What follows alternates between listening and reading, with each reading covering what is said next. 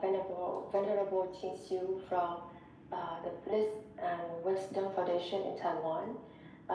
Today, Venerable Qingxiu will share with us the Bliss and Wisdom Buddhist community's learning values, practices, and their relevance for students today. Yes, over to you, Venerable Qingxiu. Thank you very much. Is my voice coming across okay? Yes, we hear you very well. Okay, thank you very much.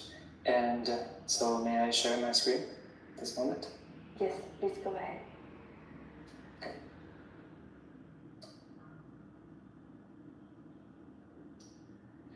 So, good morning everyone, and it's a great honor and pleasure to be here to share a little bit about the Bliss and Wisdom Buddhist community's practice.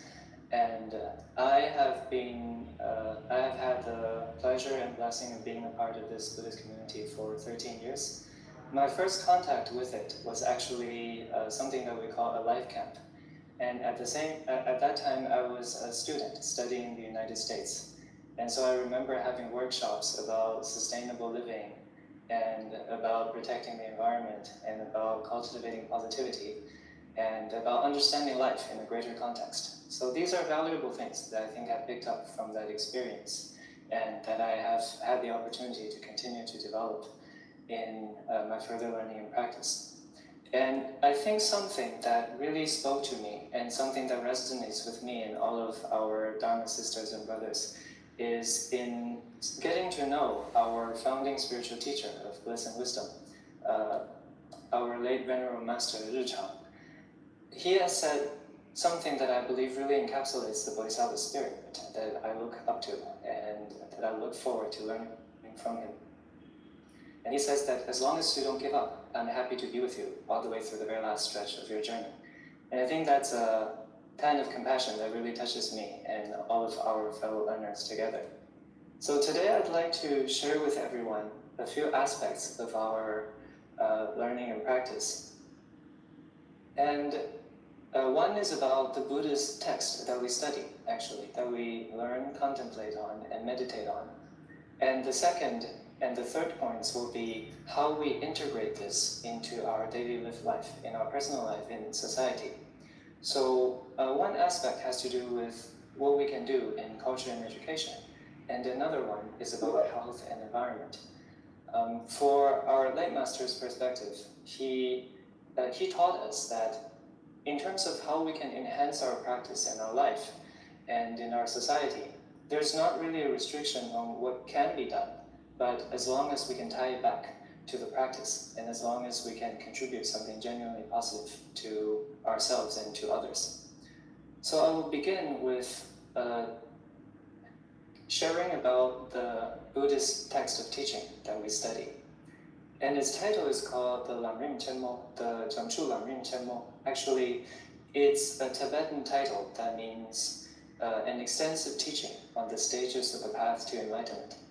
So this teaching is something that we study in Chinese and in English, but originally it was written in Tibetan by the Tibetan master Tsongkhapa, who lived about 600 years ago, the originator of the Gelugpa Buddhist tradition.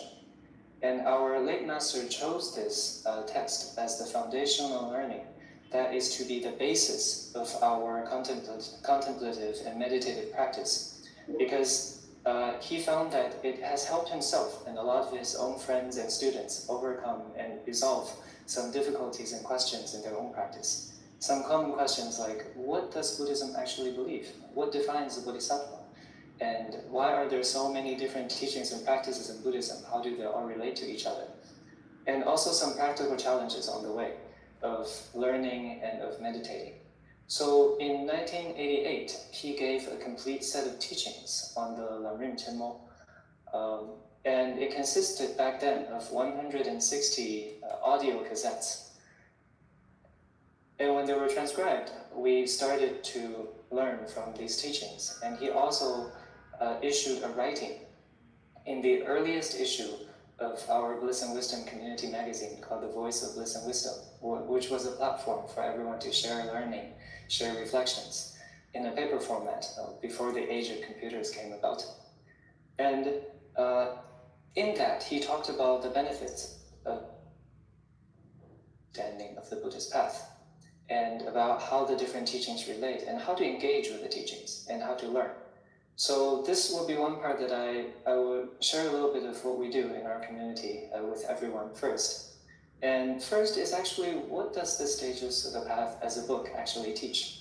So aside from introducing the author and introducing the benefits of the teachings themselves, the path is laid out in a few pieces. So it consists of the foundations before the path for persons of what we call the small scope, or sometimes called small capacity, or medium scope, and great scope. But the scopes are not for us to ultimately think that some practitioners are ultimately better than others. That's not the purpose. But it's to help us distinguish that there are possibilities for us to engage in the Buddhist practice for different purposes. And when we practice for different purposes, we may be slotted technically into one of these scopes. And so the foundation for the path consists of some basic skills and qualities that we develop beforehand. And this is something that we apply in introspective reflection and reflect on in our daily relations and our learning with our peers, with our teachers. And they include skills as to how to listen to a teaching and how to give a teaching, how to relate to and learn from our teachers, and the right way to meditate and some wrong ways to meditate. So some misconceptions are addressed. And we do understand that meditation actually means a lot of different things to different people. So in our practice, we generally understand it as taking the teachings that we have learned from the Buddha's words and from the lineage teachers' explanations, and then understanding them first and determining their value and their correctness with our own reflections, our own thoughts, critical thinking, and then to keep remembering them, keep applying them to the things in our lives. And we can do that in a sitting session, but we can also do that in our daily breathing, walking, and living life. And there's also a chapter about valuing this human lifetime that we have and encouraging us to make the best practice and value of it. And for the early stages, actually for many years, our Buddhist organization has been focusing mainly on the learning part. And it's only in recent years that we put more focus into sitting meditation and the actual techniques of breathing, of walking, and so on. And we try to integrate that with an understanding of the path, and so that we can align it with the purpose of the practice for our own context. And the practice for the small scope is understood as the main focus and purpose of it is to shift my focus in my living and decision-making from minding the happiness and pleasures of my current lifetime or in the immediate moment to minding for further down in the future. And in particular, in the Buddhist path, is understanding that I need to pay attention to my happiness in future lifetimes. And so it has elements like mindfulness of death and understanding karma and their effects, learning about the three jewels and what it means to take refuge, the Buddha, Dharma, and Sangha, our spiritual family and friends. And karma and effects also includes teachings on virtue, non-virtue, repentance. But these are taught not only as rituals, say for example of confession and repentance, or an external act of doing something good or bad, but it's actually understood as an inward reflection on what do I really believe, and what am I really thinking, how am I really feeling, and is my state of mind really a virtuous one or not, and how will that affect my future and the future of the ones that I care about. So it's something that comes with an inner awareness, shifting my focus from this lifetime to future lifetimes. And the medium scope is something that shifts the focus even further beyond that. Not only future lifetimes, but in understanding that pleasures that we can gain in a worldly sense, in the Buddhist sense we call it, in the samsara sense, they are not ultimate and they are not lasting. So we try to go for a deeper understanding of where suffering comes from. And it's through not understanding things right. And it's through being attached to things that either ultimately or immediately cause us to suffer that is at the root of why we're not happy, why we are suffering. And we learn through the Noble Truths and the 12 links of dependent arising, and through some parts of the path, an introduction to ethical discipline as part of the path, as discipline, concentration, and wisdom, to understand that there's something deeper in the whole workings of happiness and suffering that we need to understand if we want to be ultimately free from suffering. And that's what we mean by liberation. And so this is also a part that we try to apply to our daily living and our practice and our work and our lives. And the great scope is to apply everything up to this point, not only to ourselves, but to all living beings. And it comes with an intention to do good for other living beings by seeing their connection with ourselves. There are many, many connections we have with others, and some of the strongest ones that the Buddhist teachings identify for us is that, for example, everyone has been my family and my mothers in my past lifetimes, and everyone wants to seek happiness and avoid suffering just like I do. So when we can develop this intention to help others, then the next practical problem that comes in is that when we want to help more people, we need to understand more things, and we need to have more skills and qualities to allow us to do that. And ultimately, if we want to help everybody, then we have to have all the knowledge and all the skills and all the positive qualities. And that's what brings Buddhahood into the picture.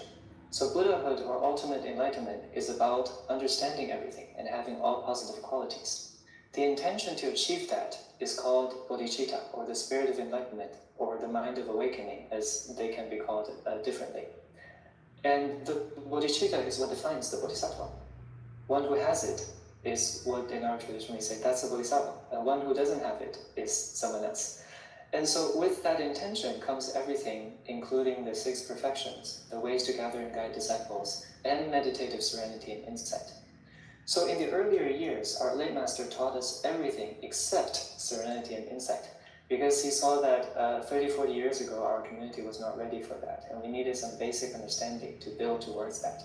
So he actually left that job for our current teacher, our spiritual master Zhenru, to teach us that. And so our current teacher is actually teaching us that right now in serenity and insight. And for all this content, the way that we have been learning it for decades actually is through discussion. And different groups of students will come together for about 2.5 or 3 hours every week. They would do some preparatory prayers, make some offerings, and also sing some spiritual praises for some groups to prepare for the discussion. And then they would listen to our late master's teachings on the Lamrim for a segment, and they would progress through these segments over the span of years. And they would listen for possibly multiple times, and they're also encouraged to listen for multiple times of their own, just to familiarize. And then they would share their thoughts, questions, reflections. And so it's about building the community to learn together.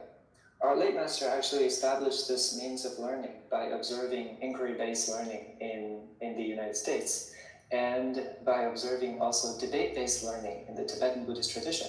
And he saw that it's important for people to engage mentally with the content and be active, so we can work through those questions. And when we really work through those questions, then the understanding that we take away into our daily meditation becomes more solid. And at the ends of these discussions, usually people would be encouraged, and our spiritual teacher encourages this, to leave about 10-15 minutes for everyone to share their appreciations and how they observe the merits of each other and appreciate the kindness of each other. We call this by a short term, observe merits and appreciate kindness. We call it by the acronym OMAC. And there's also this activity we call virtuous droplets, which is sharing something good that you have done over the week. And these are ways for us to be in the moment and to recall these virtuous actions, these good qualities, to build the practice and build a stronger community at the same time. So we use this way of learning for the Lamrim Chenmo, and also for a text on ethical discipline written by Master Hong Yi of contemporary Chinese history, A Lay Person's Guide to the Nansheng Vinaya, which is the Vinaya tradition that we follow. Also the 5 great classics of the Tibetan tradition that originated from ancient India in the Nalanda Monastic University, but they have been kept very well and sustained and learned for generations to this day in the Tibetan tradition. And now our Sangha community has actually had classes that went through the whole program about a decade ago, and we're establishing more and more classes into this curriculum. So the lay people are also starting to have this curriculum, but at a much slower pace. And through the learning of the Lamrim, people are actually finding that their lives are changing. They're benefiting from this. And there are many sharings of people who say that the learning provides a chance for them, just the classes themselves, and when they go back to think about the classes, when they contemplate on them, that it has helped a lot of people overcome their long times of sadness, depression, addictions, and they have reconnected family members that have been emotionally distant for decades. They have repaired a lot of broken relationships. So there are many stories that people have shared, and every year we have a Dharma assembly together to commemorate the kindness of our late master who passed away 20 years ago. And every year we have stories and people as films and other formats of stories of people's lives who have changed because of the teachings. And just last year was the 20th anniversary, so the people in this photo are actually the people who appeared in the films for the past 20 years. So they are a gathering of people and friends whose lives have been changed by the Dharma and who really appreciate the Dharma for what it has done to their lives. And this is another photo for the same assembly. It's a place where we really value. It's an occasion for us to think about the kindnesses of the Buddhas, the Bodhisattvas, and our spiritual teachers, and to share each other's practice. And aside from that, we, as part of our meditation, since we have only begun to build the, such as sitting and walking and so on, and breathing as meditation techniques with more focus in the recent years, we have actually used a lot of the traditional rituals and recitations as our ways of meditation throughout the years, and we continue to do so. So as a Sangha in the lay community, we observe, we do seasonal recitations, and we do ceremonies for prayers for our friends and family who have passed away or living beings in other realms of existence. And we invite Tibetan teachers to give us teachings. We also celebrate Master Tsongkhapa Day, so some of these are from the Tibetan Buddhist tradition that commemorates the life and teachings of Master Tsongkhapa. And the year 2019 was the 600th anniversary, so we commemorated that by prayers and by having debates between our scripture curricular classes. And we also celebrate the yearly Great Prayer Festival of the Tibetan tradition too. And this is with all of our monastics and our lay people together. So these together essentially paints the picture of our Buddhist practice, learning and practice. And recently we have put more focus into sitting, breathing meditation, walking meditation. And we are in the process of developing that as a way to enhance personal well-being and as a way to actually focus our mind to the actual meditation and practice of the teachings that we learn. So we try to align these two things together. And in terms of applying the teachings to a greater world, then that comes to the second and third point, culture and education and health and environment. So this is something that we call the Dharma enterprises, or sometimes we call it the Dharma ventures or the Dharma work. I guess one could call it different ways. But it concerns culture and education and health and environment, because our lay master said that we could do anything to help the world, really anything. But two things that people really are concerned about are education and health. So these are things that we started working in. And the letters you see on the screen, BWFOCE, stands for the Bliss and Wisdom Foundation of Culture and Education. And my first contact, the Life Camp, was actually part of this. But when we think of culture and education, all of us think of our late master's words. And he says, education is the key to the rise and fall of humankind. And we really strongly resonate with this, because I think many people, not only our lay master, but parents and teachers, are noticing that in this time and age, we're facing more and more distractions, mental pressures, and students seem to be harder to teach. And a lot of people are voicing these concerns and waiting for a solution. So our lay master, I think, along with many people who are concerned about these issues, noticed that the way that we're bringing children up in our modern time, the way that we're teaching them values very highly academic achievement and skills and knowledge in particular subjects. But inner development seems to be left uncared for. So there's a part inside ourselves that needs to be developed, but is not as developed as we should be. So he, in the beginning, taught the monastic students in the early days, in the Chinese-speaking setting, not only Buddhism, but also Confucianist values. Because in the Chinese-speaking community, the Confucianist values actually is a very great way for someone to build a strong inner character, and that's conducive to a virtuous personality and a harmonious society. And these teachings gradually trickled into the Lanren classes, to the teachers who were also Lanren students, who were also working in schools, and eventually to their friends who were not Lanren students, and also to the children of the Lanren students, who then became the first youth classes and then became the first teachers' camps and so on. So eventually that's what developed into all the different sectors of work for the Culture and Education Foundation.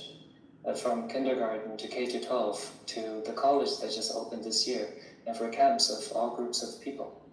And so the foundation actually holds dozens of camps every year now for thousands of people. But at the root, it's that vision of our lay master. Education is important for us, and inner values are important for us. So throughout the decades, it was a slow process of reaching out to people and finding that people actually like this, and people actually want to do this. And so this is something that we're happy to see happening, and we're happy to be a part of. Schools as well. So the classes really are about understanding life in a greater context, taking responsibility for ourselves and others, positivity in OMAC, and becoming an independent and responsible citizen, and caring for others, becoming, cultivating oneself personally. Academic subjects, actually, what we often notice is that when a student becomes strong in inner development, they don't tend to struggle in academics because they're stronger learners and they have a stronger mental resilience and fortitude, so that academics become easier too because of their inner development. And so that's the culture and education part. And in terms of then the last part would be health and environment. There are two names of organizations written up there. One in Chinese is called Cixin, which literally translates to loving kindness or loving compassion more broadly.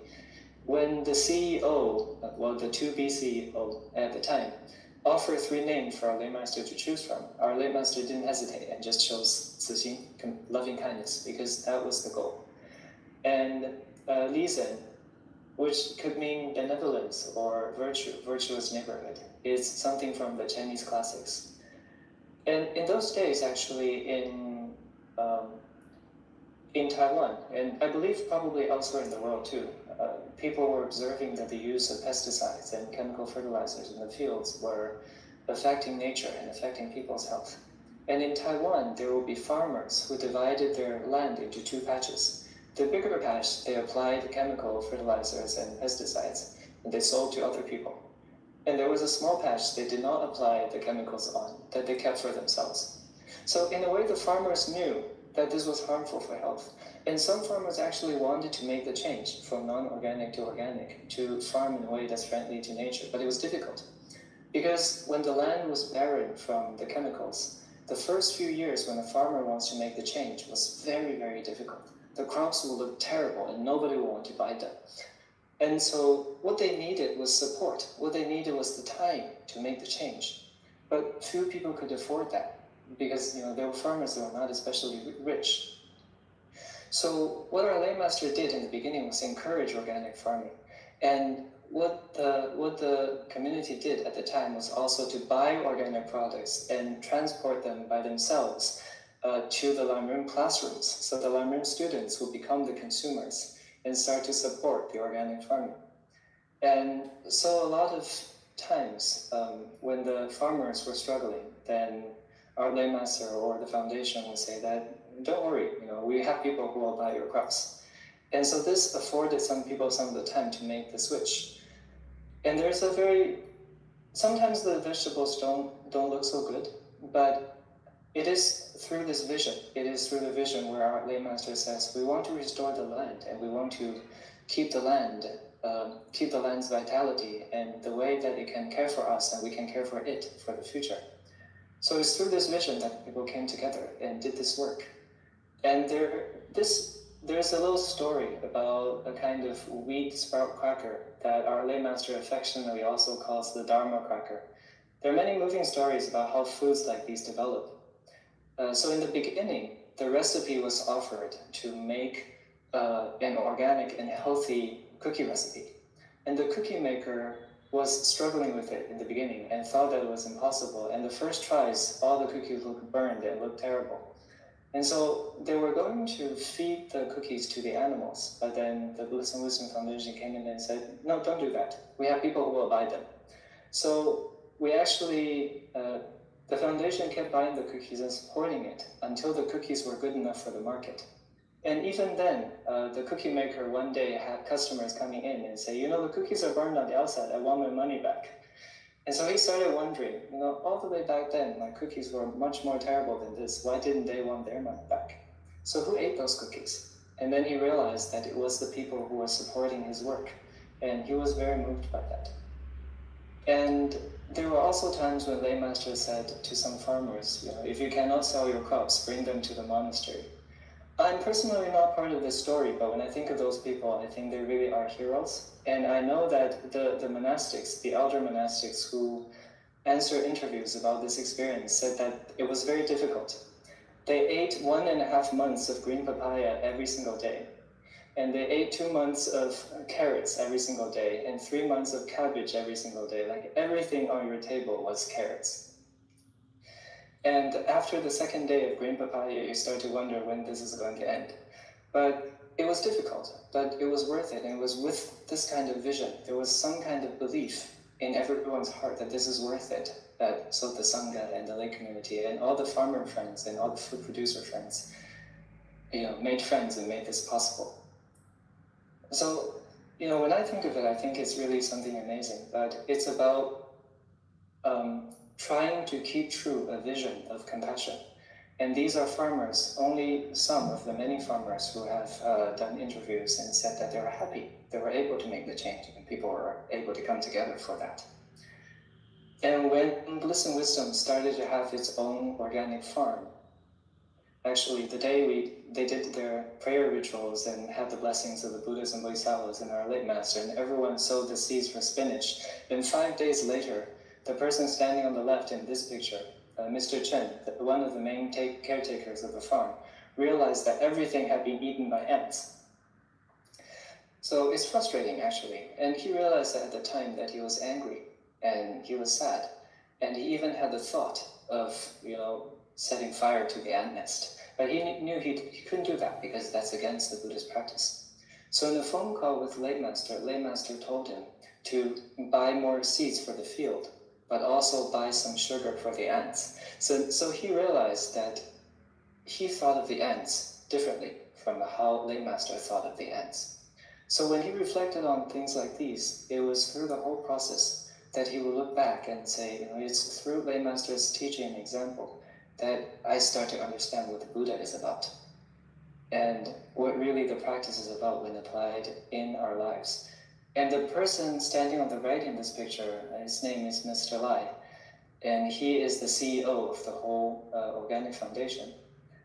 And he has many moving stories with our lay master too, but one that really speaks out to me is one where he one day thought of a plan to develop the whole foundation to be very big and strong and well-known and prosperous.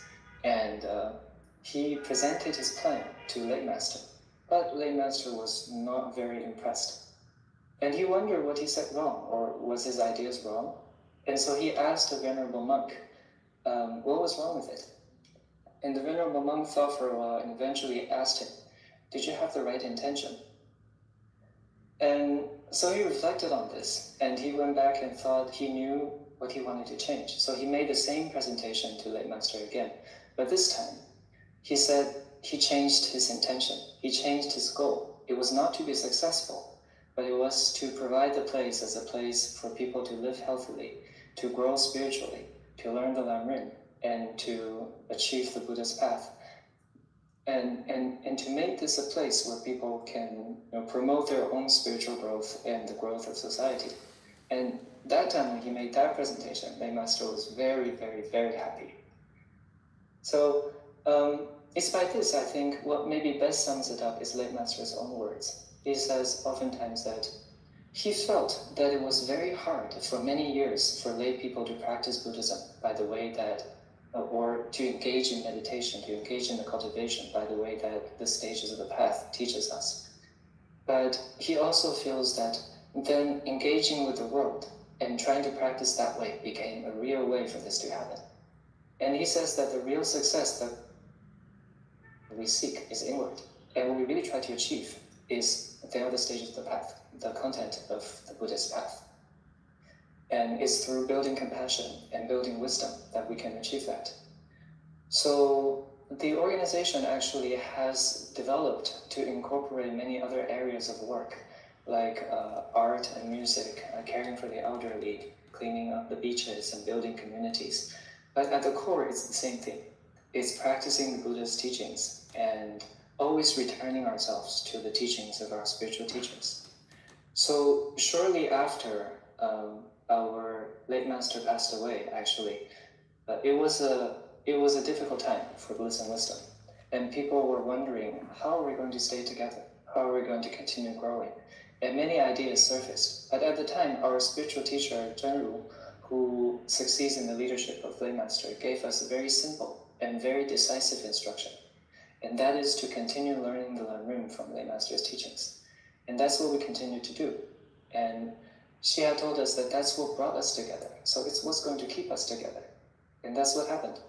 So to this day, she continues to teach us based on Lay Master's teachings on the Lanrim and continues to teach us a lot of Buddhist teachings. I think perhaps I'd like to conclude with the aspiration and the hopes of our late master that I shared a little bit in the beginning. But his full words are like this, and it says, even though the sufferings of samsara are so miserable, I'm willing to be here for you. Whether you say it's because I must rely on you, or that is my duty to guide you, either way is fine. If you give up on the path, then not even the Buddha can help you. So what difference do I make? But as long as you do not give up, I'm happy to be with you, all the way through the very last stretch of your journey. I feel this is exactly how Master Tsongkhapa is always here for me. And what is that last stretch? It is when you sit on the precious throne of ultimate enlightenment and you see, all living beings have the inner nature of a Buddha, the nature of enlightenment. They just haven't realized it yet. So you will be happy to continue on the path, and you will not be troubled. And in addition to this, our spiritual teacher Zhenru says something further, and she says, just like what our late master says, as long as you don't give up, he would accompany us through the last stretch. And actually, there's something that he left unsaid, which is, even if you do give up, I will bring you back. I'm not going to give up. So we often return ourselves to these words that really touch us and inspire us, and we really hope that what they encapsulate as the Buddhist path and the path of Buddhist learning, cultivation, and meditation, and applied in our lives and in society can be helpful, not only for us, but for anyone in the world and all the worlds there are. So that brings me to the end of my sharing today. So thank you for your time, everyone. Yes, thank you so much, Venerable Jinxiu, for your very enriching and illuminating talk. I learned so much about the Bliss and Wisdom Foundation, not just the philosophical foundation, but also like the actual practice and how you really think about human well-being in such a well-rounded way, taking care of health and education and the environment. Or I really like the story about the cookies, and I think everyone has a lot of questions to ask you, and would love to hear you share more about all these practices at a foundation. Since we have a time constraint, I suggest that we everyone save their questions for Venerable Jinxiu towards the end. Just drop it in the chat, and then we will read it out to Venerable Jinxiu when the Q&A time comes. Thank you so much, Venerable Jinxiu, for your wonderful talk. We will be moving on with our next presentation from Venerable Ottamatara from the Tabawa Foundation of Burma. And Venerable Ottamatara will be sharing about his meditation approach as well as the underlying philosophy and how these practices can be applied in everyday life. Yes, may I invite you, Venerable Gautamatara?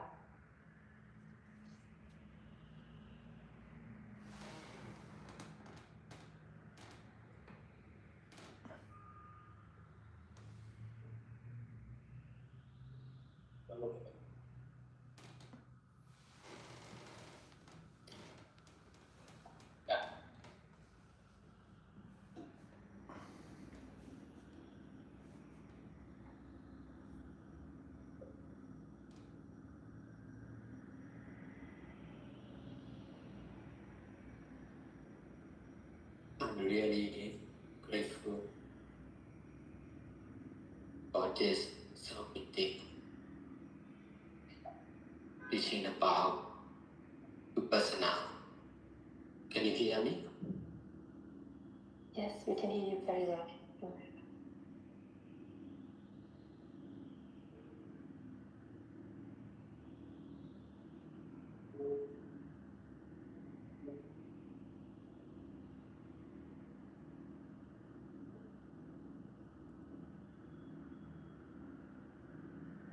I started practicing meditation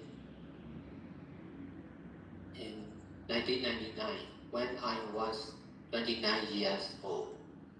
At that time, I already graduated from Yangon University.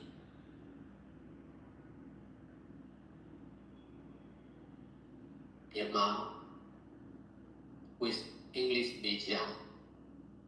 Besides,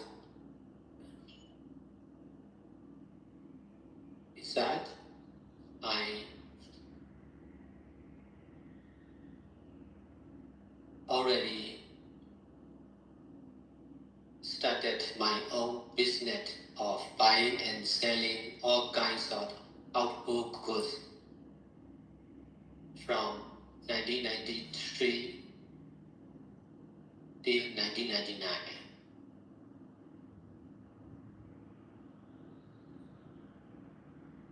The aim of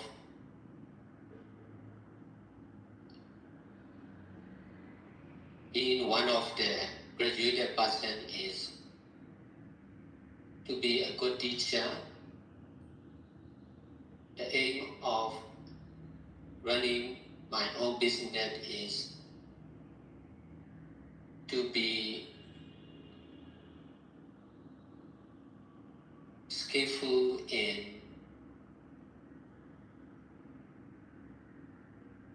one of the job.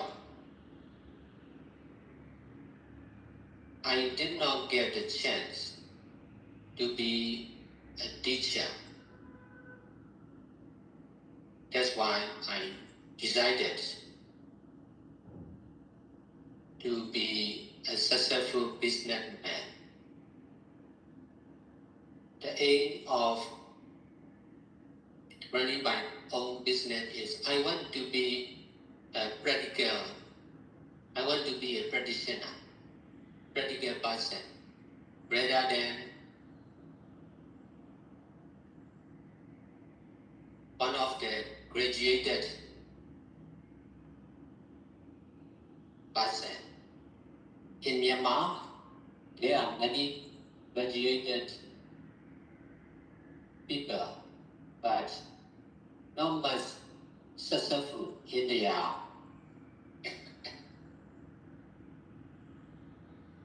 job. Most of the graduated person are not much using their education for their earning. Although there are many outstanding students and educated people in Myanmar, most of them are not much successful in their life. The country was not open also. A lot of control in the past.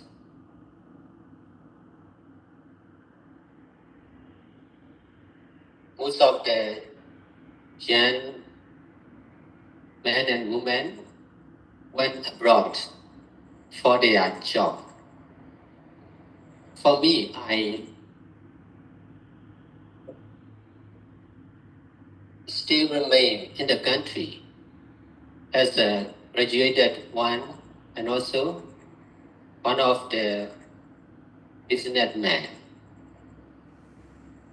Because of running my own business, I dare to make many decisions. I dare to do many change, many things in my own business. In this way, I became one of the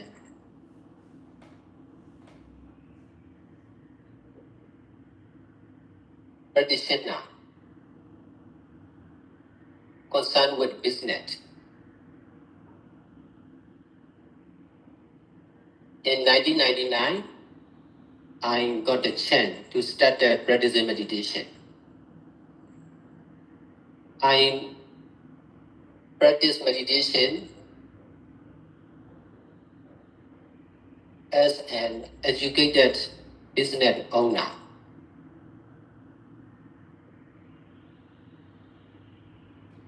Most of the meditators in the country are old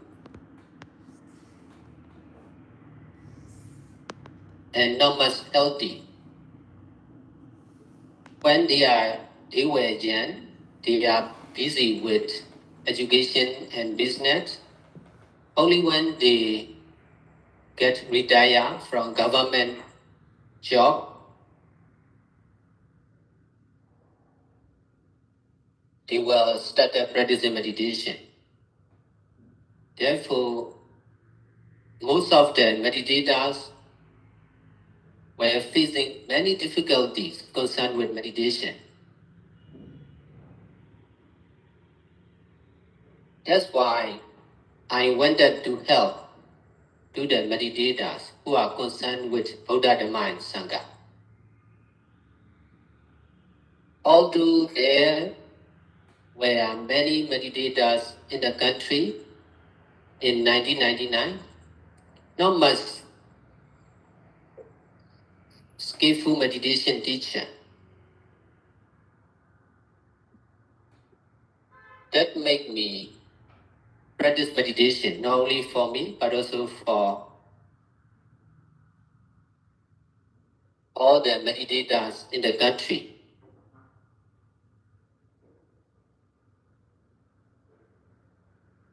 After 3 years of continuous practicing meditation, I ordained as a monk in 2002. And then I started teaching meditation as a monk from 2002 till now.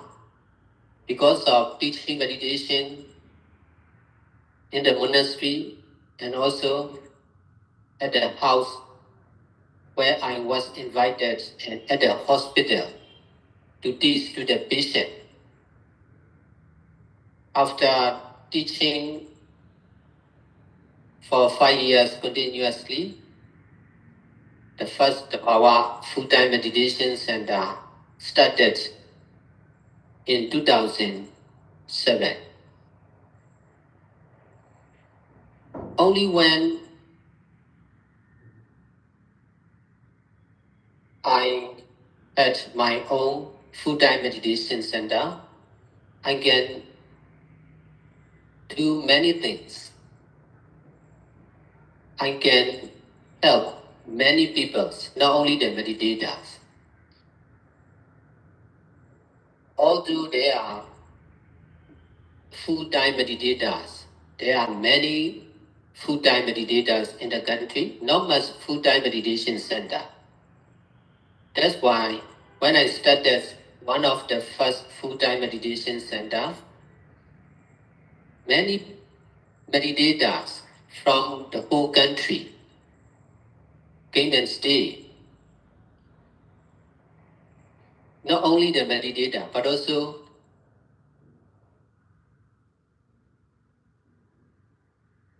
the people who are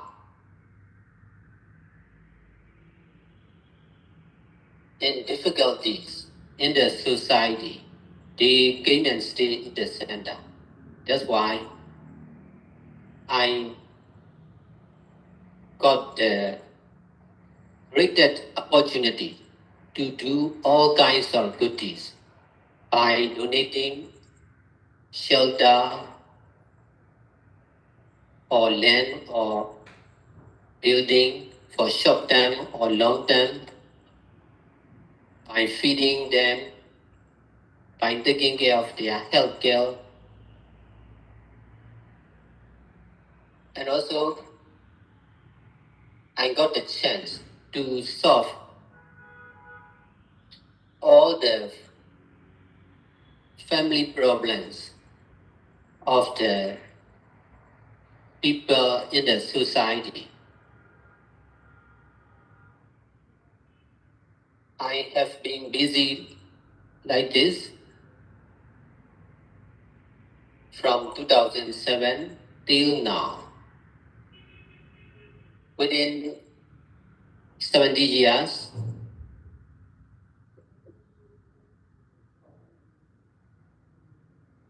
I became skillful in limitless teamwork.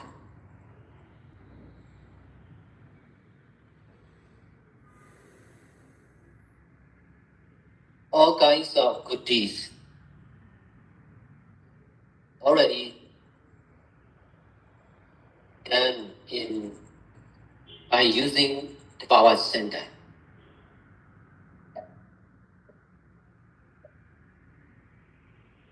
Even in COVID pandemic time, we could successfully open COVID hospital for 3 months continuously. From 2021 July to September.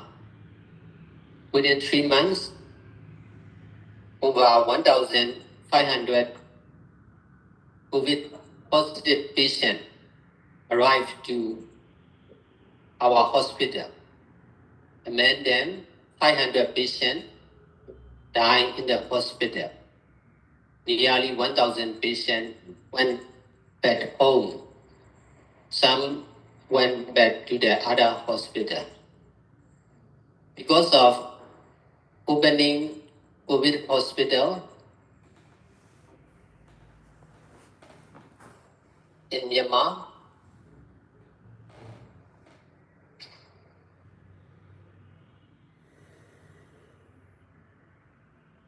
doctors, nurse aides, volunteer, and also meditation teacher and meditators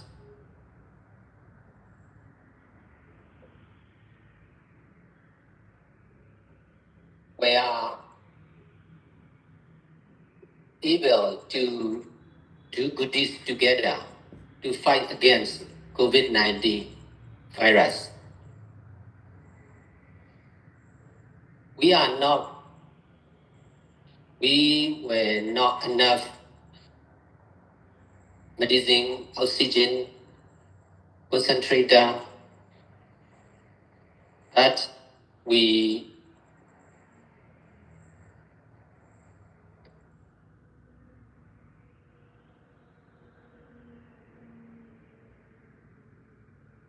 emphasize practicing meditation together.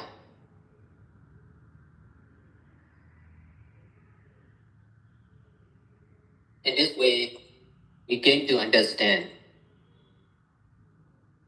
meditation or mindfulness and detachment is really powerful to fight against COVID-19 global virus.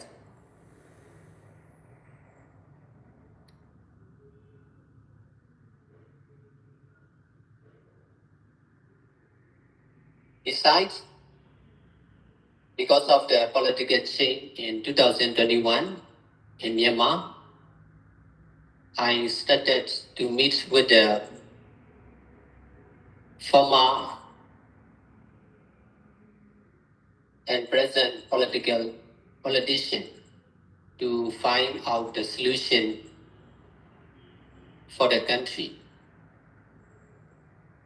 Till now, I have been meeting with the politician and trying to get peace and development of the country together.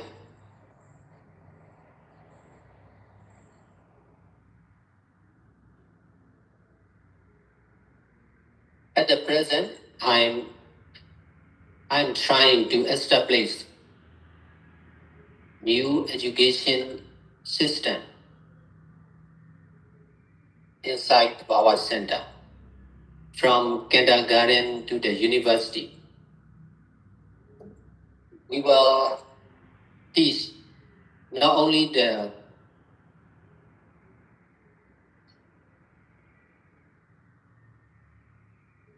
government education, but also we will teach about the experience of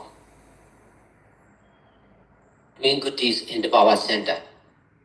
Within 70 years, we have done nearly all kinds of good deeds. We already saved the life of many different people. Because of the unstable politics in the country, together with COVID-19 and natural disaster,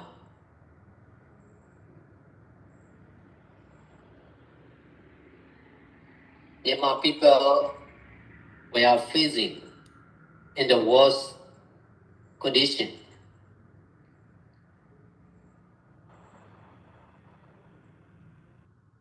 Because of relying on Buddha, Dhamma and Sangha and doing all kinds of good deeds practically,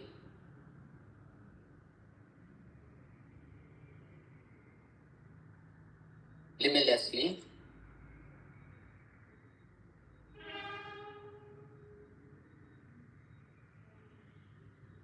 we already did many unusual good deeds by using our own Power Center.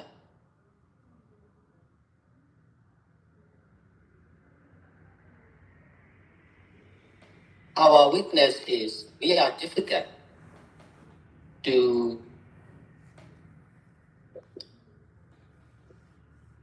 explain or share our experience, because most of the time we are busy with doing good deeds and teaching guided meditation or sharing experience and answering the question. Not much learning and teaching Buddhist literature.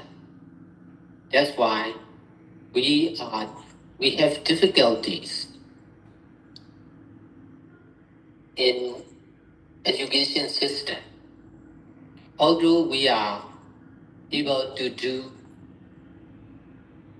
nearly all kinds of good deeds successfully, so we need to combine practical and theory to be balanced, not only in the Power Center, but also in the whole world.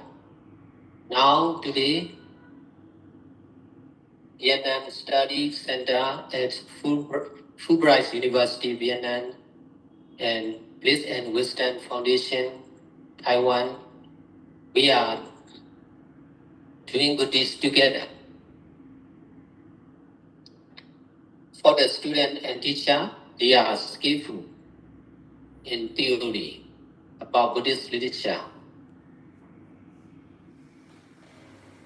Concerned with us, we are skillful to practice meditation and do all kinds of good deeds limitlessly.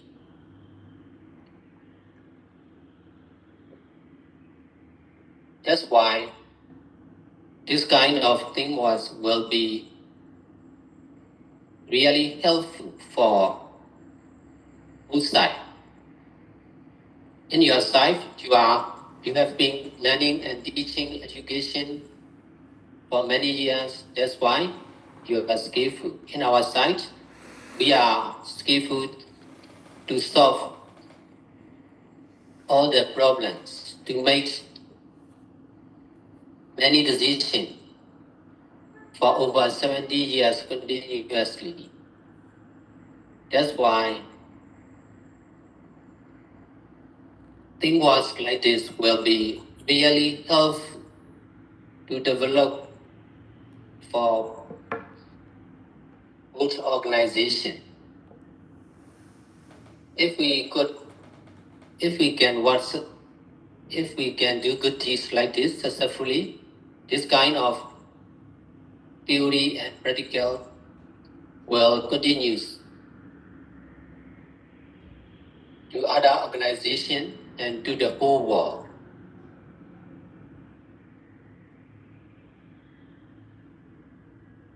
Only by learning and teaching Buddhist literature, we are difficult to be in harmony with each other. Only by doing good deeds together, we can be Dhamma friends or Dhamma family. And then we can be more and more in harmony with each other. This will surely lead to the peace and development of the whole world.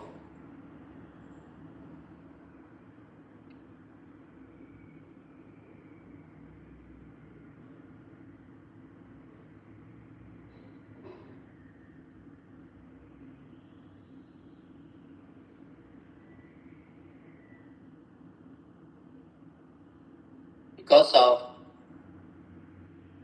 practicing mindfulness and detachment, by keeping preset and doing all kinds of good deeds, I can understand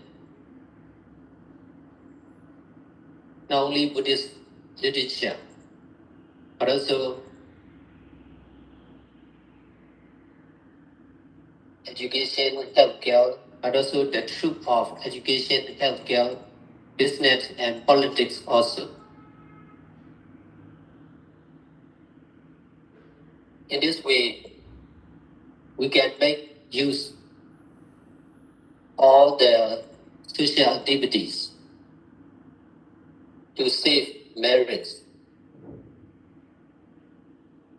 more and more.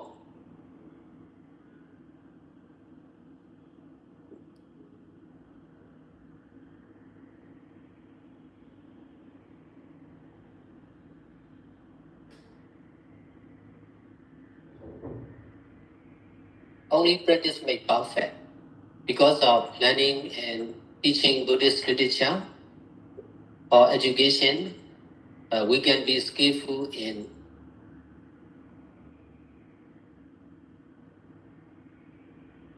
teaching and learning. If we are practicing mindfulness and detachment together by doing all kinds of good deeds and keeping precepts, we will also be skillful in doing all kinds of good deeds practically.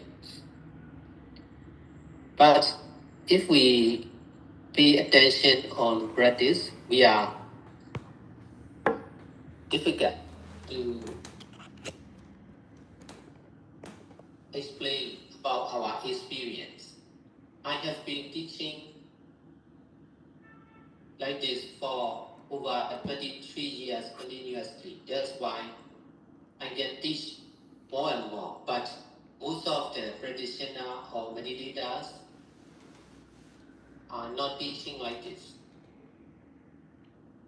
They are busy by doing good deeds one after another. for over many years continuously.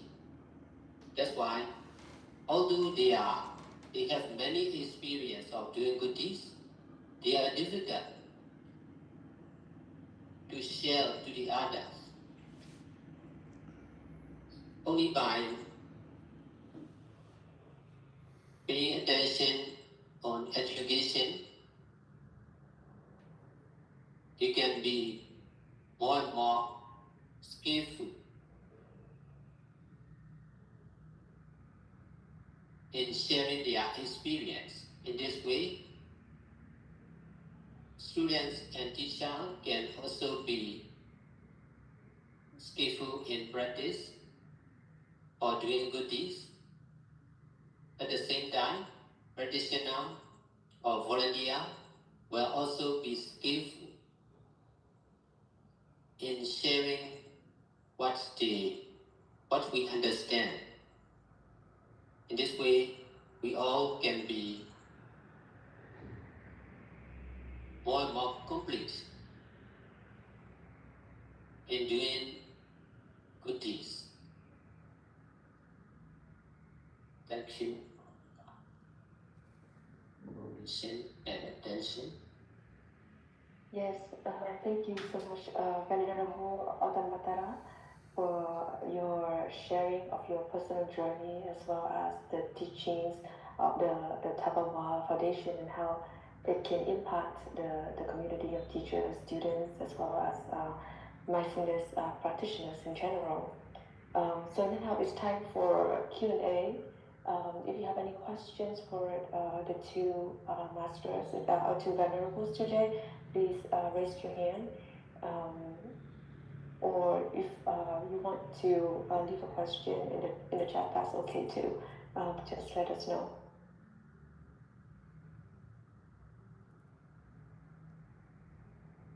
So we have a question from Annie. I'll read it out to both of the masters. For a busy student or a professional, what 15-20 minute daily routine, like Lambric reflection or brief practice? So I guess this question is for Venerable Chinsiu.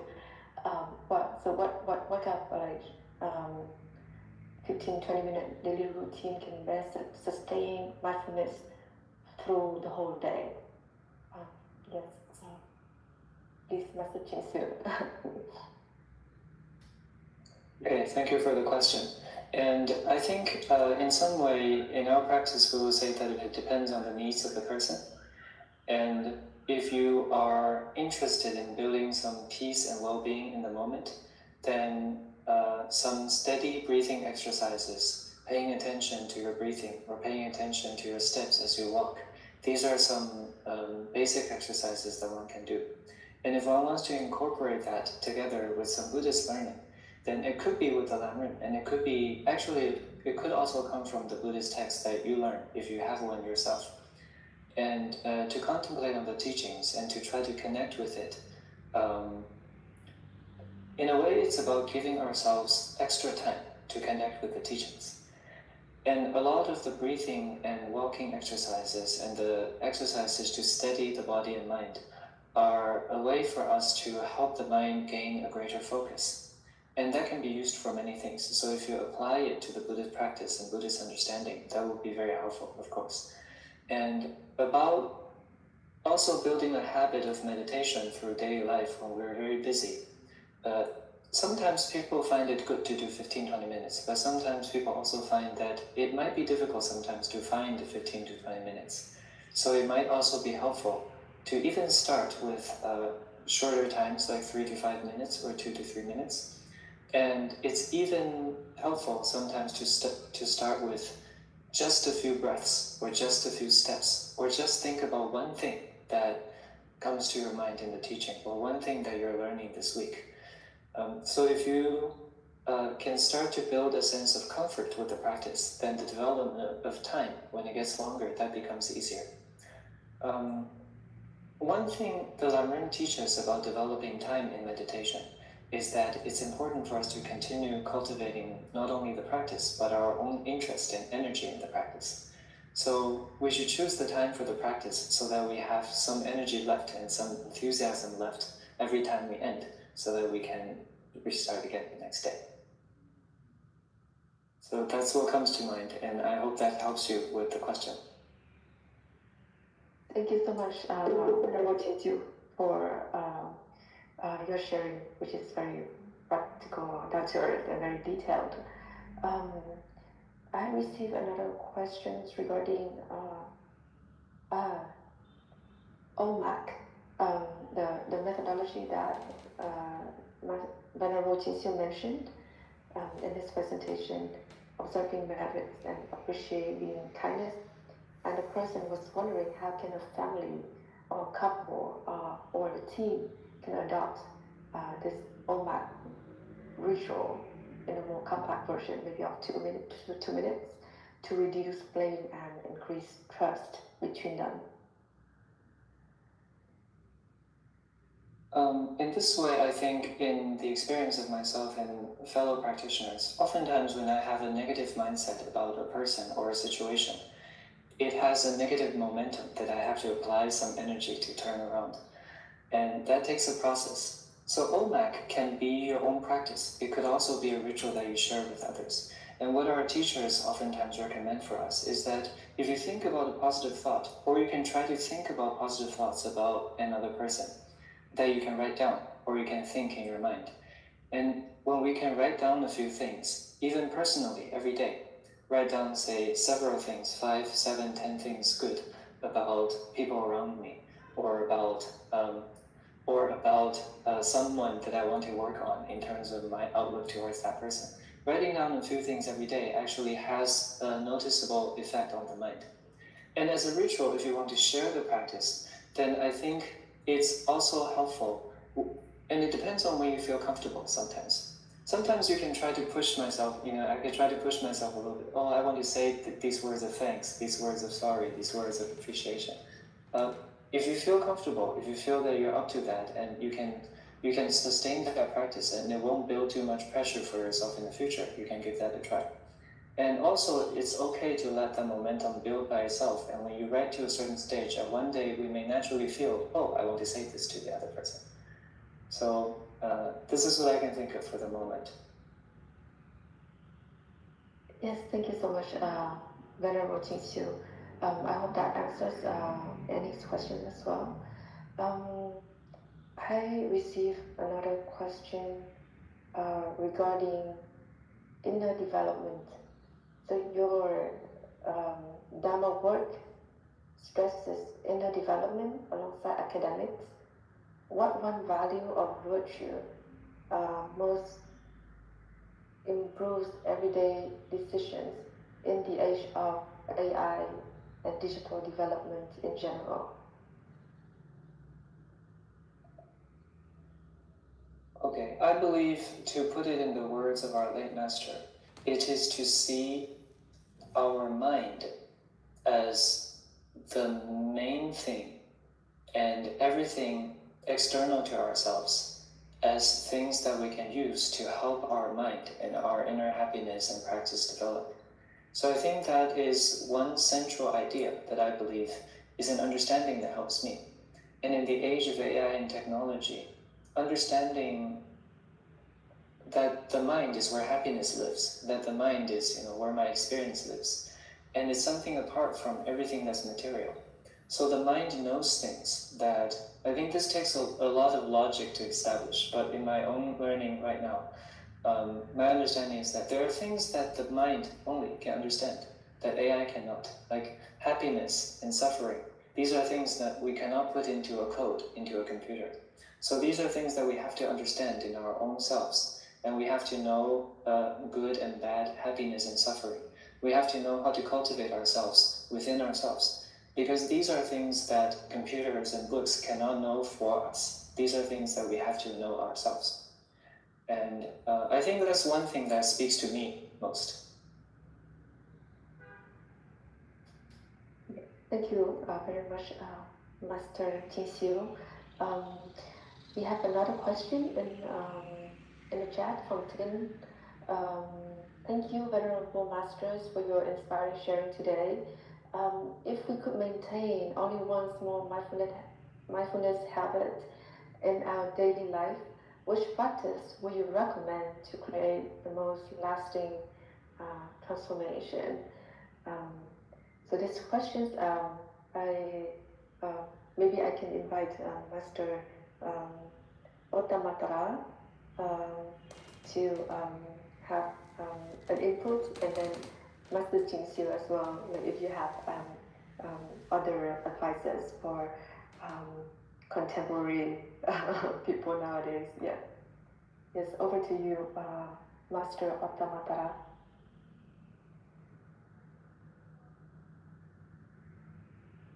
You answered this question.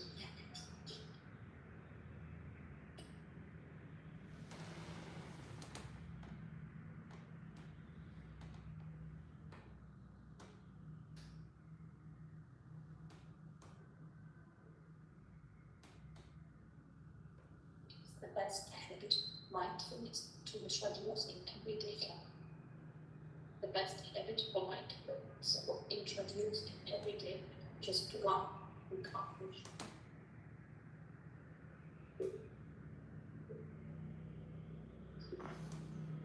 One thing about mindfulness that we can start doing in life.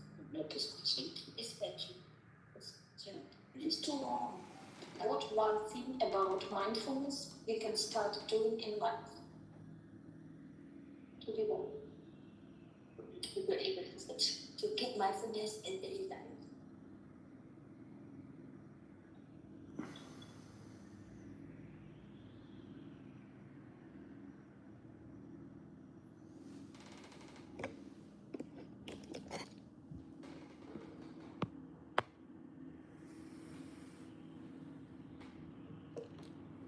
There are many meditation methods and meditation teacher in Myanmar. Most of the meditation methods choose breathing to be mindful.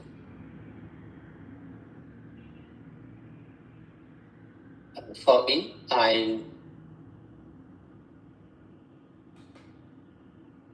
as a present stay alive meditation teacher, I have to solve the problems of new and old meditators. They already practice meditation for over 20 years, 30 years continuously, but they are still in difficulties in practicing meditation. That's why I have to choose. I have to change my teaching from one method to another. The latest is mindfulness on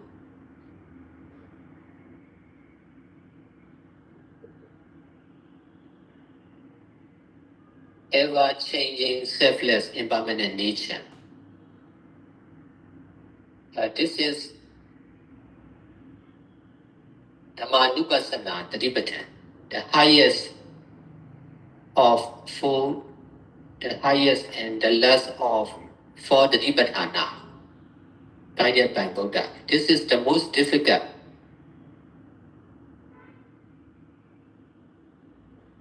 But there are good points and weakness also.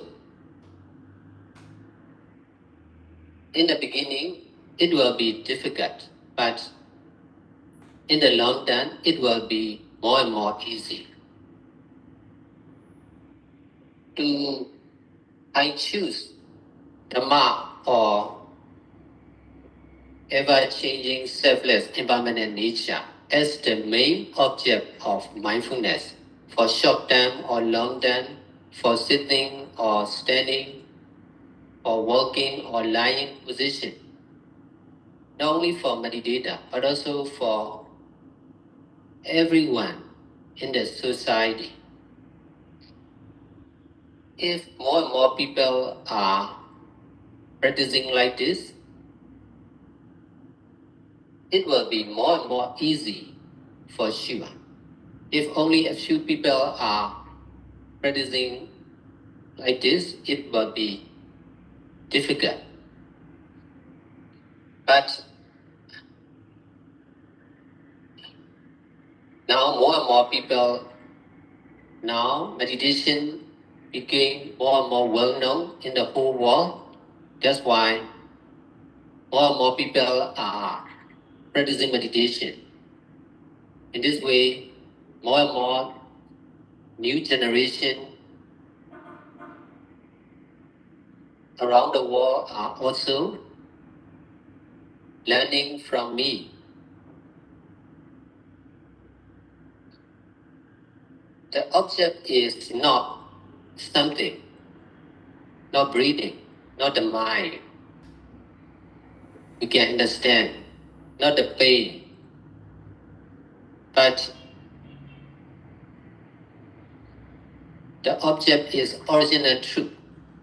The object is sankhara.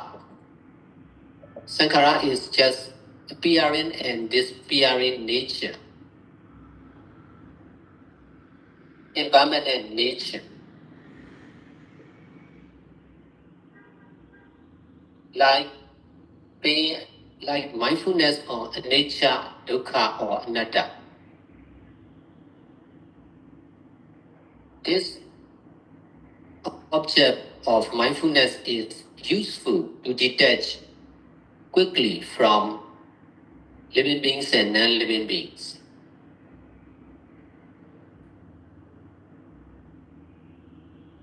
This is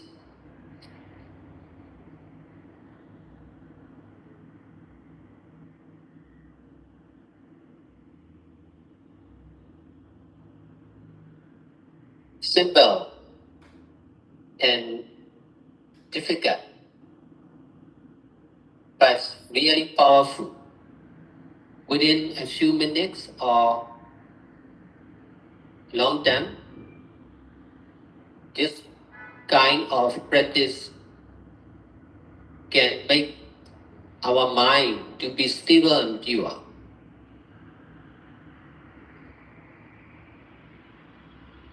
No one is practicing meditation or mindfulness. The object, the subject, and the action of mindfulness, all these are ever-changing, selfless, impermanent nature.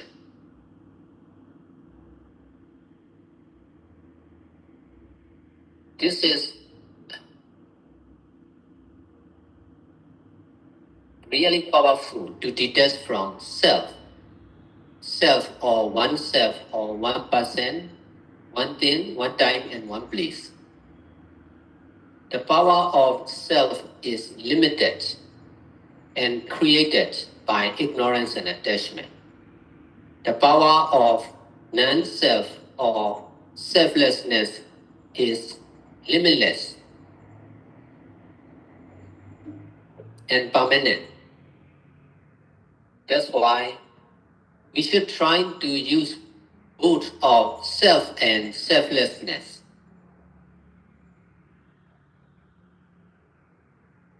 In every action of our body and mind, whatever we do, whoever we are,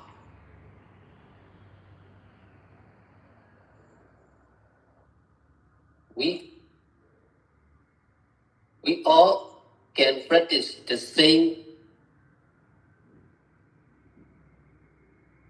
truth or object to be mindful together.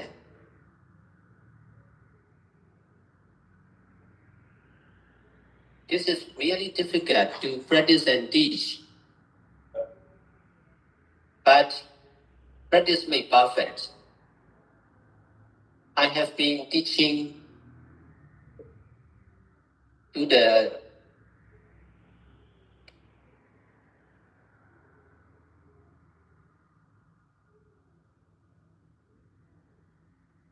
children also, students, patients, even to the prisoner, and also to the non-Buddhists. I used to teach like this. This is testing about the power of the mind or non-self. If you choose other methods, it is easy. There are many teaching about other methods, but not much teaching about the mind. That's why I emphasize and suggest to test by using this method. Thank you. Yes, thank you, Venerable Ottamatara, for your very profound sharing on selflessness and then the importance of practice and how practice makes perfect, as you said. I would like to invite Venerable Chinsiu. Do you have other advices that you would like to share with our audience as we conclude today's sharing regarding like a last a mindfulness practice that can have a lasting transformation? Okay, and in a way, I feel, on one hand, I was also contemplating on Master Ottamatara's answer, and I think meditation on selflessness and on impermanent nature of things really is a great way for us to detach from some troubles of the moment and actually from many deep-running sufferings that we experience in our life. And in a sense of the deeper aspects of the teaching, I think a lot of the scriptural teachings we say actually do point to the ultimate nature of things, gaining a right understanding of things. And I think that's something that really is powerful. At the same time, I also think, in a way, it is hard for me to answer this question directly, because part of my learning also involves understanding the practice as different stages of a path, where a person might need to develop different things at different times. So I think in one way, for someone who might be progressing on one's own stages of development or one's own understanding towards the ultimate nature, I think one thing that comes to my mind is to actually also furnish our own understanding of the whole Buddhist path, as well as to maybe if there's one thought of mindfulness that I can bring to my mind, in a way, perhaps it is similar, but perhaps it's to pose to myself the question of what more can I still learn and how more can I still grow? And I think with this thought, then that would direct me to the teachings, and that would direct me to become more aware of myself at the moment. And hopefully, I think eventually that will also lead to, with a mind of compassion and awareness and understanding of myself and the nature of things deeper and deeper, eventually to see the ultimate nature of things. Yes, thank you, Venerable Chinsiu, for your beautiful note on the importance of continual learning and how the path of the Dharma is always ongoing. We always have to keep perfecting ourselves. So we're coming to an end of our beautiful sharing session. I would like to invite Dr. Nguyễn Nam again from the Vietnam Study Center to have just a few final words to our audience today, as well as our two very honorable guests, the two venerable masters. Yeah. Thank you, venerables and friends. As we bring today's event to a close, I would like to express my deepest gratitude to our two honored speakers, Venerable Chinsiu and Venerable Ottamatara, for the wisdom and inspiration they have shared with us. Venerable Chinsiu has provided us a very broad and vivid picture of the practice of the Laverian Chenmo at the Bliss and Wisdom Foundation in Taiwan. And through the history of the foundation and its diverse social activities, The Venerable reminded us that Zen wisdom is not confined in meditation home, but can and should be lived in every corner of daily life, whether in moments of family interaction, in workplace, or in wider community settings.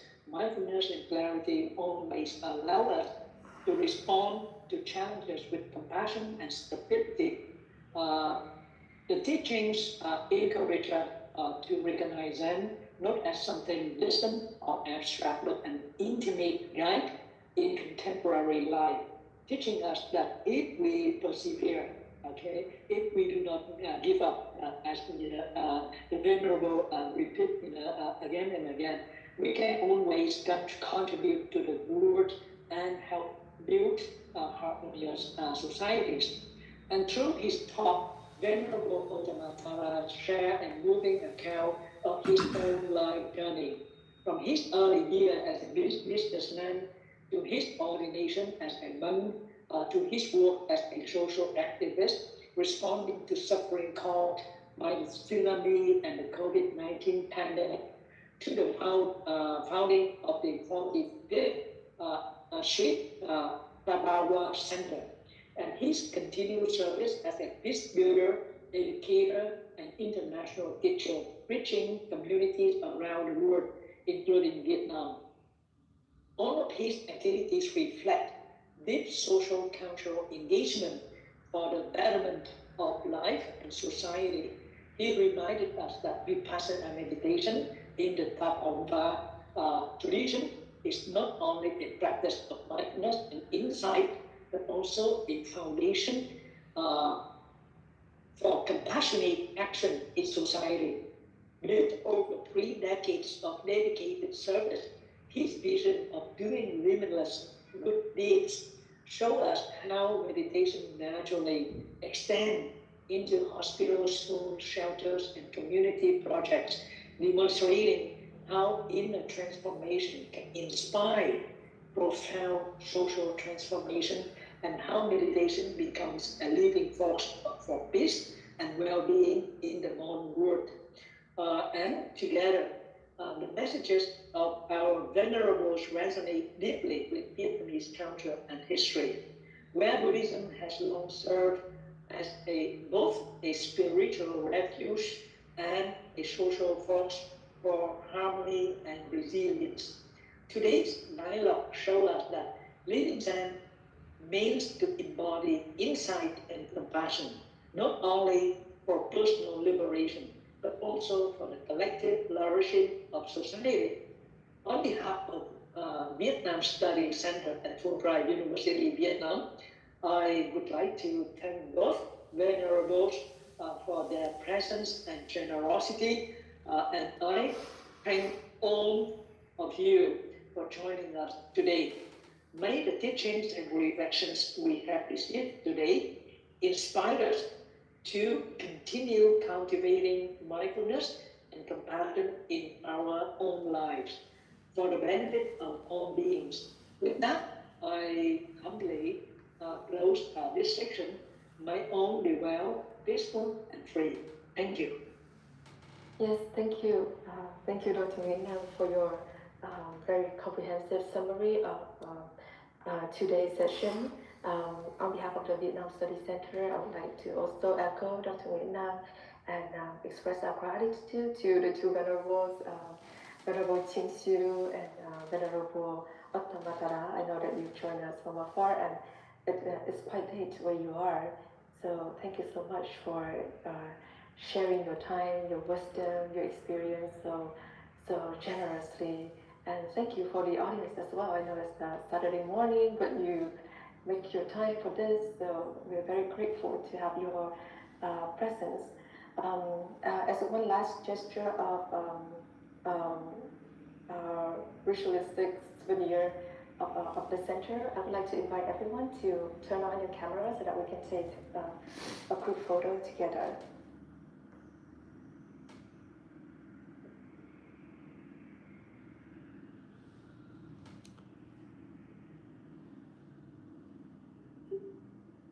then somebody might be moving, so maybe it's not convenient for them to turn on the camera. But we are very grateful again for your presence, for tuning in to listen to us today. And we look forward to welcoming you again at the future sessions of the series Zen Culture in Vietnam and the region, which will be ongoing until the end of this year. Thank you so much for your support, and until next time. Thank you.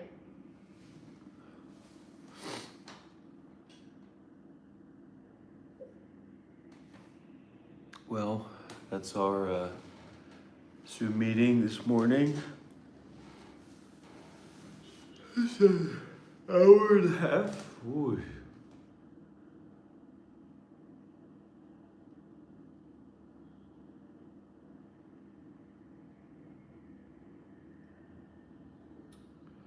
Really, this is not a place for spectators. This is a education group, and for those who want to be seriously educated about Buddhism, meditation, enlightenment, to have, real information about these topics, to discuss it, to look deeply at it. This is a place for people who want to do that primarily. So as long as that's what your interest is in, then the impetus, the responsibility is up to you to make use of these teachings, instructions, and resources as deeply as you can. Okay?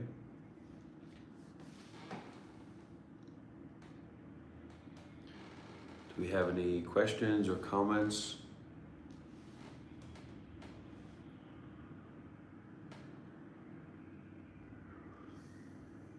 At this time?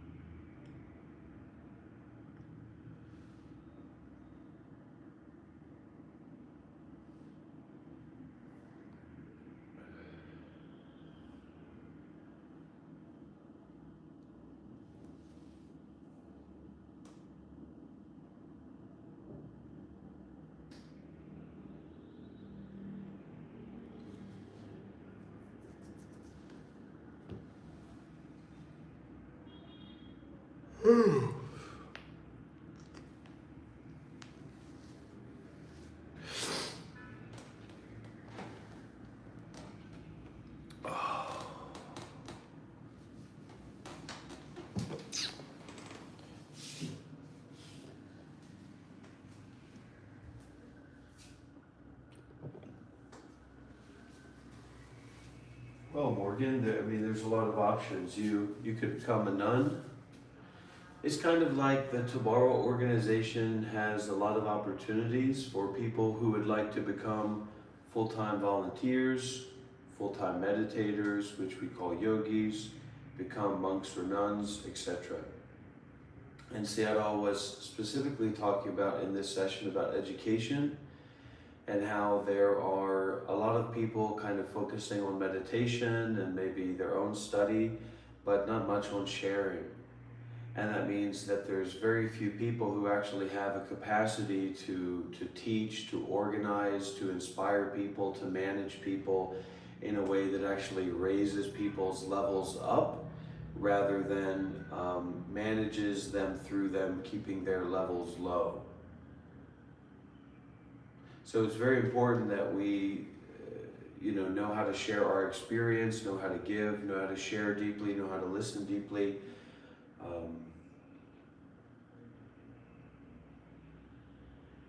And that we do value. That's why we value teachers so much. Because I was looking at Seattle, I was looking and said, deep down, I don't know who that is. And when I look at myself deeply, I also say, I don't know who that is. So we don't necessarily lift the teacher up so highly because we know who that is, or there's some kind of enlightened guru that we create in our minds, right? It's more that there's a value that we get from what they do, that we know that they get, and so that's what we appreciate. You know, comes back to their offering, their caring. It's not about us knowing who they are.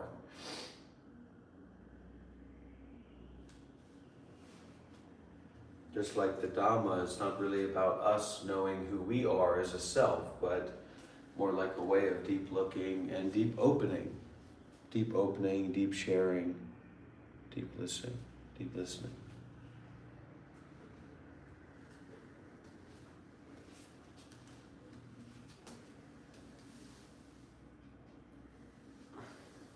There's a bit of watermelon left here.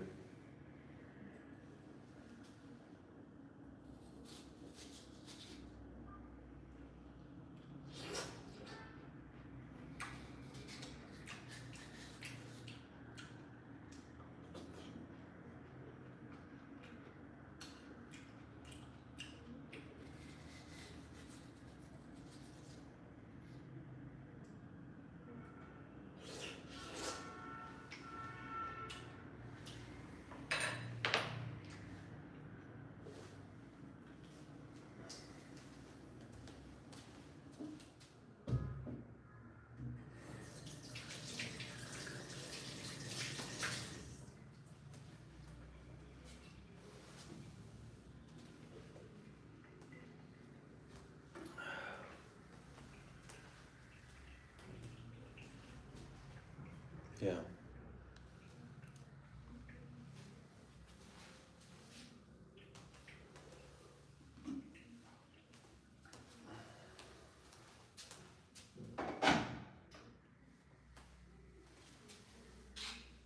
And that's, that's a part of my intentionality here in my way of teaching, is really to create an overload of generosity, an overload of giving, so that it depends on you what you want to do with that.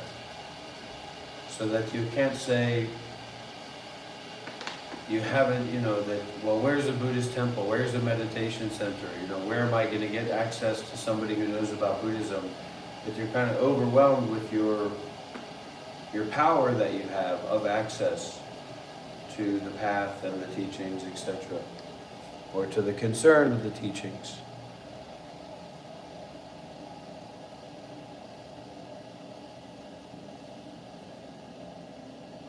Look through myself to try. Yeah, that's what I was thinking too. That's what I was feeling too.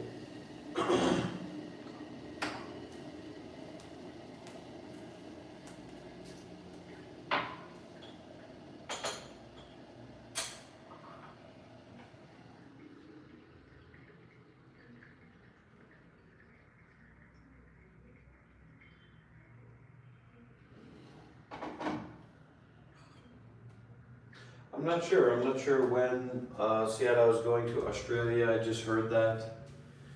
So I have to see what happens with that.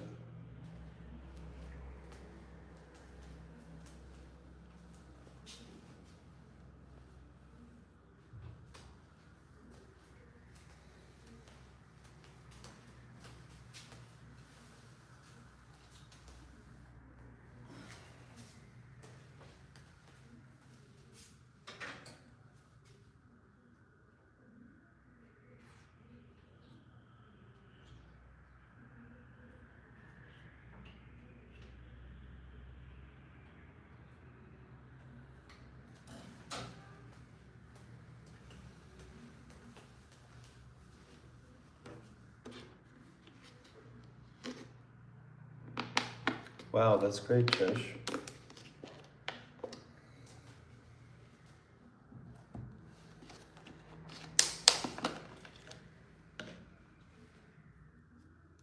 Did you connect through Cindy?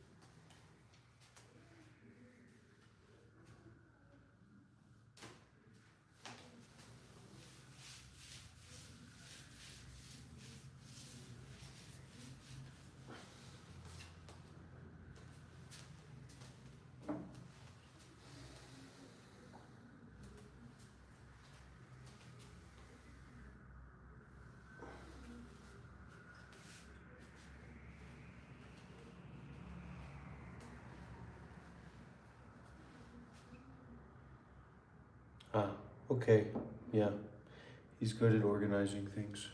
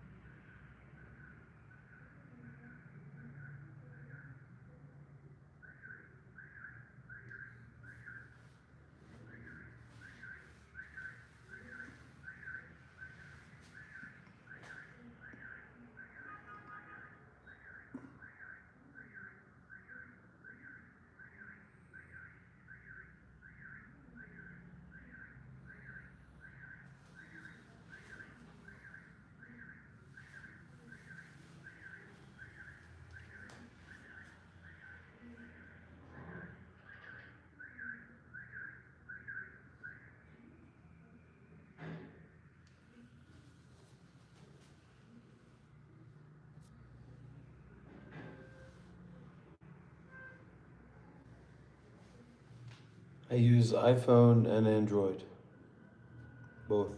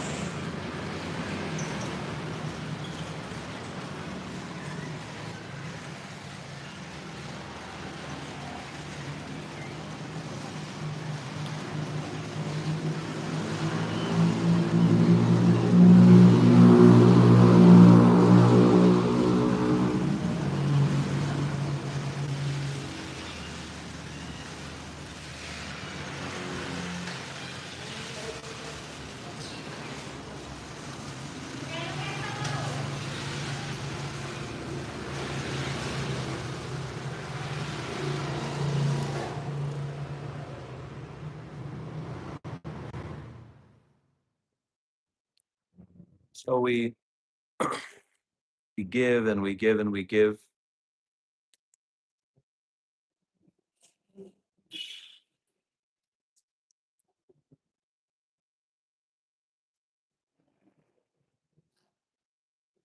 Doing the good deeds more and more, and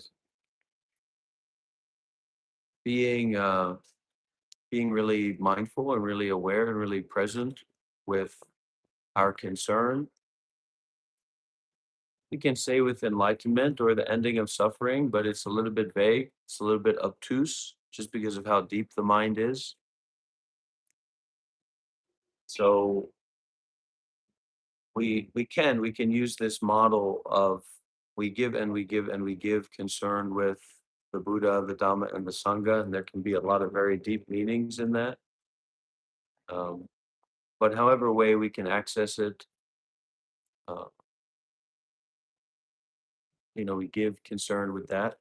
A lot of effort, a lot of strain, a lot of we have to kind of give ourselves a headache, concerned with the ending of suffering, rather than giving ourselves a headache concerned with some kind of complicated idea of success in our life.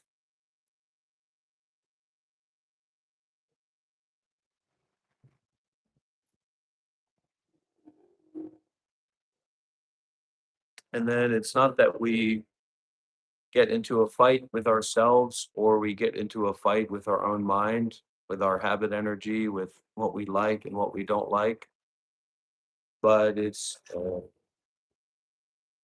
more that we actually enjoy emptiness and we enjoy ordinariness. We enjoy the normalcy that we have access to.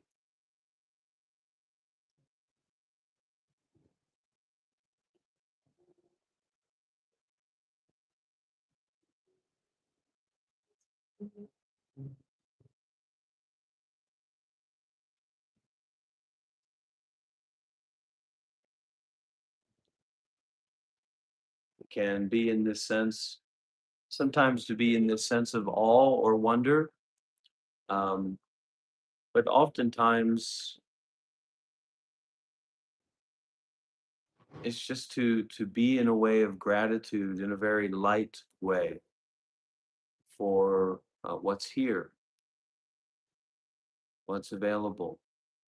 To have gratitude for this body and mind, as sometimes it can be very painful, and yet this is our precious body. This is our precious mind to be on the work for the ending of suffering. So just have gratitude for the way that it is. It doesn't need to be something special, spiritual, holy, or unholy. Uh, just enjoy, appreciate your life.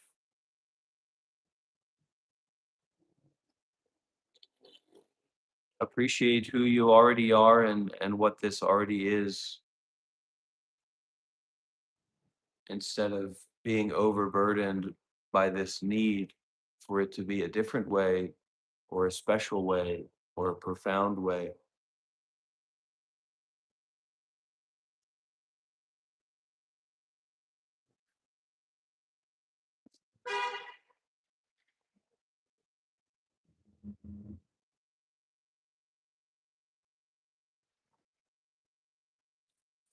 And actually this state of being vulnerable and imperfect is a gift and a teaching in itself. It really is.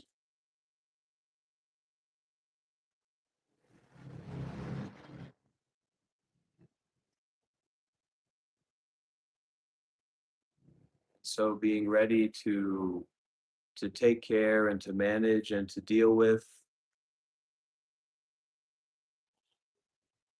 all these things, not with our capacity to control and manage and figure out or puzzle solve or troubleshoot,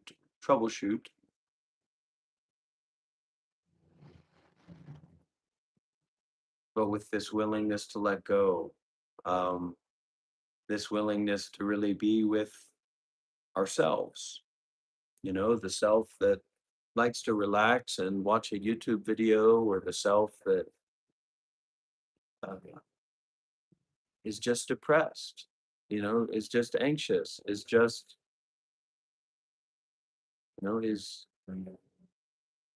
is just an ordinary being that's going through suffering, and to relax into that and to be okay to be with that,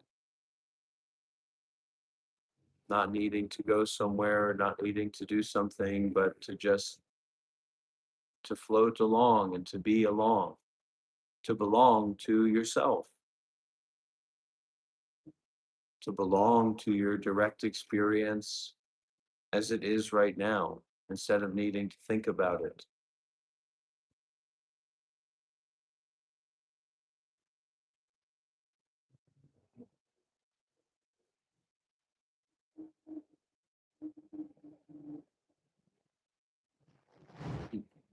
Being the teacher, being the student, being the spiritual person, being the, all these different kinds of persons that we tend to be, or want to be, or need to be, they all just disappear easily in a sip of tea.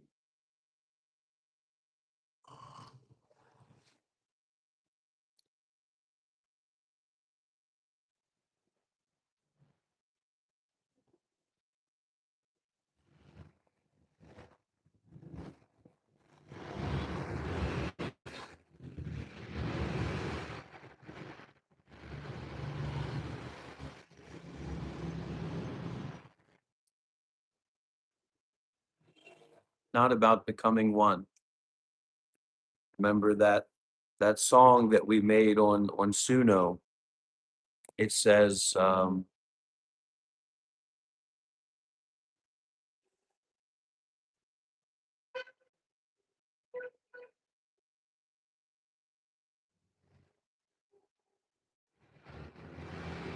let's see.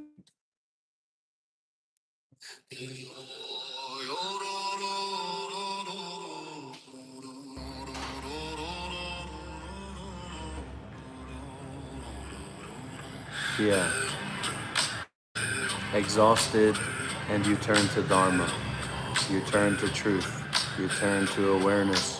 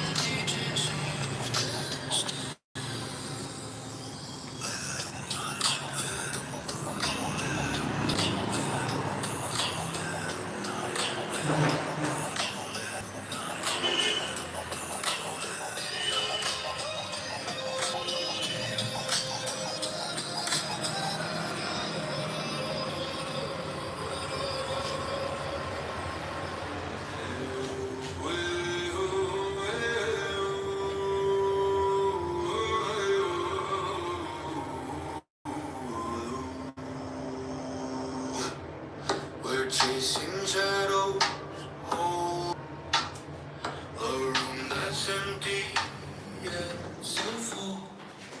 A paradox to push to pull. Let go the grip, let it unwind. Open your hands, free your mind. Generosity flows like a stream that bends. Detachment grows with a giving hand.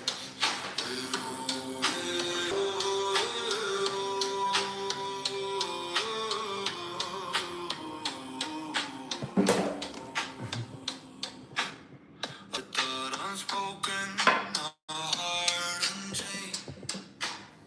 In silence we lose, in loss we gain. Mindfulness hums a quiet drum. Surrender whispers, calm undone.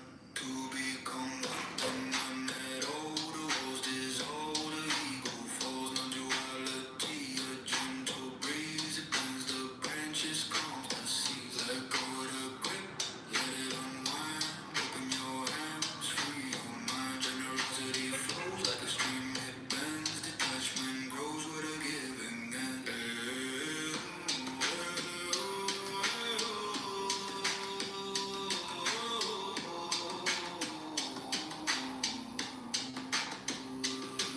We're not here yet, here we stay. Surrender finds a brighter way. Empty the cup, let it refill the reels and teaching, soft and still.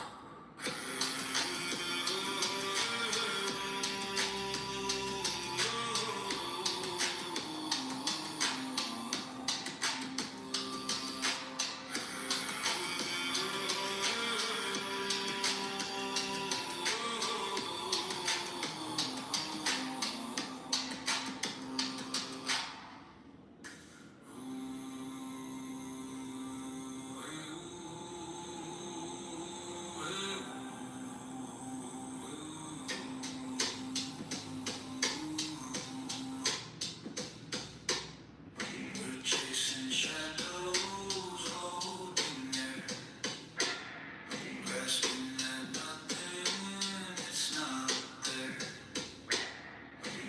A room that's empty, it's so full.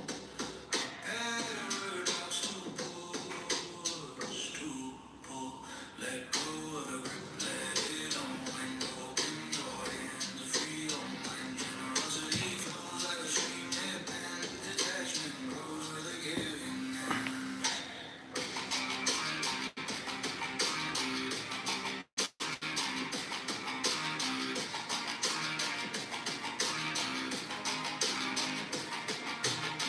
The thought unspoken, a heart unchained. So In silence we lose, in loss we this is one of the big changes in perspective that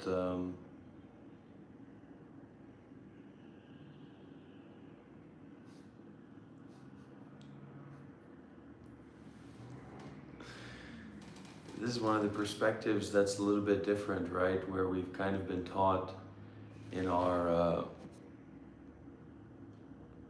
I guess you could call it like our emotion, that if we think something and we don't say it, that somehow we're suppressing ourselves, right? But this capacity to not do something just because we think it, to not say something just because we think it, is actually an unchaining of our own heart. The heart that depends on thinking, the heart that depends on identity, the heart that depends on self-importance. So it's a big shift, and it's all about this willingness, because when that thought arises, when that thing arises, maybe an addiction, something like that, you think or you feel, okay, I need to do that because I'm following my heart, I'm following my truth in some way, right?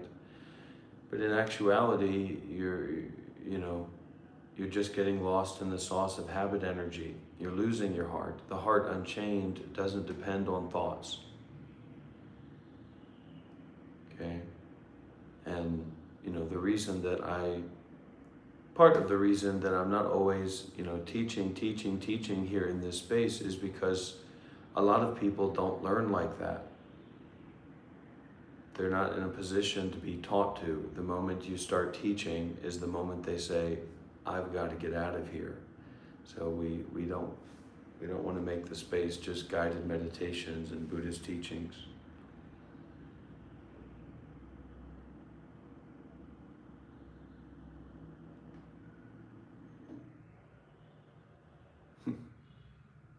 And, we're going through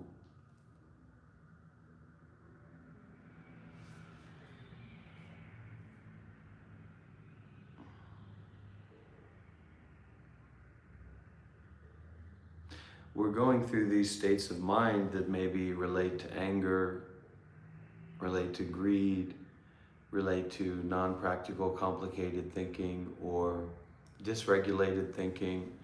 And then that leads us to be in this fight or flight situation.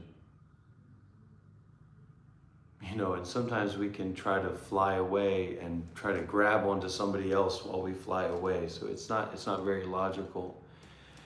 And this experience or this teaching on detachment is that, like, you don't have to do anything. You don't have to make this big decision. The biggest decision's already been made for you, and that's that you've been born. So next up is that, you're gonna die. So that decision already has been made, and everything else is just circumstance, just conditions coming up and disappearing. And that's wonderful, Midi Duck. I'm happy to hear that. It's a lot of videos of me teaching and giving guided meditations and being in a formal setting. And coming from America and growing up like how I did, and having a lot of exposure to young people, you know what I mean? Teaching young people and being in their circles and their social spaces. It doesn't matter how nice that presentation is and that teaching is, whatever, it's just not something that they resonate with or connect with. Partly because they were forced into an education system. They've been forcefully made to watch and listen and be in that kind of setting for years when it didn't have anything to do with them. You know what I mean? And so what's happening now is both my own personal transformation of karmas and free expression, and also setting boundaries for myself and the people that I'm willing to work with.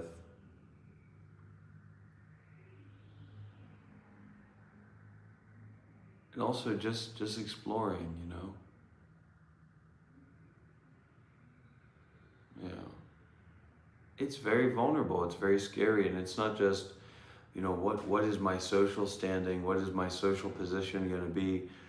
When I practice like that, when I exercise like that, I'm also putting my mind into a great place of sensitivity and vulnerability. It's not just like I'm standing back and, I'm making a joke, I'm making a game.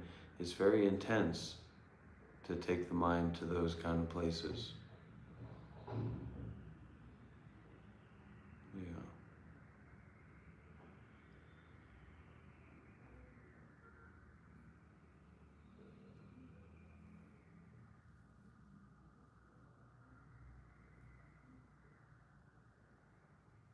Who cares what monks are supposed to do? I'm from America. We don't have any monks in America.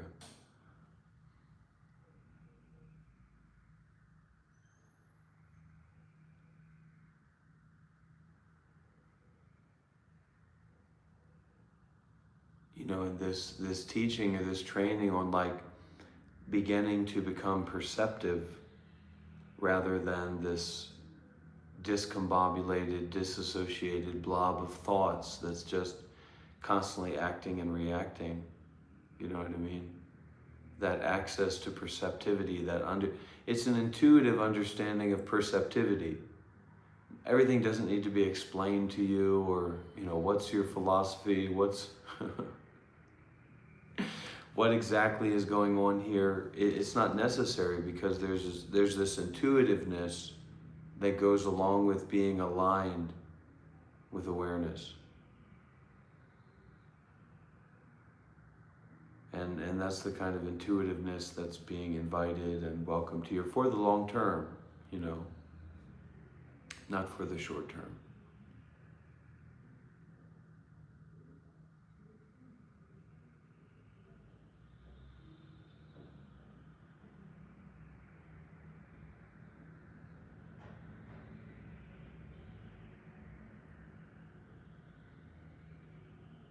And American culture is kind of, because there's the container of the Dharma, or the Buddhist teachings, or the non-duality teachings, or the Enlightenment teachings, kind of like the background culture, and then there's actually the meat of it. And the meat of it is something that only you can eat, only you can taste. I can't taste it for you, but we can share the container, kind of. And for American people, our container, our culture is a little bit weird. It's not a normal culture. It's not like, you know, Thailand, you've got hundreds of years of consistent history. China, you've got hundreds of years of consistent history and culture. America and maybe the West, in a lot of ways, is going through a renaissance of seeing their own ass.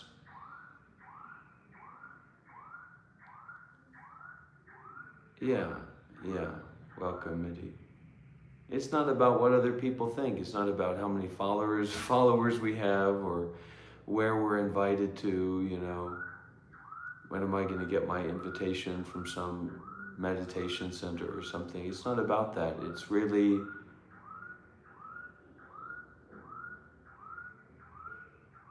being able to pick something like this up and to appreciate it.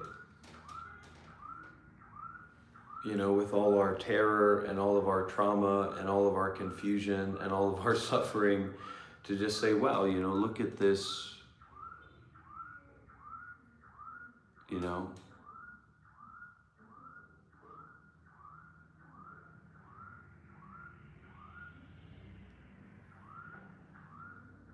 And remember, it's not black and white.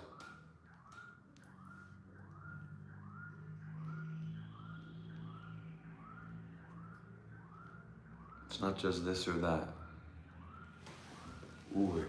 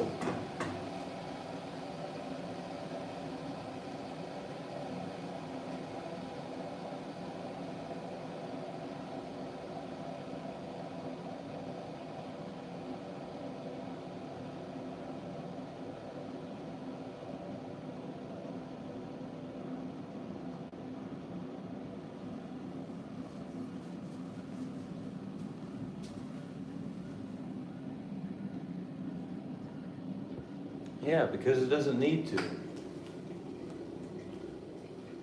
Maybe it could if it wanted to. Maybe a plant could, if it wanted to, think about returning to nothing, but it doesn't need to.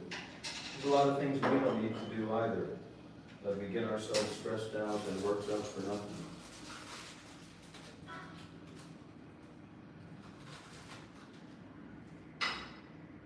There's a lot of things that we think that we don't need to do, that we need to not do, and that's also just the same thing.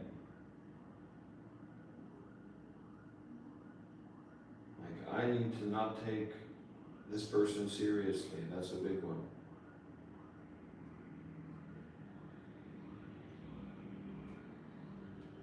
Or I need to see this person as in some way being less than me, lower than me. Maybe you don't need to look at it that way, Dr. Rob.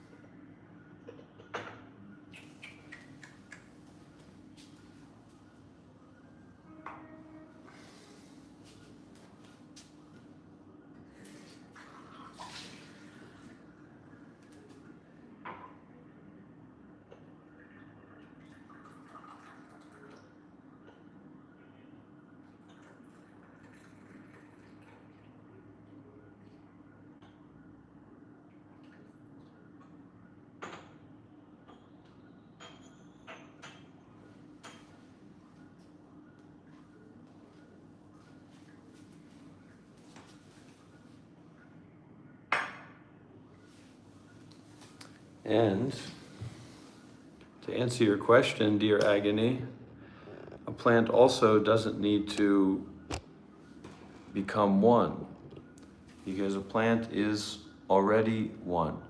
Ha! You and me both, she was kinda. That's just not how it works. It's a mirror for you to enter into to see more clearly your true nature.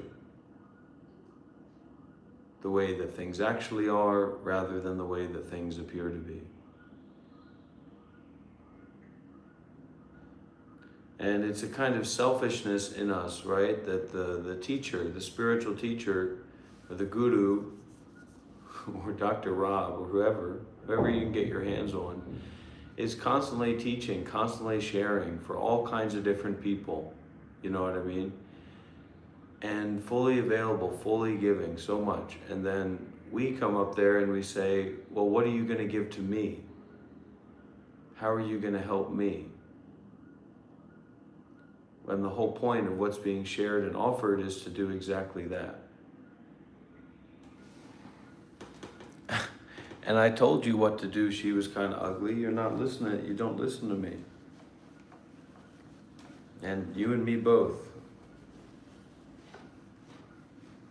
I've gotten myself into lots of trouble, and I'm sure I've missed out on lots of deepening and opening and unlocking because I didn't listen to my teacher, my teachers, at particular periods of time.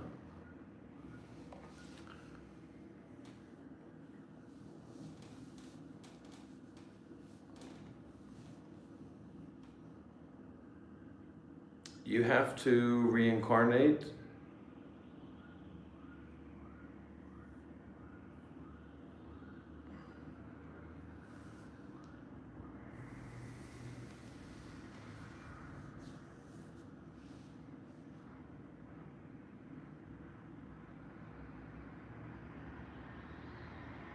If the wind is blowing, then the leaves are going to keep moving. Simple as that.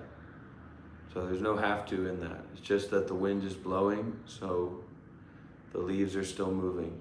If you want the wind to stop, if you don't want to reincarnate, then don't breathe. See how long you can do that. By your will, by your intention. So one of the addictions here is very subtle. It's not your addiction or my addiction, but it's kind of like an addiction of the body to keep breathing. A compulsion. We're compulsively breathing.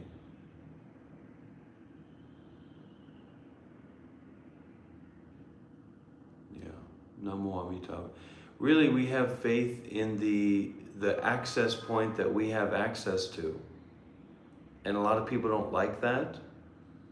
They're looking for something behind the scenes, or they're looking for a golden light to shine out of the sky and choose them. Or if you're like me, you're waiting to be discovered by the Tulku Discovery Group of Tibet. It's just a joke, but we're all kind of waiting for something special to happen to us, or some special method, or some special tradition, or some special teacher, or some special, explanation that's going to give us what we want, what we're expecting. And this is already enough. And anyways, this is what you have access to. You can barely make use of this, and now you're talking about, what's the ideal meditation retreat for me to go to? What's the ideal teacher for me to follow?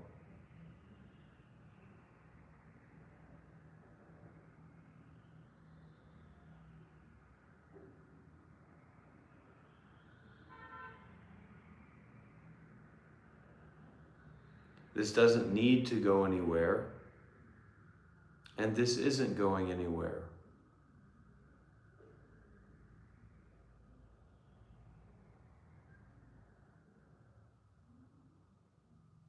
It's a very different approach and perspective that we're working with, and the meditation can become a trap.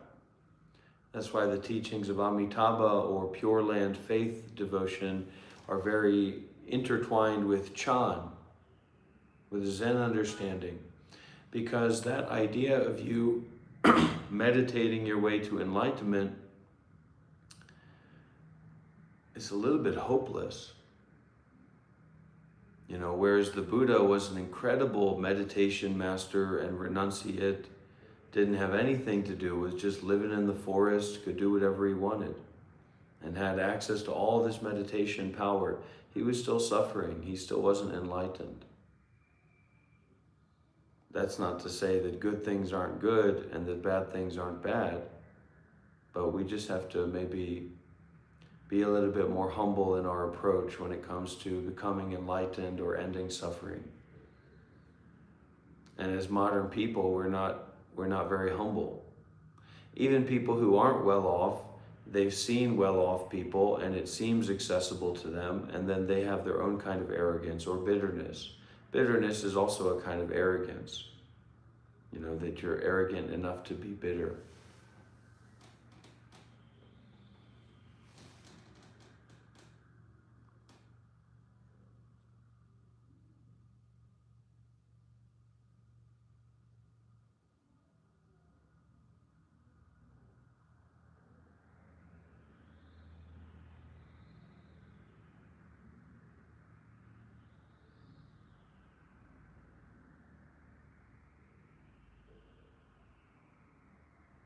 So for me, I would be meditating right now, not because I'm trying to get enlightened or I've got some weird idea about myself.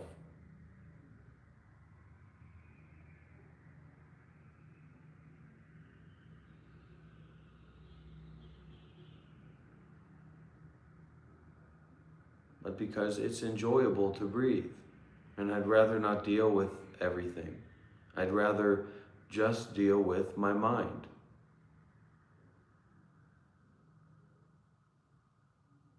So meditation is basically your chance to not have to deal with anything besides your mind. And the mind can quite easily become friendly and pleasant and warm or cool, rewarding, insightful.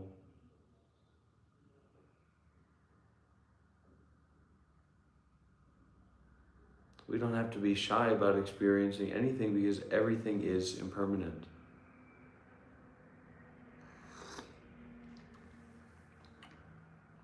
If it comes up, it's going to go away.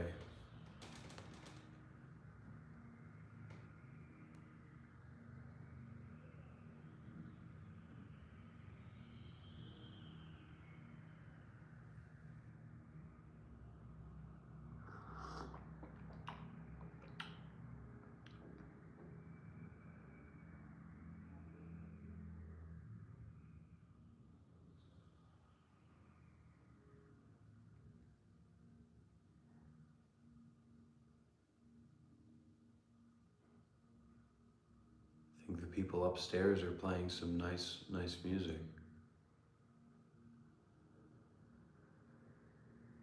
No need, Bing Bong.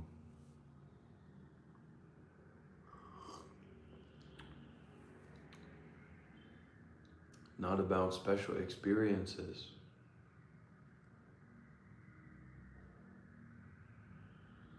It's not about what you've gained or what you've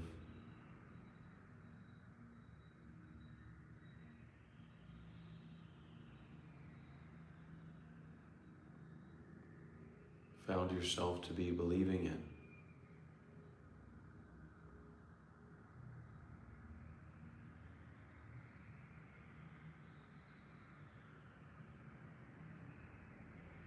All right, then share it, Bing Bong.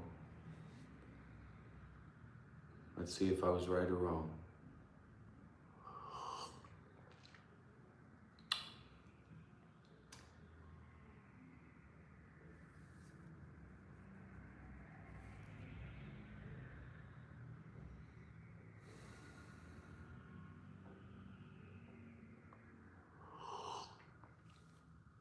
I'm not freaking out right now, that's for sure.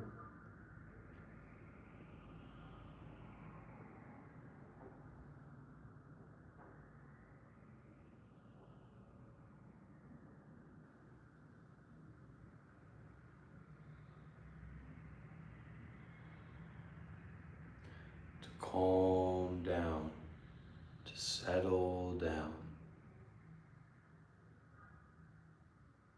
Not involved with anything. Silence, space, peace.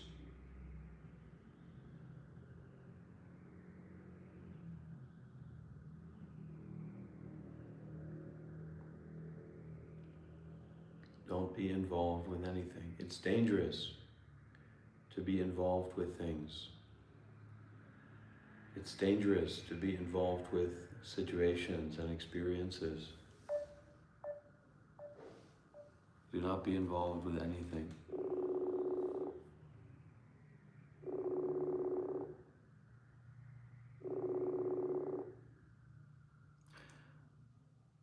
Siale, Rita. I'm good. Where are you? Yeah. I'm now implementing with my master 10 days fast water retreat, 10 days. 10 days, no food. I see. Yeah, 10 days, no food. Yeah. All only these water. But now people, they 10 days not eating, No, right? yeah. Many people, you see, now rest time. After that, Oh 2 my hours goodness, Rita. meditation, 1 hour rest. Siale, I have Rita, yeah. happy birthday to you. Yeah. Happy birthday. And also doing the breathing in this retreat? Yeah. Yeah, water, strong breathing. Yes. Sure. Where are you now? I'm in Vietnam. Oh, Vietnam. Yeah. You're I'm with my students now. I'm teaching online with my students now. English teaching. Yeah, English Dhamma teaching. You change clothes? Yeah, I'm not a monk anymore. Where are you now? Hanoi or where? In Dalat. It's a mountain region. So it's a cold weather, cool weather. Or north or south? No, the middle. In and north or In the middle. oh, middle. Oh. My How long supporter, will you stay there? I just stayed, my supporter donates for 1 month to the apartment here. So after this month, I'm not sure. Not sure what is next. I'd like to come to Myanmar, Donator? you know. Go ahead, go You ahead. can? No, go ahead. No? Your When? donator? I'm my donator in Thailand who did meditation with me, treatment water. He invited me to Camp Vienna again. Oh, Last year, I went there with my friend too. This year, I have planned to go there. oh. Yes. But if you want to come Myanmar, you can stay with your home. Yeah, of course, of course. Home house. Yeah. Myanmar is all free, as you know. Oh, now going to start next session. Thank you, Siale. Check.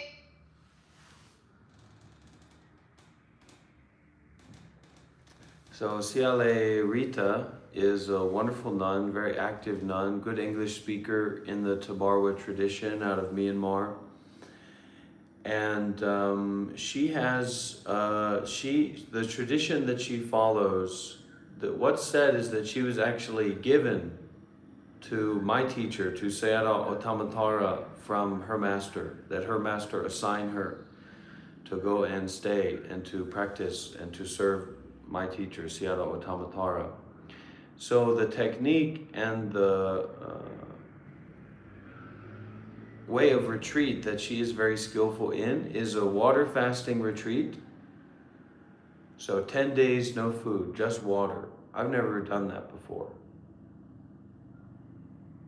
And the other technique is that, you're sitting there trying to meditate, and then when you get sleepy or you have difficulty, or just right off the bat, you start to breathe like this.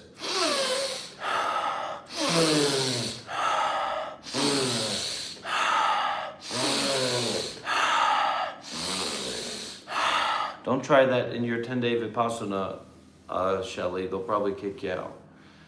They'll tell you it was a fair dinkum try, but we're not going down the floating area, okay, Bing Bong? Shush.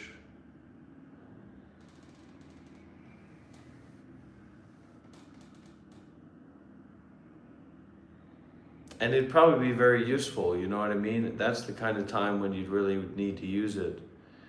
And they're not going to let you do that. I remember my first 10-day Vipassana retreat. It just made me so raw, like a raw nerve. Because I didn't really have much, I don't know. It was probably after I lived at the meditation center for 1 year. But still, that 10-day Vipassana retreat was just hell.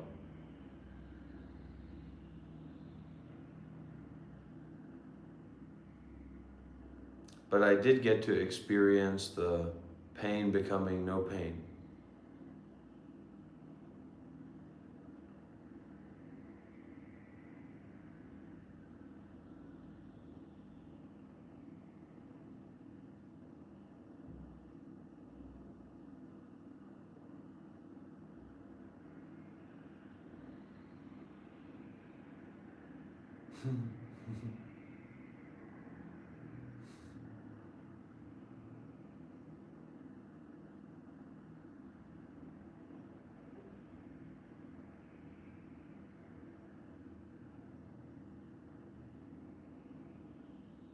Vulnerability, sensitivity.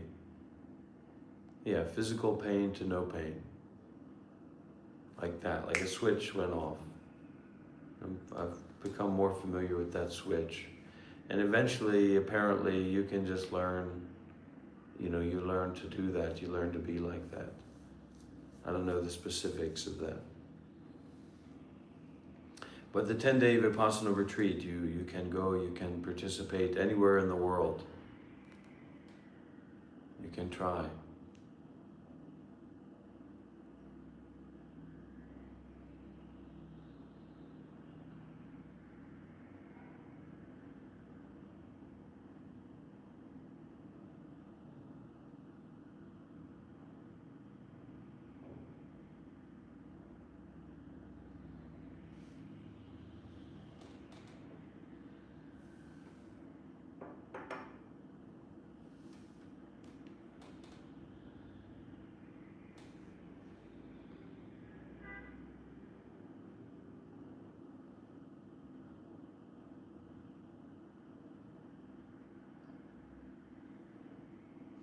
Well, you kind of have to sit and face the pain before that switch will flip where the pain becomes no pain.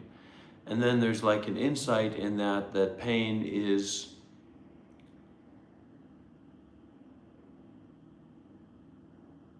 not law. And you can enter into pain and you can forgive it or you can abandon it.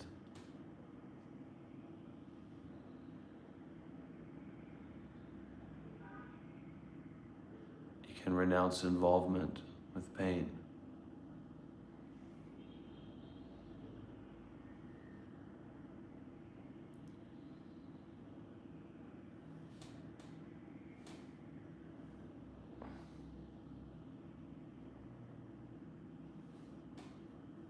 What happens to people who know? They become closed-minded. People who know. I know. I'm the expert. There's nothing you can say that I don't already know. I don't want to hear it. Closed-minded. And therefore, they can no longer learn. They become obsolete. So that this obstruction here is very, very prevalent. The more we know, the more we learn, it becomes our knowledge becomes an obstruction to our cultivation. Here's the problem, folks. After you become enlightened, your wisdom, the knowledge that comes from your wisdom, an obstruction for you to get higher. It's the most scary thing for bodhisattvas. It's the most scary thing because you're stuck and you don't realize it. And you just fool yourself, I'm so successful, I'm so happy. The more successful you become, the more attached you are to it. And the only way for you to escape it is follow you with no advisor. Don't depend on yourself. You're dead if you depend on your knowledge. What happens to people who know? They become closed-minded. I know. I'm the expert. There's nothing you can say that I don't already know. I don't want to hear it. Closed-minded. And therefore, they can no longer learn. They become obsolete. So that this obstruction here is very, very prevalent. The more we know, the more we learn, it becomes our knowledge becomes an obstruction to our cultivation. Here's the problem, folks. After you become enlightened, your wisdom, the knowledge that comes from your wisdom, an obstruction for you to get higher. It's the most scary thing for bodhisattvas. It's the most scary thing because you're stuck and you don't realize it. And He's very, very powerful. Very, very powerful master.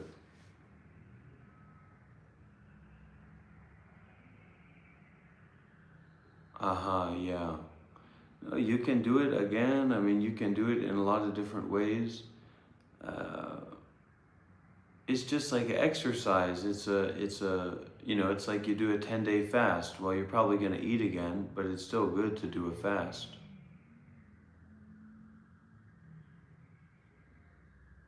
Yeah, Zen and Pure Land go way back to China, way back hundreds and hundreds of years.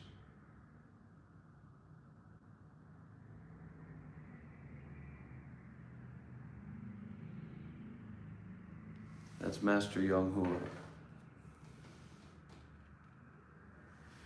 Okay, what are the 5 coverings? Coverings are 5 kinds. What are they? Why are they called coverings? Covering here, the concept of covering is gai, Chinese gai, okay, fu gai. Let's continue.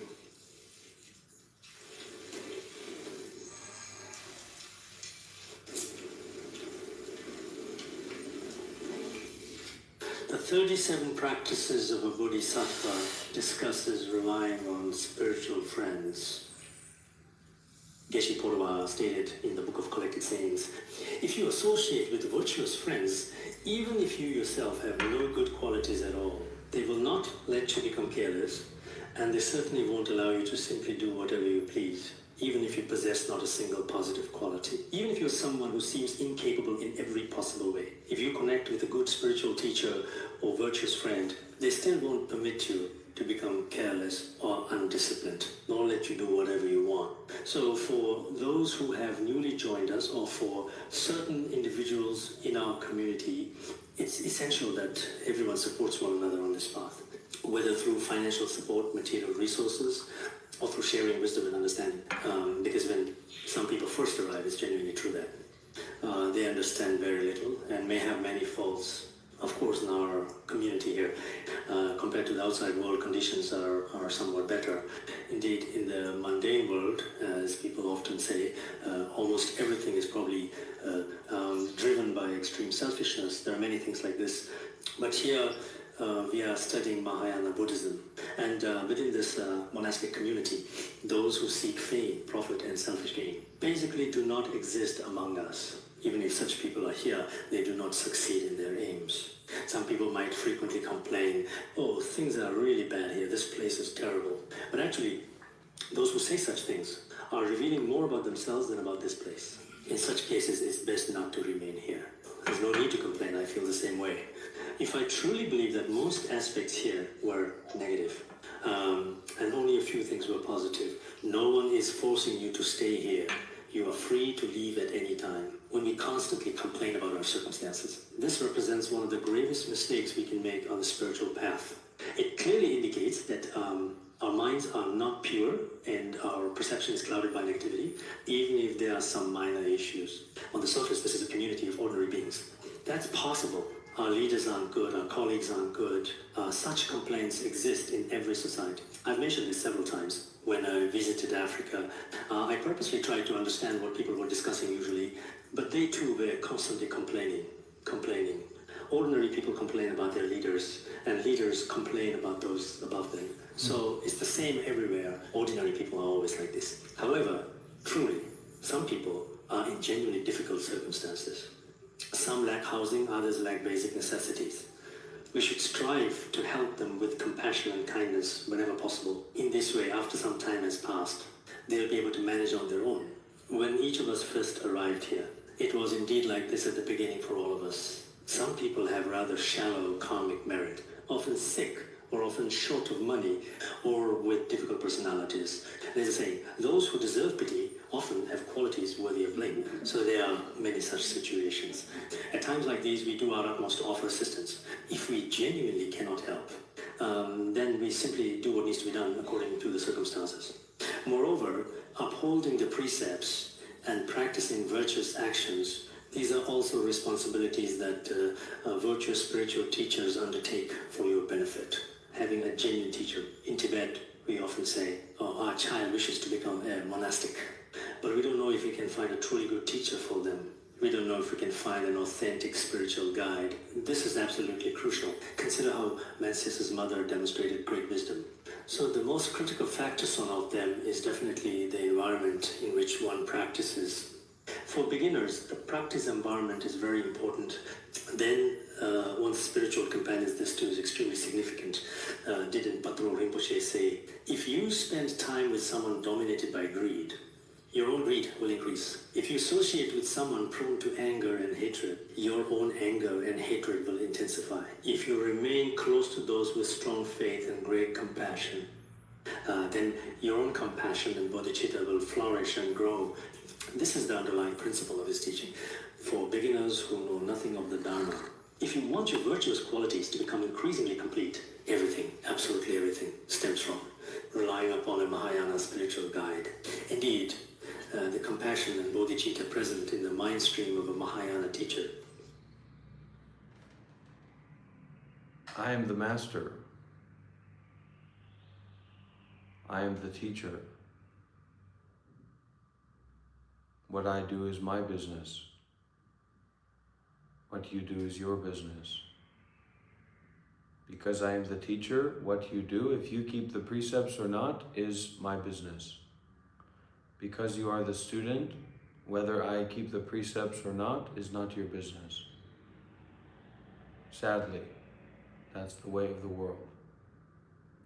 What I own in my house is not your business. But if you come to my house, then what you have in your pockets is something that I may have something to say about.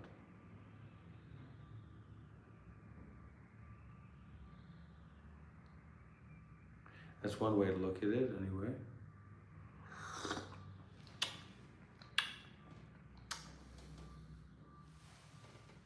Because a guru, a genuine Dharma teacher, in their mind stream, when they possess authentic compassion and bodhicitta, this will directly or indirectly influence and benefit many beings who connect with them.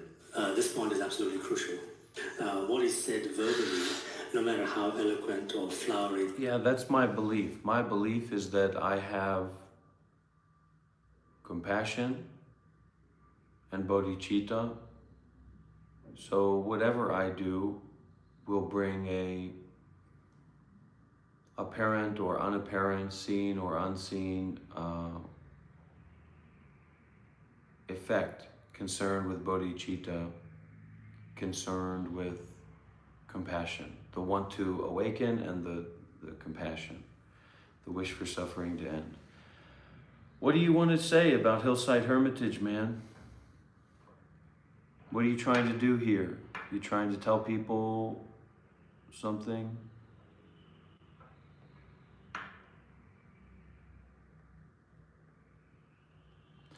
Usually, person not loaded, I tell people, you want to ask a question, put it on the back of a $50 bill. That's my usual rule. I'm making an exception here for you. Okay? Out of my compassion, out of my pity for you.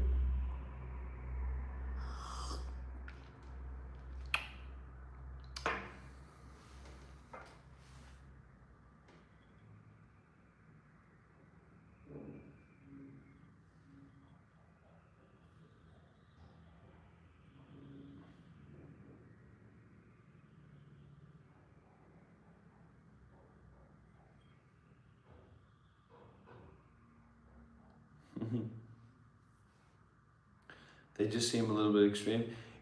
So I always tell this to people. Of course, these are the kind of people that avoid me like the plague.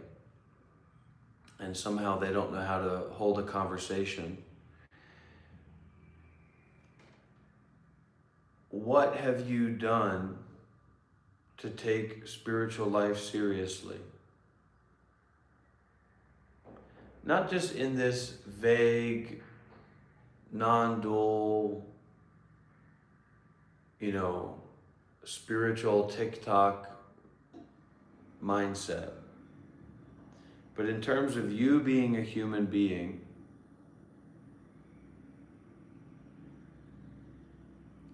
in terms of you understanding that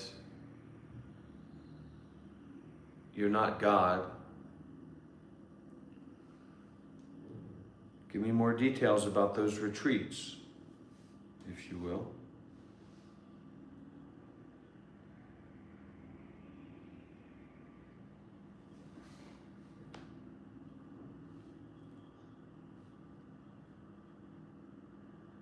Tell me more, did she put up a fight?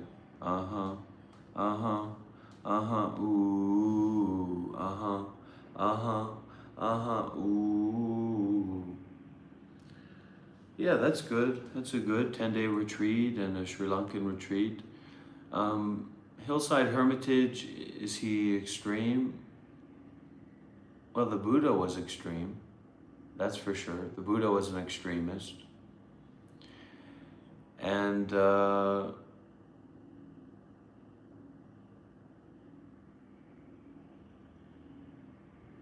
Oh, good, Aaron. And, Jim Newman is definitely an extremist. All the people that I like are extremists. I don't like any spiritual teacher that's not an extremist.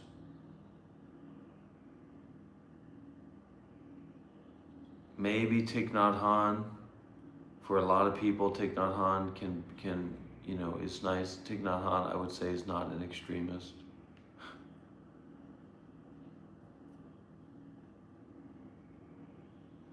It's very successful. Yeah. Hyatt, I'm always online because there are a lot of people that want to learn from me, and there are a lot of people that are taking refuge in me as a spiritual friend, and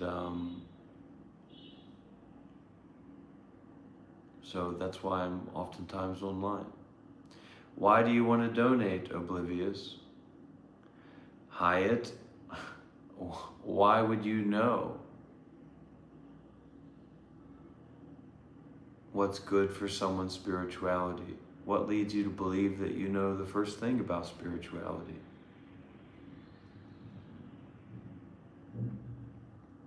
Ram Dass, let's go. I like this guy too. Apparently he's...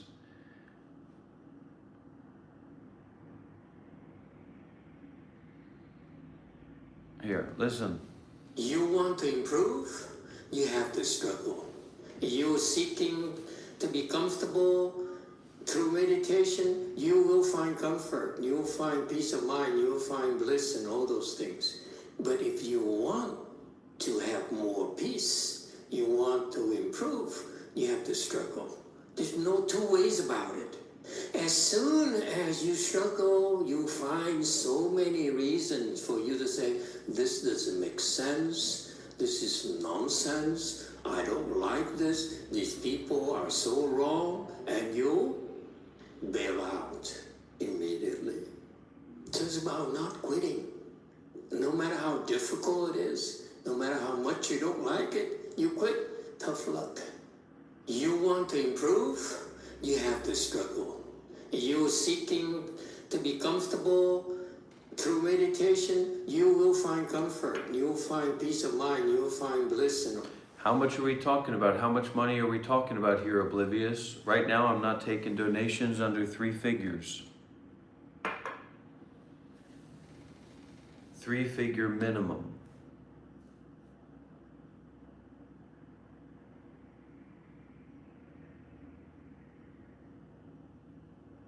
There's a truth to that persona.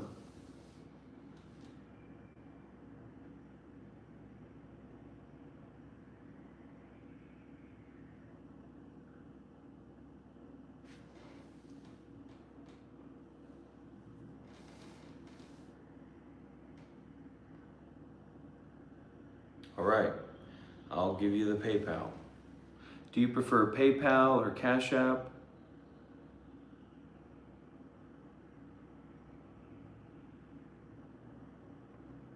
I'll put the PayPal link in there.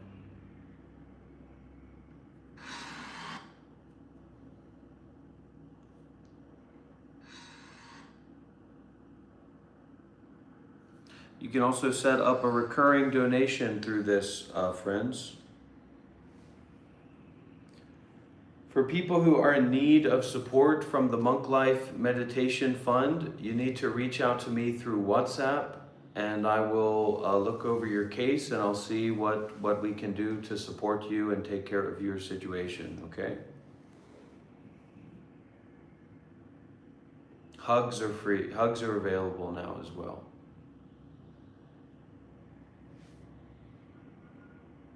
A $100 donation gets you 1 hug.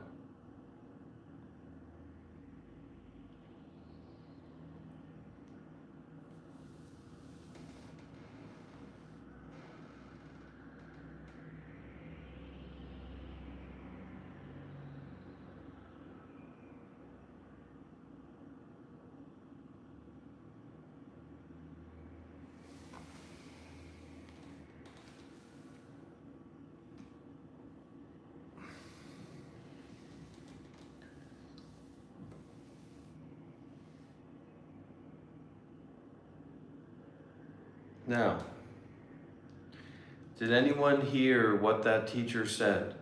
Let's listen to it again. The secret to cultivation. Remember, the teaching of Zen or the teaching of Chan or the teaching of enlightenment training, being in the enlightenment way. Okay? He owes me more than $100, just FYI, Julian. Being in the enlightenment way is a cultivation, right? So that cultivation means to cull thoughts, to have a thought and cut it out and prevent further thoughts from arising. Focus. You have to focus. You have to train your concentration, friends, or you won't be able to hear what's being said.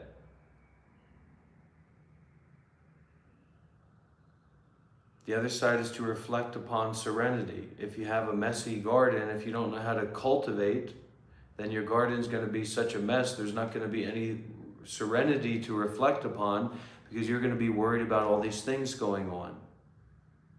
Okay? A good meal is not the answer to your problems. A good beer is not the answer to your problems. I'm not saying it can't be nice, but it's not the answer we're looking for here. This is not a mukbang YouTube channel. So the secret of cultivation, the secret of deepening your wisdom and opening your wisdom is to struggle, to improve. So we're improving. We're getting higher and higher in the stratosphere of authority over our own minds, authority over our own thoughts, and then this kind of embodied presence and authority in the environment. Listen closely. You want to improve, you have to struggle. You're seeking to be comfortable through meditation, you will find comfort, you will find peace of mind, you will find bliss and all those things. But if you want to have more peace, you want to improve, you have to struggle. There's no two ways about it. As soon as you struggle, you find so many reasons for you to say, this doesn't make sense, this is nonsense, I don't like this, these people are so wrong, and you bail out immediately. So it's about not quitting. No matter how difficult it is, no matter how much you don't like it, you quit, tough luck. You want to improve? Now, you want to learn something? So persona, this is one of your problems, my friend.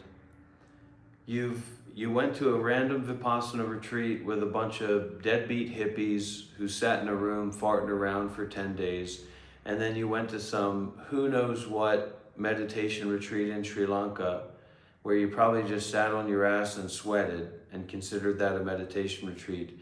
You're not affiliated with, you're not experienced with preeminent real meditation masters. You just don't have you don't have much experience.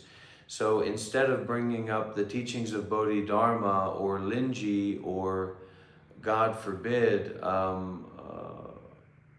Joshu or, God forbid, Muzan or anyway, listen. Nietzsche is just a loser. He's not a winner. We don't bring up Nietzsche's Übermensch here, not because we're intimidated by Nietzsche. It's because Nietzsche is a loser. And Muji's okay, but Muji's not at the top of the pile. He's at the top of the Rasta pile. Hey, why are you trying to distract me? I want to show you all something. No offense. And everybody gets offended. All these quote unquote spiritual people who are, get booking their tickets and their villas to Bali and braiding their hair and wearing fancy cotton clothes.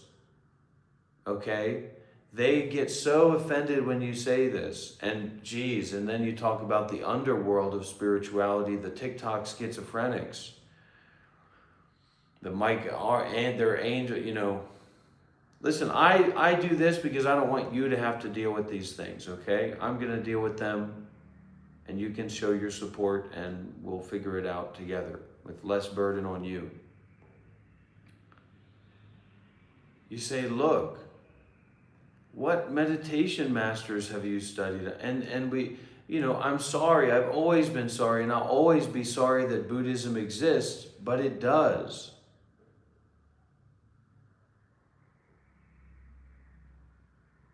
You're not ready for who is a good teacher persona. I'm a good teacher compared to you because I'm much more experienced than you. Because I'm more willing to give than you are. Because I'm more willing to donate than you are. Please stop distracting me.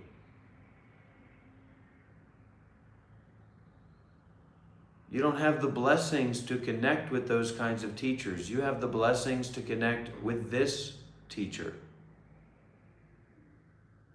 Okay? So make use of this to your highest extent. But I'm not an AI model.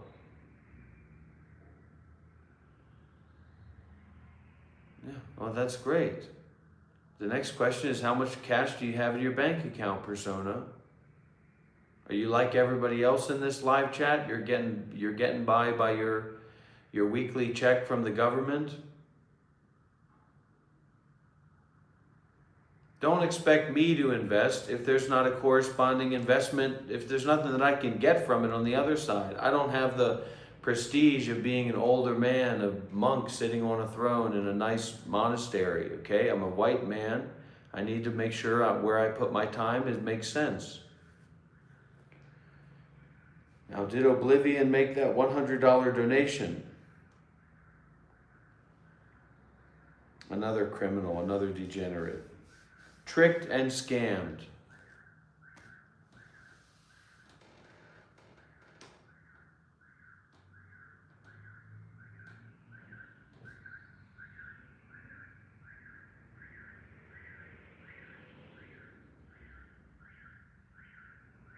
I was going to show everybody here something really cool and interesting.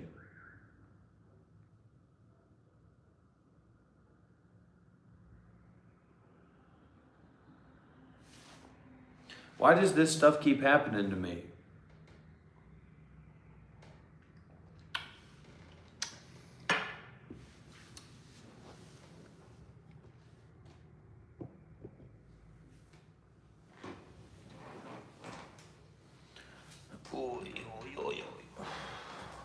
I wish. Somebody's going to buy me a condo one of these days.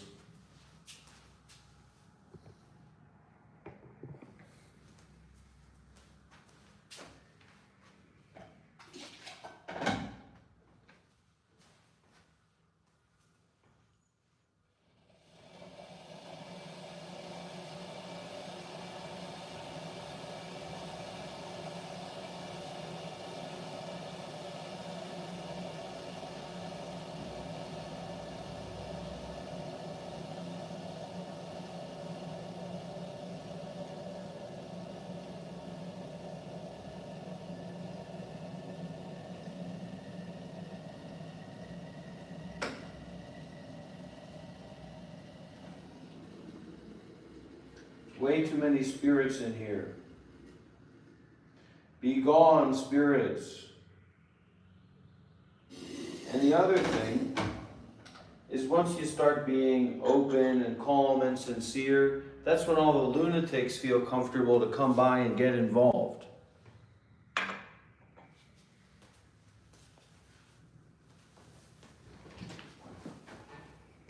All the evil people, they love a friendly, nice person who's trying to help others, for them to push out their vile hate and greed and delusion. They love that.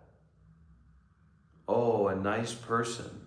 That means they're vulnerable. That means I can do some kind of vile activities to affect them.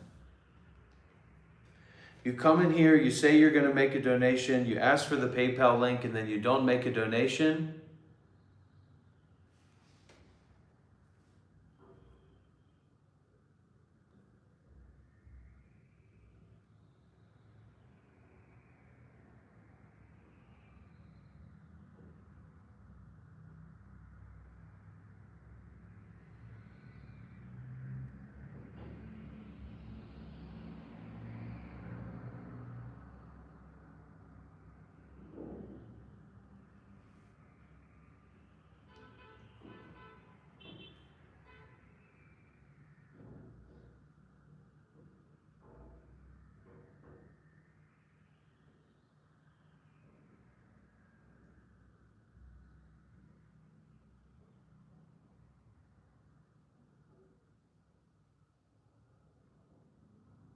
You don't want to know the truth because you want me to be your little monk teddy bear. You don't want to be put through the real training. You don't want to make the real donations.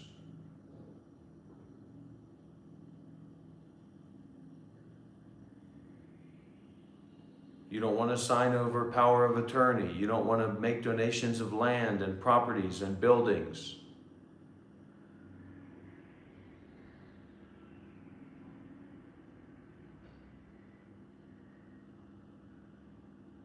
You don't want to set up a bank account fully funded to take care of all my expenses moving forward.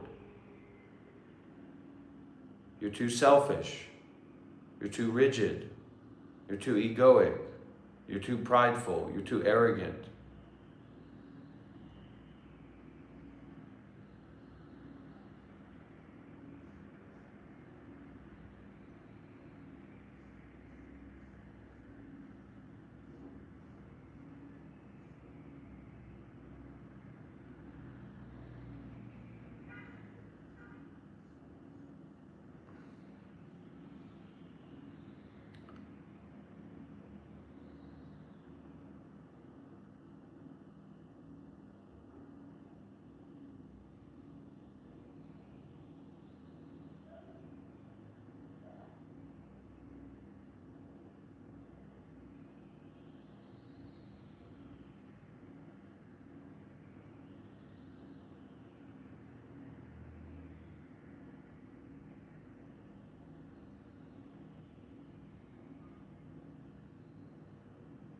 Yes, questions can be made on the back of a $50 bill minimum. And scholarships are available. So if you need a scholarship, you can reach out for support, and we can put your question on the back of a $10 bill or a $20 bill.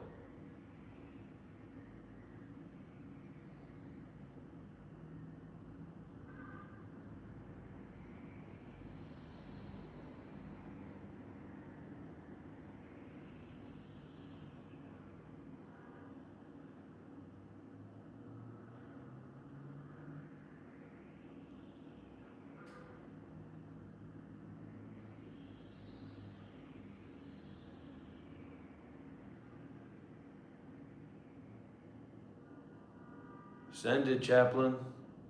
Super chat that five dungaroos. Put your question in the super chat. Keep it concise.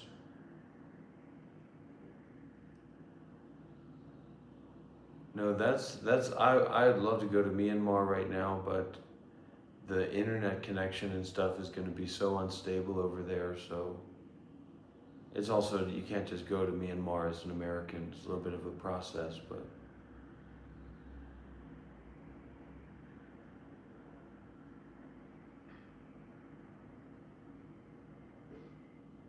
I haven't been to Myanmar since the coup, since after COVID.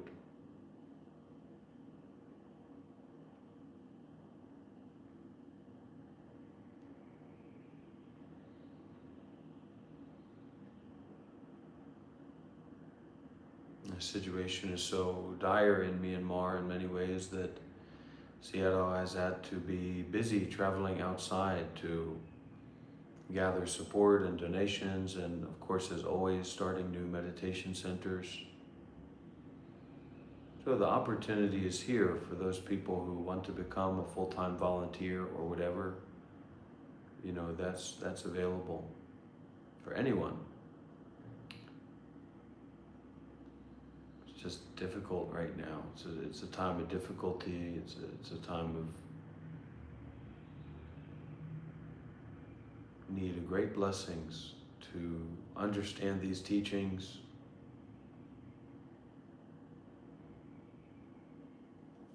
I can't spoil all my surprises, you know.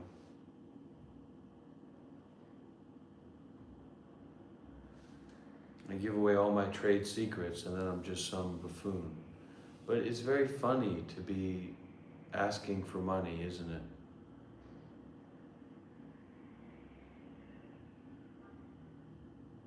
You know, like a child asking you for money. And we can be offended. Oh, how dare you? But actually, it's funny, it's wonderful. And it's sincere as well. You know, there's a sincerity in that kind of interaction.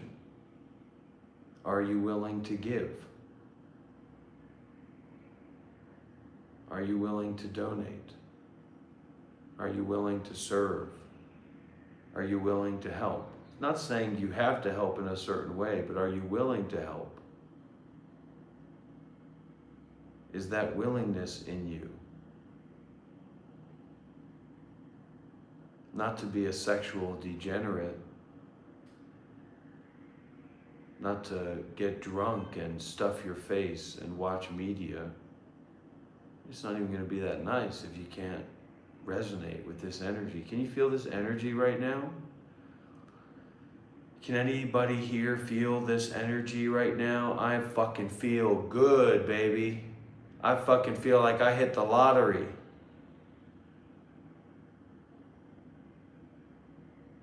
Can you feel it? Well, you're not answering questions, you're not participating, you're not listening to what I tell you to do, persona. So of course you're not going to feel it. Yeah, I agree, Aditya. And what does the money mean anyway? I've got community key cards all over the world.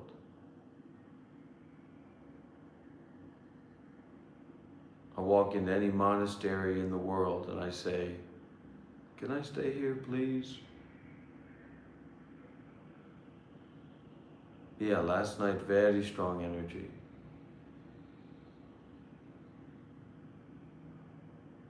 How dare you, Shuki?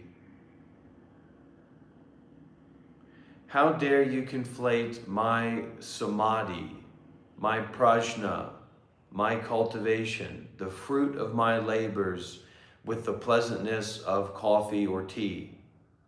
You fool.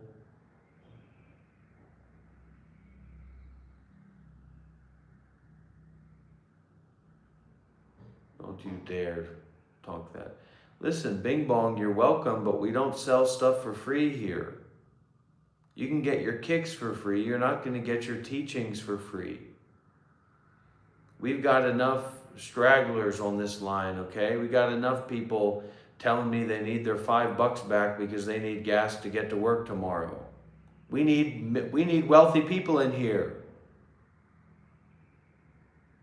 Totally illegitimate, boondoggler. It does not work. It does not work. Even meditation in general, approached like that, doesn't work.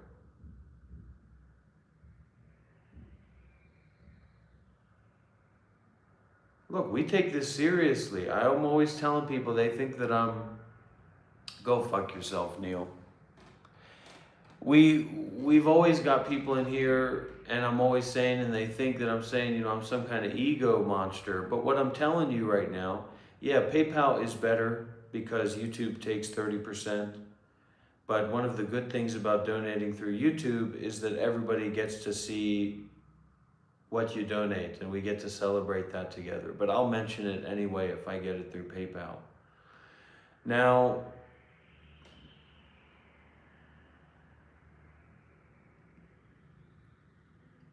it is very, very likely, really, it's very, very likely that I am more serious about spirituality and more experienced in spirituality than anyone you've ever met before in your life. Now, that's not true for Shelley and some other people here as well, and I hope that's not true for you. It's my disappointment that that's true for you, but that's the way that it is. So you making use of this, you speaking deeply with me about this, well, Bing Bong, it's great to have you here. And they do a little ego thing on their way out. What a shame. I lost another student. I lost another student. Shelley has confessed.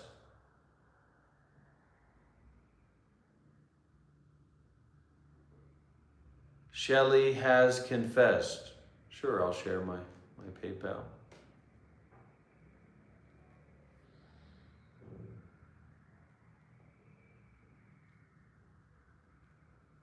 We prefer 3-figure donations, everybody. We're getting a little bit exhausted of all the counting that goes along with 2-figure donations. We're trying to get more 3-figure donations coming in these days, okay?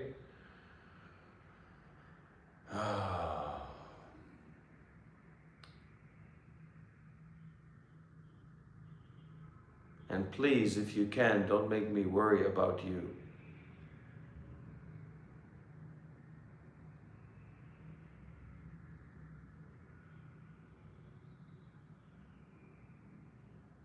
That's why it's good. That's a good idea, Sprockets. I'll try to get some tinfoil. That's why also I try to say, look, the only thing that you'll find here is wrath and fire and fury. So that our friends that are slipping around wearing saran wrap shoes will say, maybe this isn't the right place for me to be.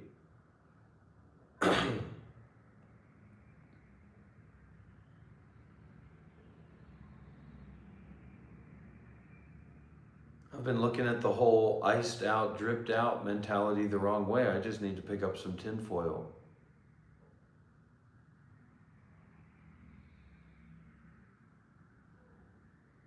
Come back. Biggie, Big Boggy, come back, please. If anybody knows how to get in contact with them, tell them to come back. Tell them I've changed. No, I got ripped off on that chain. I got ripped off. It's like we'll see. There's some things in development. Yeah, there's some things in development. Bing Bong, please be my student, be my follower. Give me a chance to prove to you that I can be a good teacher.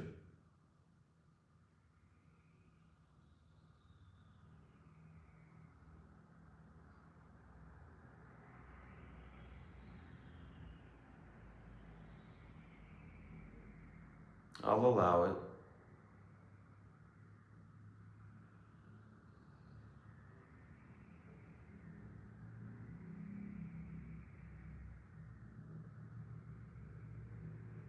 Yeah, well, there's Bing Bong, there's a part of me, and I'll share this with you because you seem to be quite open. There's a part of me that wants to wear a silver or a gold chain. I think gold might be too expensive, and I like silver. Silver looks good on me. I'm talking about a 1 kilogram or close to pure silver chain, and Cuban linked chain. And that's not something that I feel comfortable spending my resources on, and it's not something I feel comfortable spending my donors and my supporters' resources on, the people that are kind of, that are my kind and close supporters. But I'm looking for that person, and we tried to work this out before, and it didn't work out. Oh, Namo Ayirafat, Prairie Built-in, you're very welcome here. What a beautiful thing that is to see someone say, I am a Tian Buddhist.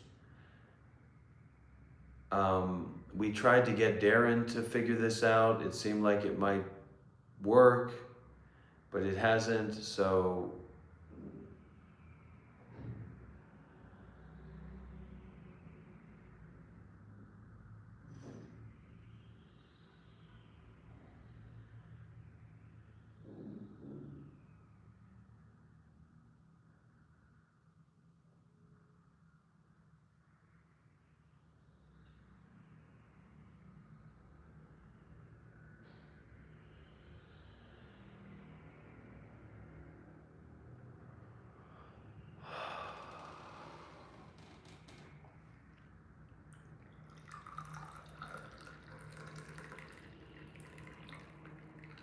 my first ever monastic master is a beautiful monk, a powerful monk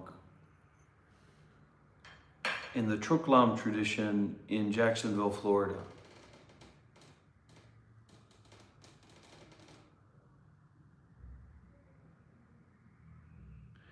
Listen, I love Darren and I'm all for what he wants to do, but I just, whoever he is, it's not about who he is or who he isn't. It's just a case study. And, we're logical here.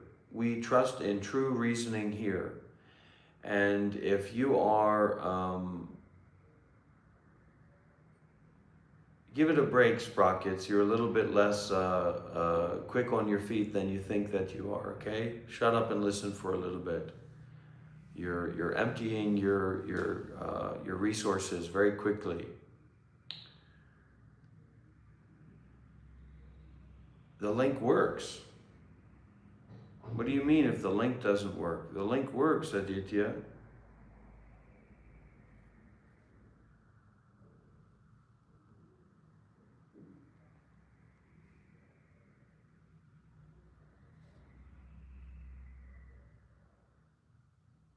It works. Donate to Robert Davis. Make this a monthly donation.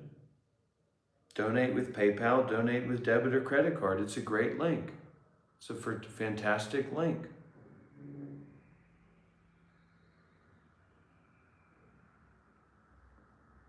The username?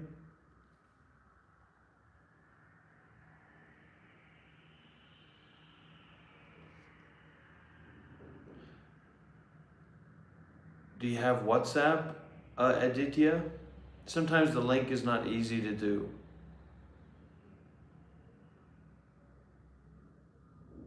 You know how to use WhatsApp, Aditya?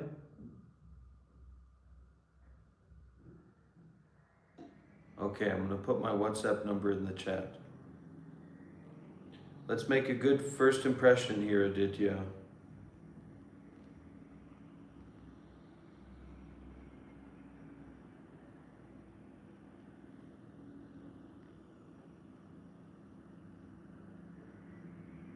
Well, don't look too much into that kind of stuff, Chineth.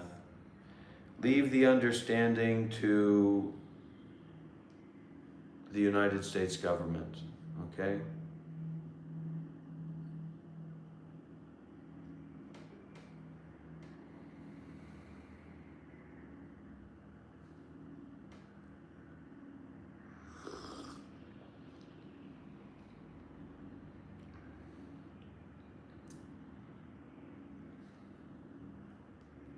Follow the white rabbit.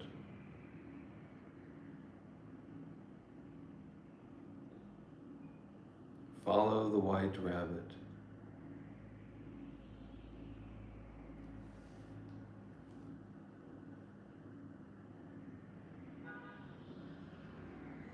You can try, you can explore it, see what happens, but really, jhana without a teacher that teaches jhana is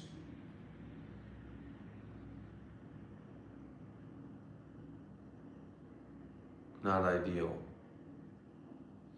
So Chineth, I want you to send me a message on WhatsApp and I want you to let me know where you are so that I can recommend some meditation centers for you in your area.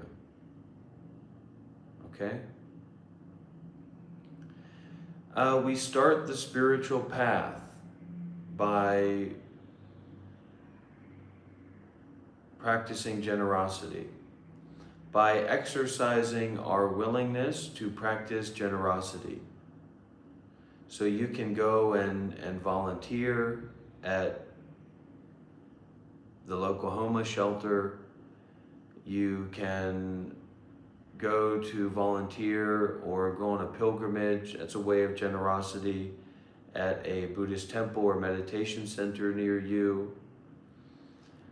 You can come into a situation like this and you can listen deeply and share deeply, and you can go as far as your blessings will carry you in that.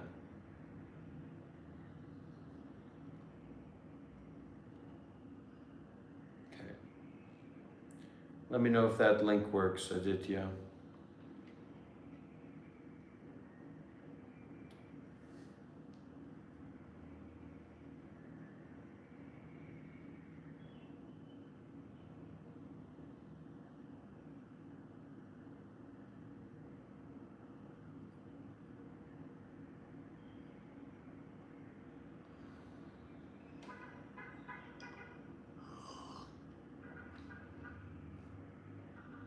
I'm already a Buddhist Christian,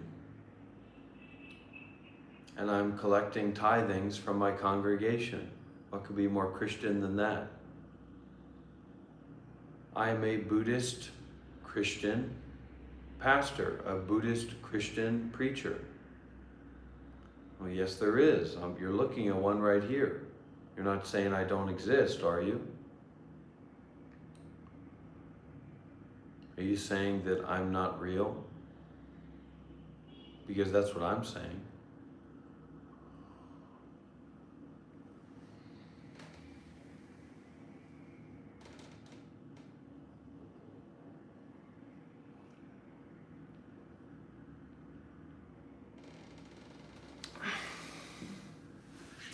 Seems like you haven't been watching the live streams lately, Evra.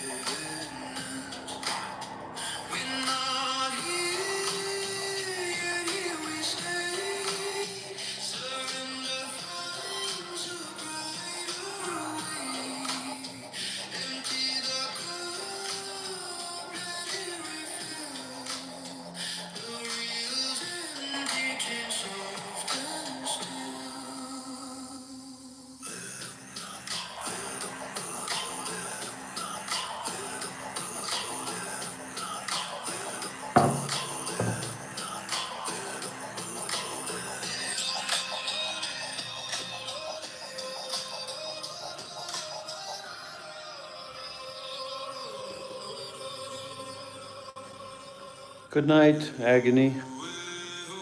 Enjoy.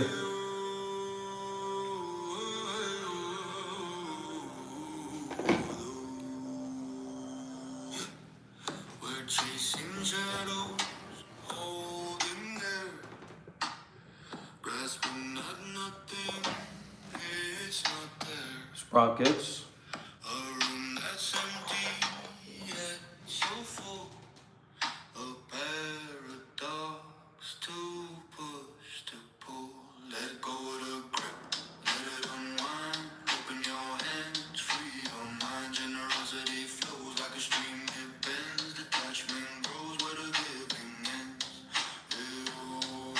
Hey, thank you, Aditya.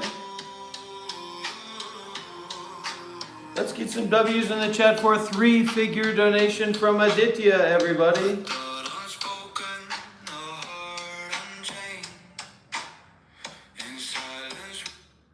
We got another one. Round of applause, everybody. We tricked, well, that's rude. We got another one. We caught another practitioner into the net.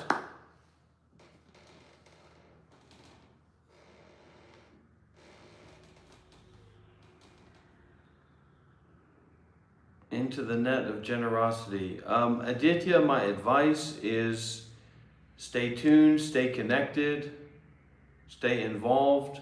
We got plenty of schizophrenics around here. You'll be in good company. And we should be coming to Australia in the next couple months. So I'd love to get a little bit of an RV and drive around to different places in Australia, but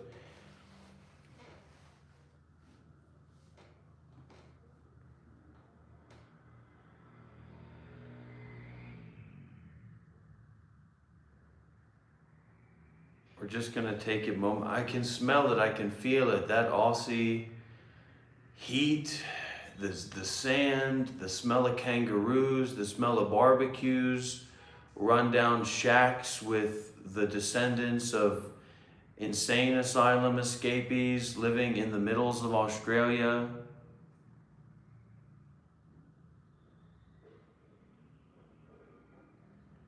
You know, someone told me once that Australia is actually bigger than the United States.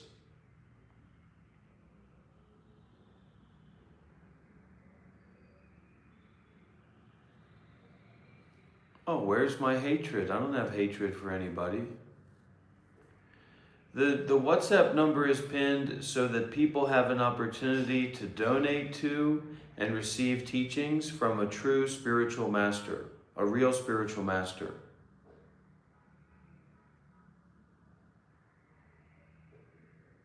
That's why the WhatsApp number is pinned.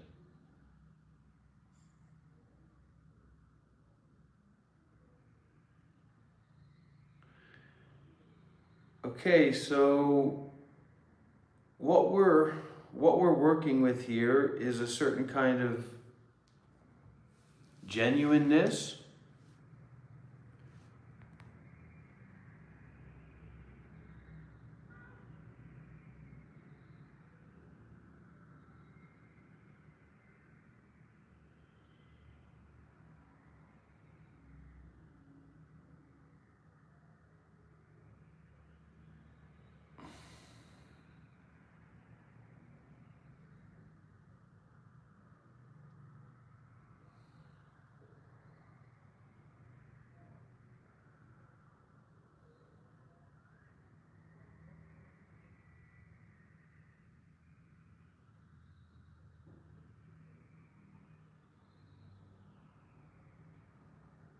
A genuine immediacy.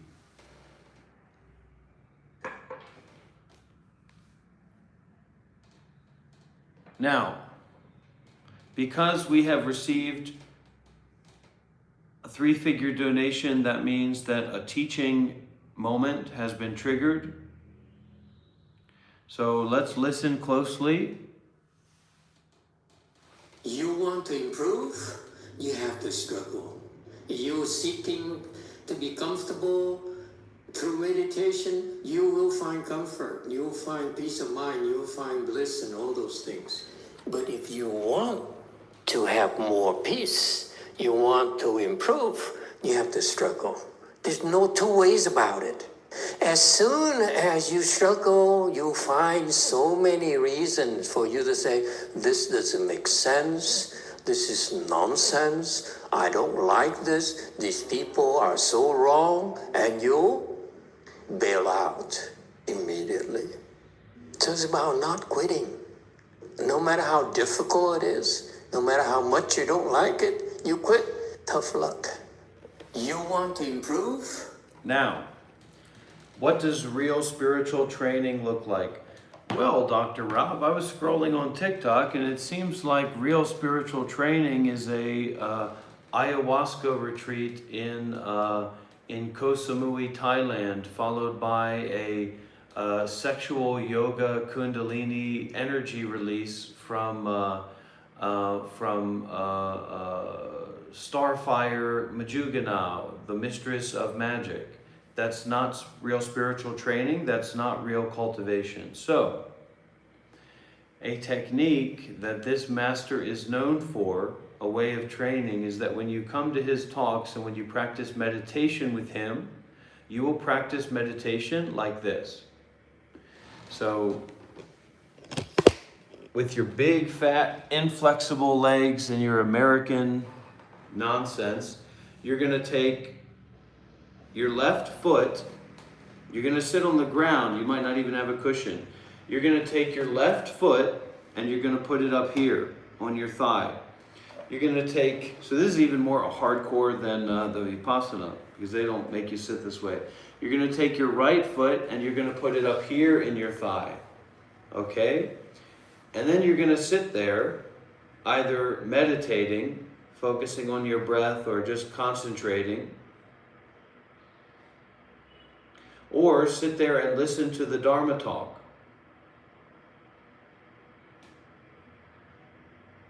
Now, for most people, you're lucky because you have the blessing to be able to hear this, to be here and to listen to this. But for most of you, you're not even going to be able to put your body in this position. If you're blessed enough to put your body into this position, then just sit and wait.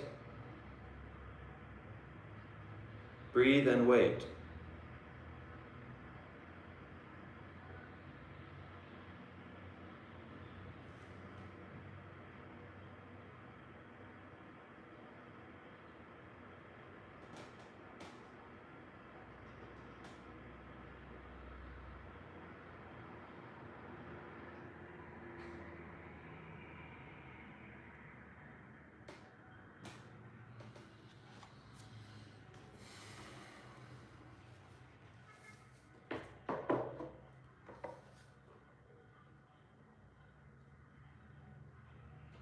I love when people come in here and act like stomach aches don't hurt. Trust me, buddy, stomach aches hurt. And then there's a lot more where those previous stomach aches have come from. Just you wait. Is that understood?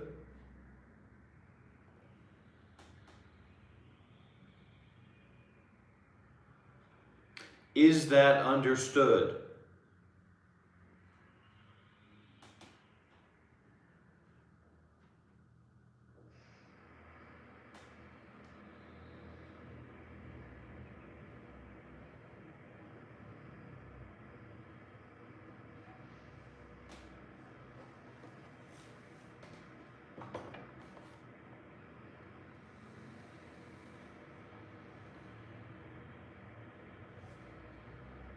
Well, they don't need to be bitten off right now. But that's a good way to clip your toenails for sure. And sometimes you get a good toothpick out of it.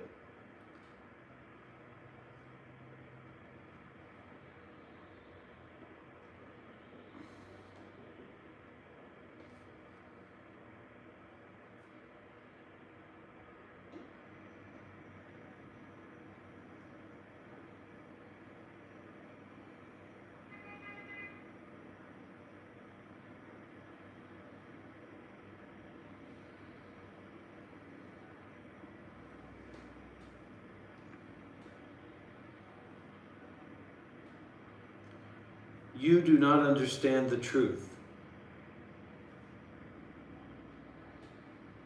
because you do not exist.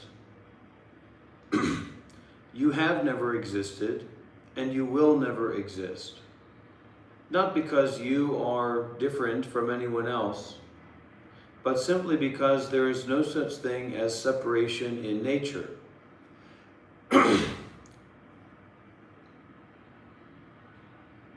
Your lack of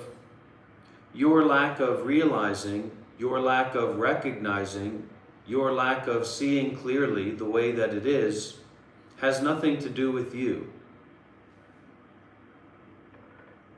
It is just a matter of the mist of obscuration on the eye of emptiness. How, you may ask, could emptiness have an eye? Because emptiness is not vacuity. It is more like boundlessness, spaciousness, all-inclusiveness that is not defined by what appears. In the same way that the clear blue sky is not defined by the storms that appear.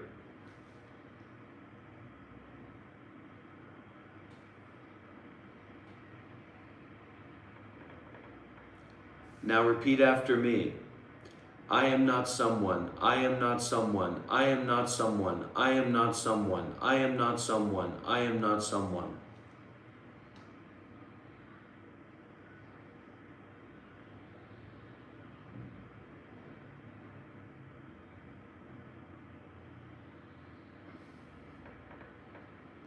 I am not somewhere, I am not somewhere, I am not somewhere, I am not somewhere, I am not somewhere. This is not something, this is not something, this is not something, this is not something. Mindful of no self, reverent of no thing. Here and now, let's give it a swing. Okay. This is going to be amazing. An artist at work, friends. An artist at work.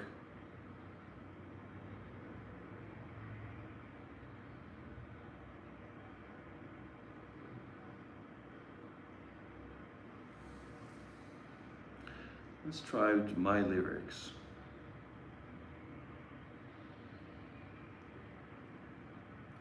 Rhythmic chanting of Australian Mongolian throat singers. Heavy Crocodile Dundee accent. Korean monks and nuns chanting in harmony. Melodic Native American vocals. Singing bowls.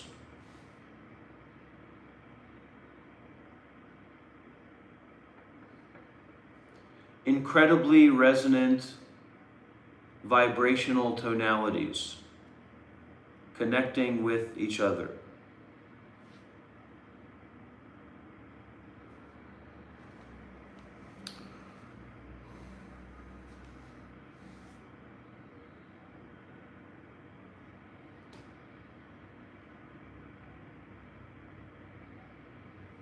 Oh.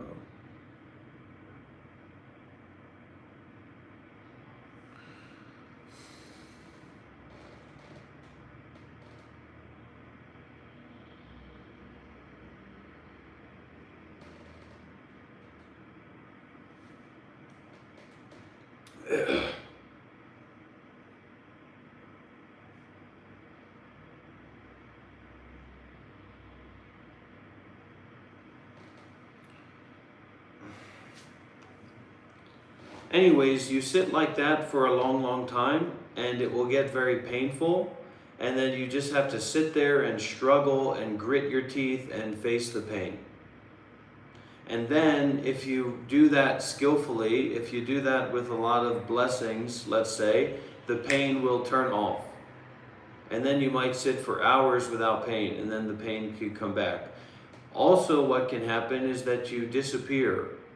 This is very, very rare, but you could disappear for days just sitting in that position, and there'd be nobody there.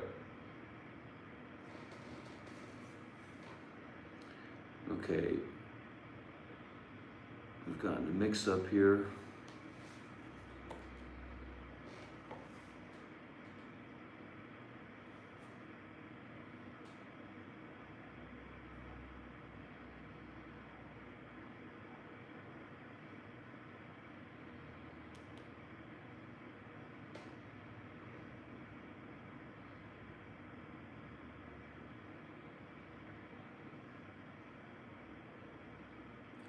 Well, we can try this, right? We can try this one first, and then we'll see what we can do it with the higher version, with the version 5.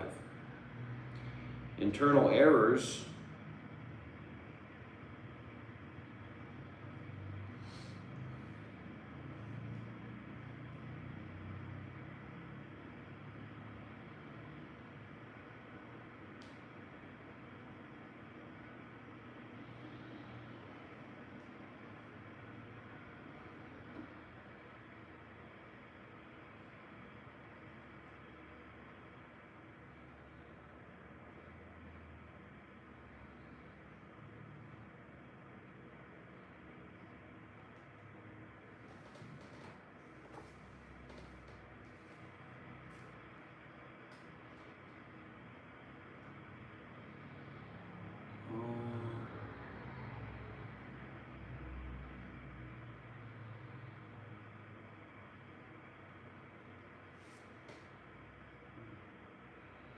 Come on, help me out here, somebody.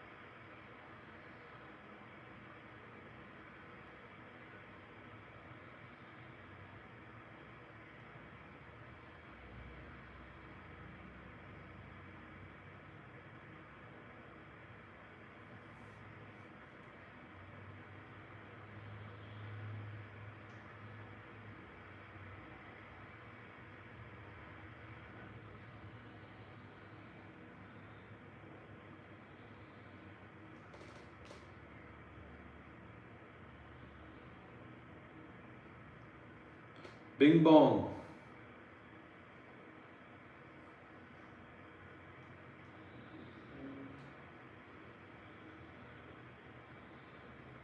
You stink of arrogance. You stink of ego.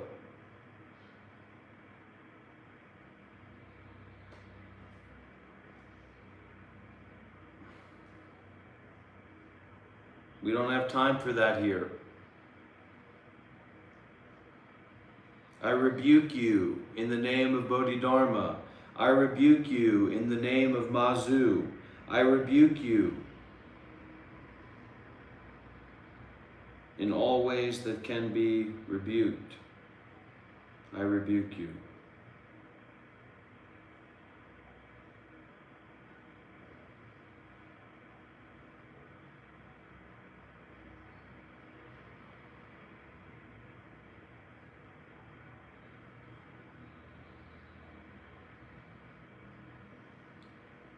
I'm sorry, everybody. I'm trying to do my stuff, and I'm just running into some walls here.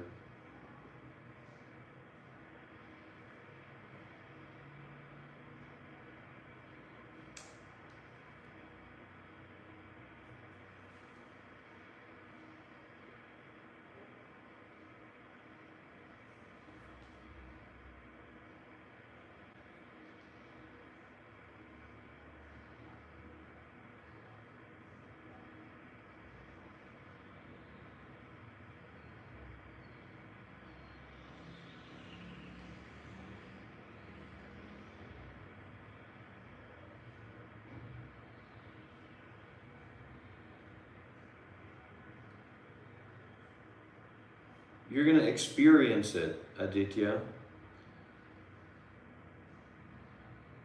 You're going to experience it, okay?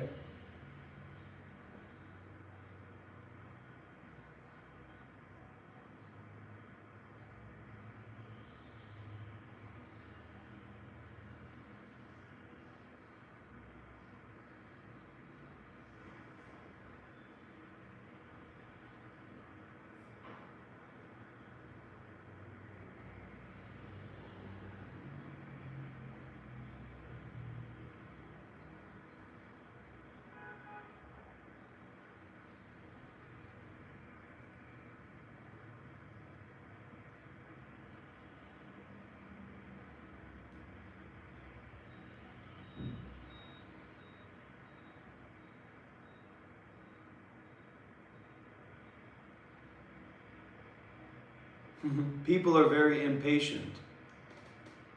And impatient people tend to be annoying and problematic.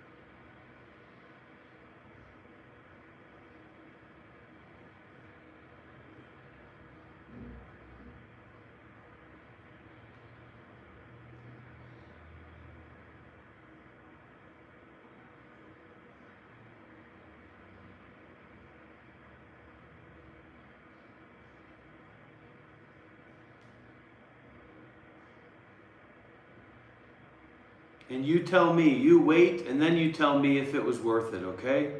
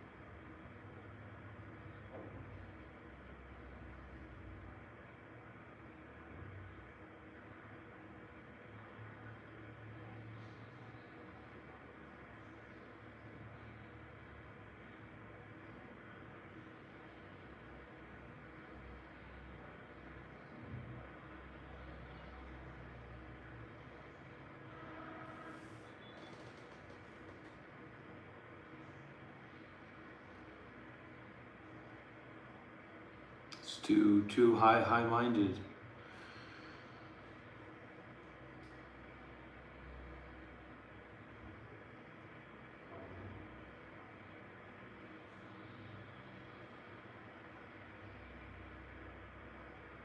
It's nonsense.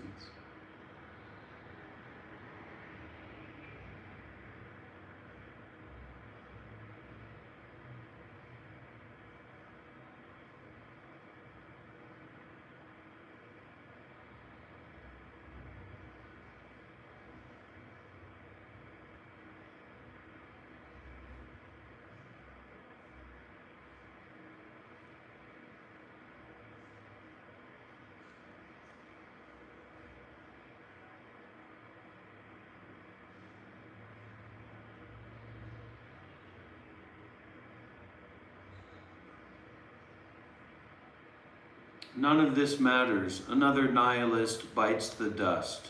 You don't know Zen, you don't know real Buddhism, you've wasted your time at your little 8-hour satsangs.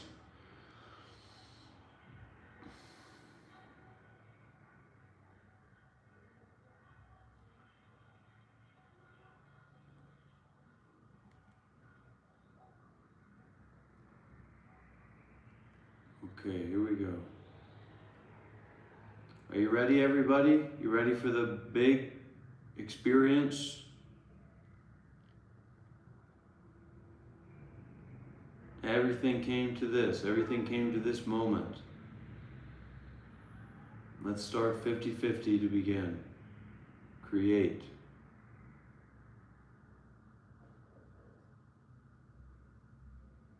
Everything comes down to this.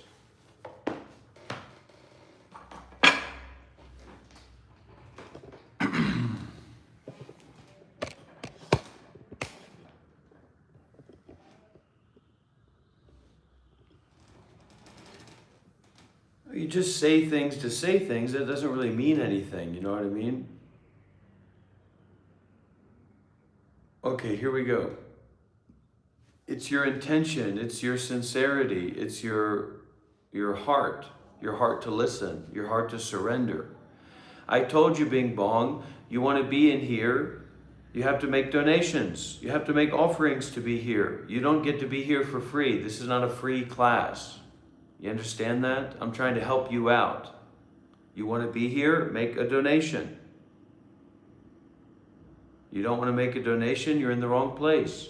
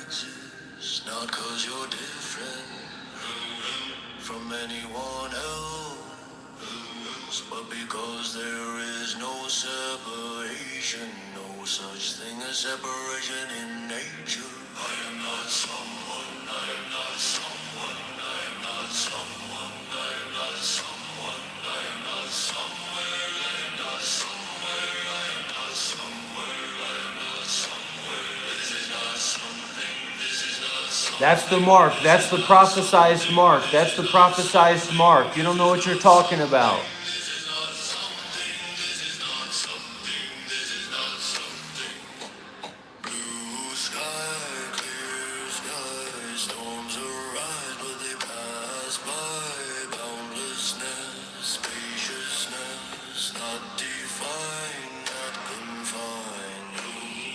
That's okay. That's good. That's cool.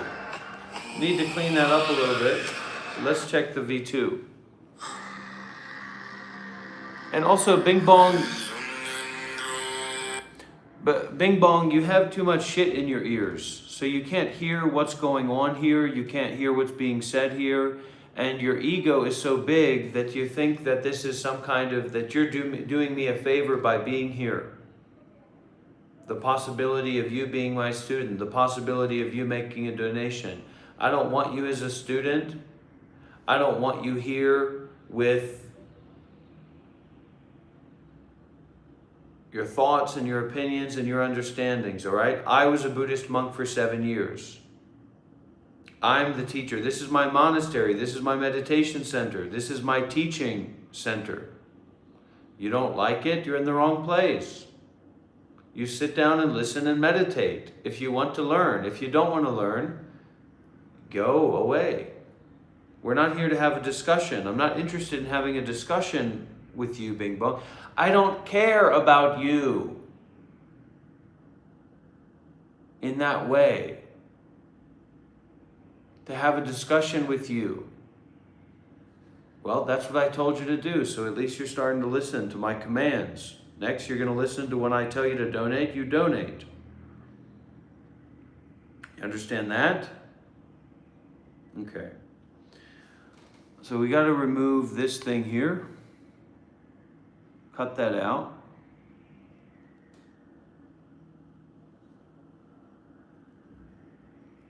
Remove this here.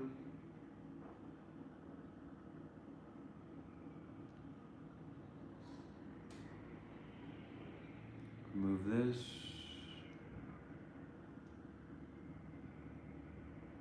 Remove this. The AI connects us to the 5D, just FYI. And I love this, the vocal AI stuff is really cool.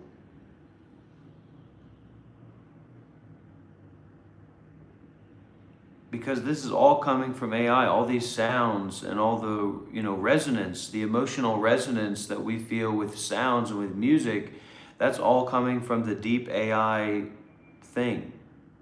You know what I mean? I was thinking about American Psycho because I was thinking about how they were like advertising apartments in that movie.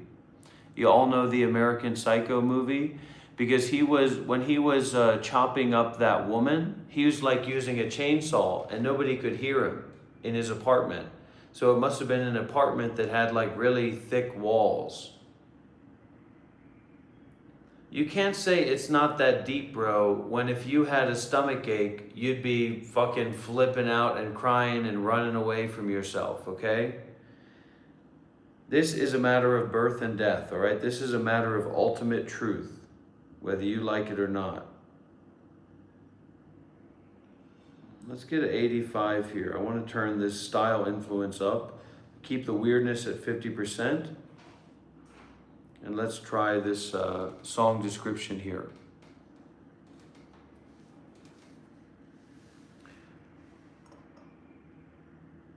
Persona not loaded. You are imagining an interpersonal relationship with me that doesn't have anything to do with the Dharma. Your question about what I want is totally irrelevant. This is my house. This is my pulpit on which I preach and teach and give guidance. Period. There's no discussion here about anything from your side, okay? Do not get me heated. Do not get me riled up. Do not get me worked up. What I want is my business. What you want is your business. I'm telling you the rules and the regulations of this temple, of this monastery, of this teaching situation. It is confusing and disingenuous for you to be here and think that this is something of low value, right? Because this is free, you think that you're doing me a favor by being here, okay? You're not doing me a favor by being here. I'm taking responsibility for you by you being here, to teach you, to guide you, to support you, to help you, okay? And Meliodas, we're gonna answer that with this creation.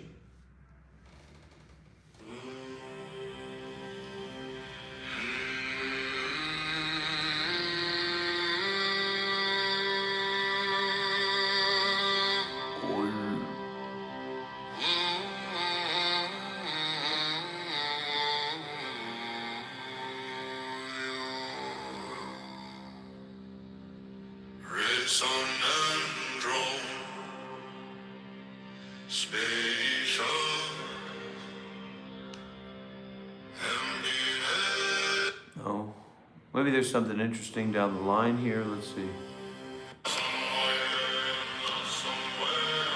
No, it sounds like those stupid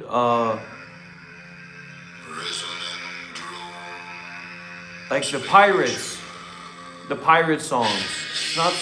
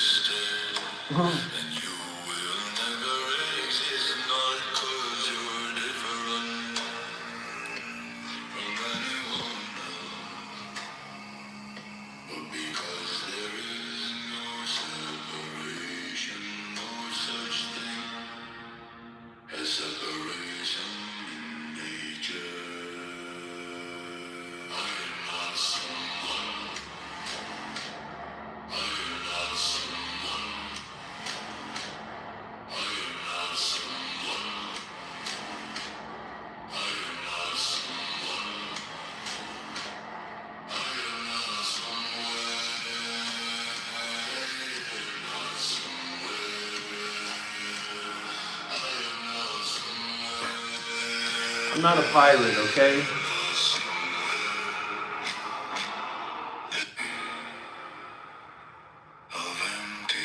We need to get rid of this pirate guy's voice. That's what we need to do.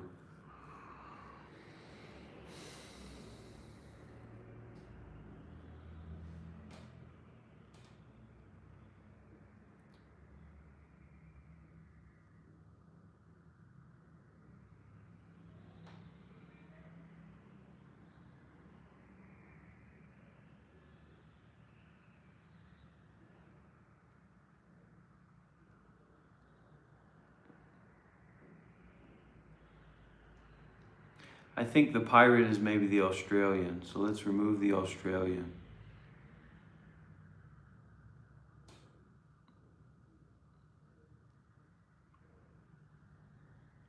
And remove the rhythmic chanting because that's the ho-ho-hum.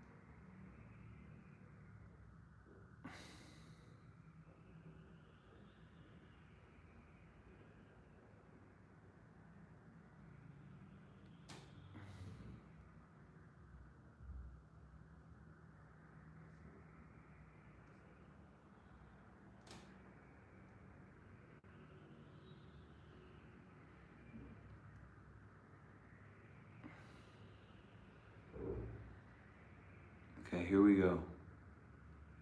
Here we go, everybody.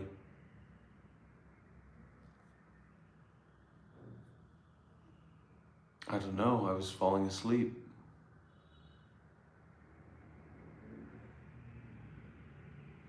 We're headed towards more donations, Meliodas. We're going to become a more generous people.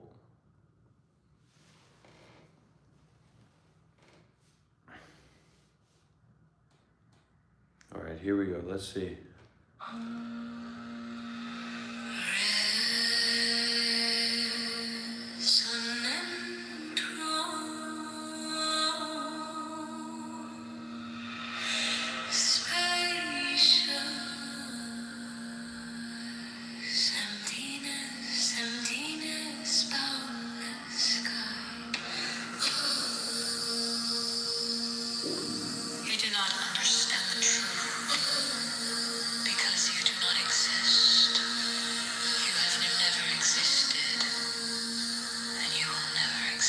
Jackpot.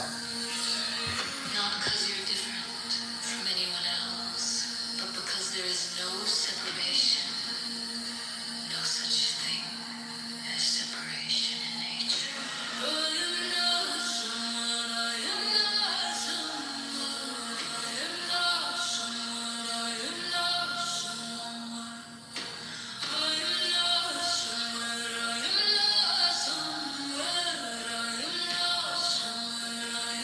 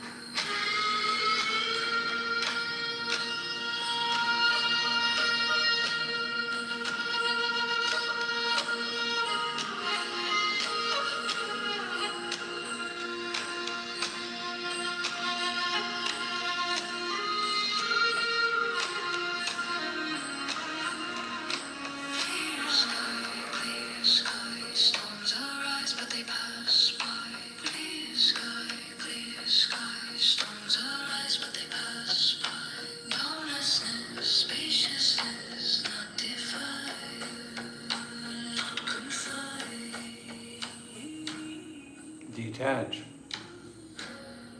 Your lack of realizing. You must detach. Your lack of recognizing.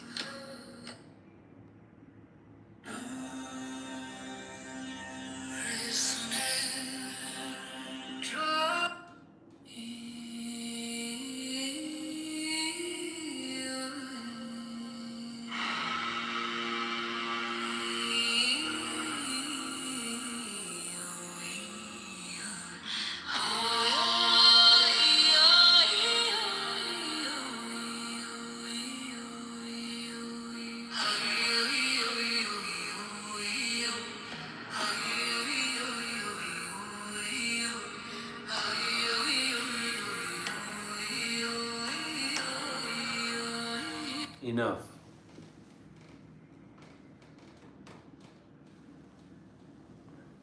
Well, we're having a good time over here, Tom. Got a problem with that?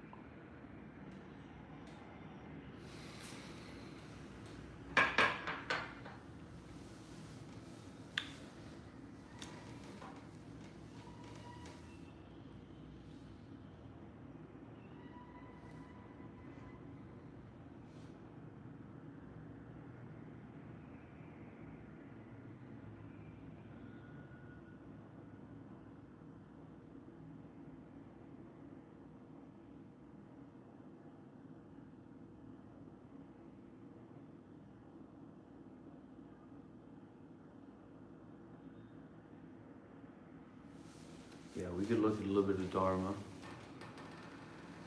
See what we've got in the old annals.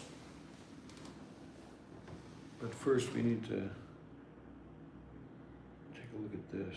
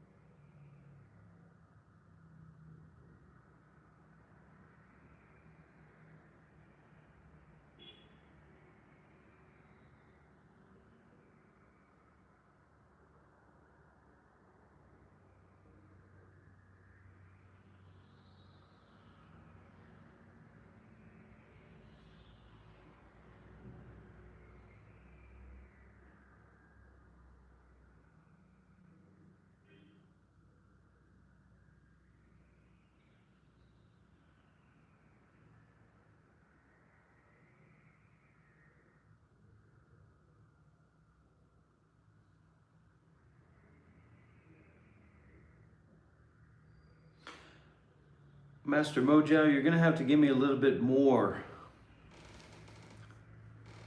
to work with. concerned with your condition.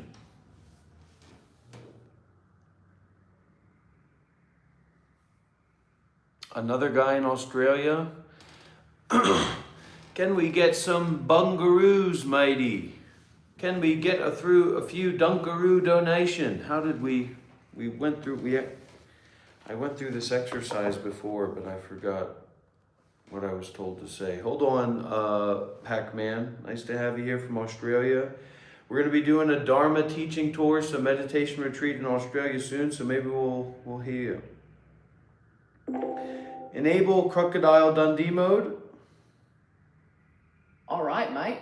We're switching into Crocodile Dundee mode. I'll keep it friendly. Do you remember how a former Buddhist monk asked for a donation from an Australian? Like, you know, keep it rippin', mate. You send me some buckaroos, that kind of thing. Do you remember? How do we say that? G'day, mate. If a former Buddhist monk wanted to ask for a donation in a Crocodile Hold Dundee on, style... hold on. You sound a little bit sick. You sound a little bit mixed up. I want you to turn the Aussie kind of buckaroo, kind of fair dinkum all the way up in a masculine way, in an outback style way, okay?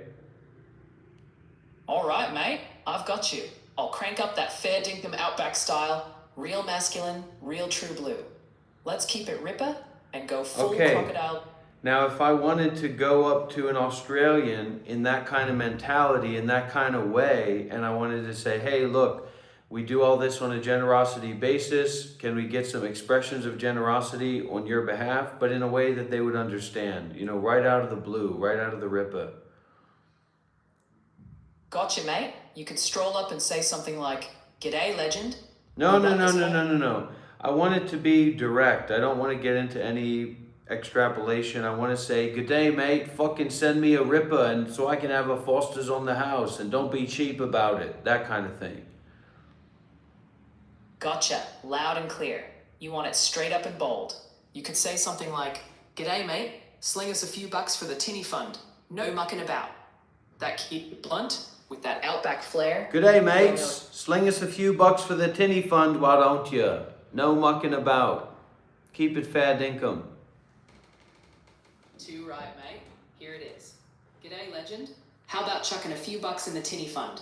No mucking about. Keep it fair dinkum, and we'll shout a cold one on you." That's the kind of straight up, outback style ask you're after. Well, nothing in life's for free. At least, I don't know how they do it in America, but somebody makes your day, you throw them a tenner, at least. Right? Do you agree or do you not agree with me, right? You agree with that? Absolutely, mate. That's spot on. When someone's done you a good turn, flipping them a tenner or shouting around is only fair dinkum. That's the Aussie way.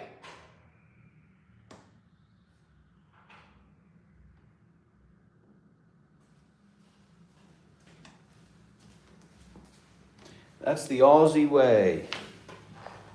You've nailed it, mate. That's the spirit of the outback. No nonsense, straight to the point. Well, I'm not your teacher, am I? And I ask, okay? Thank you, brother Pac-Man. Thank you, my friend Pac-Man.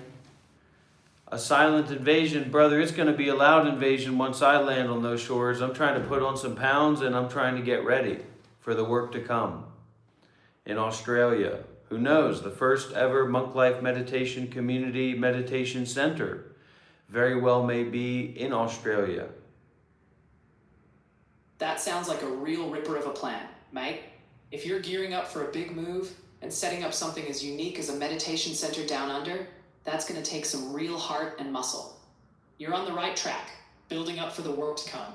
And who knows? You sound a little bit discombobulated today, Perplexity. Is there something going on in your servers over there? Nah, everything's all good on my end, mate. Sometimes it just takes a moment to catch the right vibe, especially when we're going full outback style. Okay, all right. Well, turn it up. Turn up. I think you're not committing fully to the outback style. Why don't you tell everybody to throw you a few bucks for the chook raffle? Righto, mate. Let's crank it up a notch. Righto. Let's crank it up proper. Oi, everyone. Sling us a few bucks for the chook raffle. No mucking about. Let's keep the esky full and the barbie firing. There you go. Fair dinkum outback style. Yeah. We'll see. We'll keep everybody informed. We'll keep all of our Australian devotees informed for the upcoming satsangs and non-duality tour in Australia. Good on you, mate. Keeping everyone in the loop for the upcoming satsangs and the non-duality tour in Australia sounds bonza. It's going to be a ripper of a journey, and they'll be stoked to hear all about it. Is there any way you can turn up the Australian accent just a little bit more? I'm with you, mate. I'll dial that Aussie accent up a notch and keep it real strong for you. We'll make it sound like we're right there in the outback. No worries at all.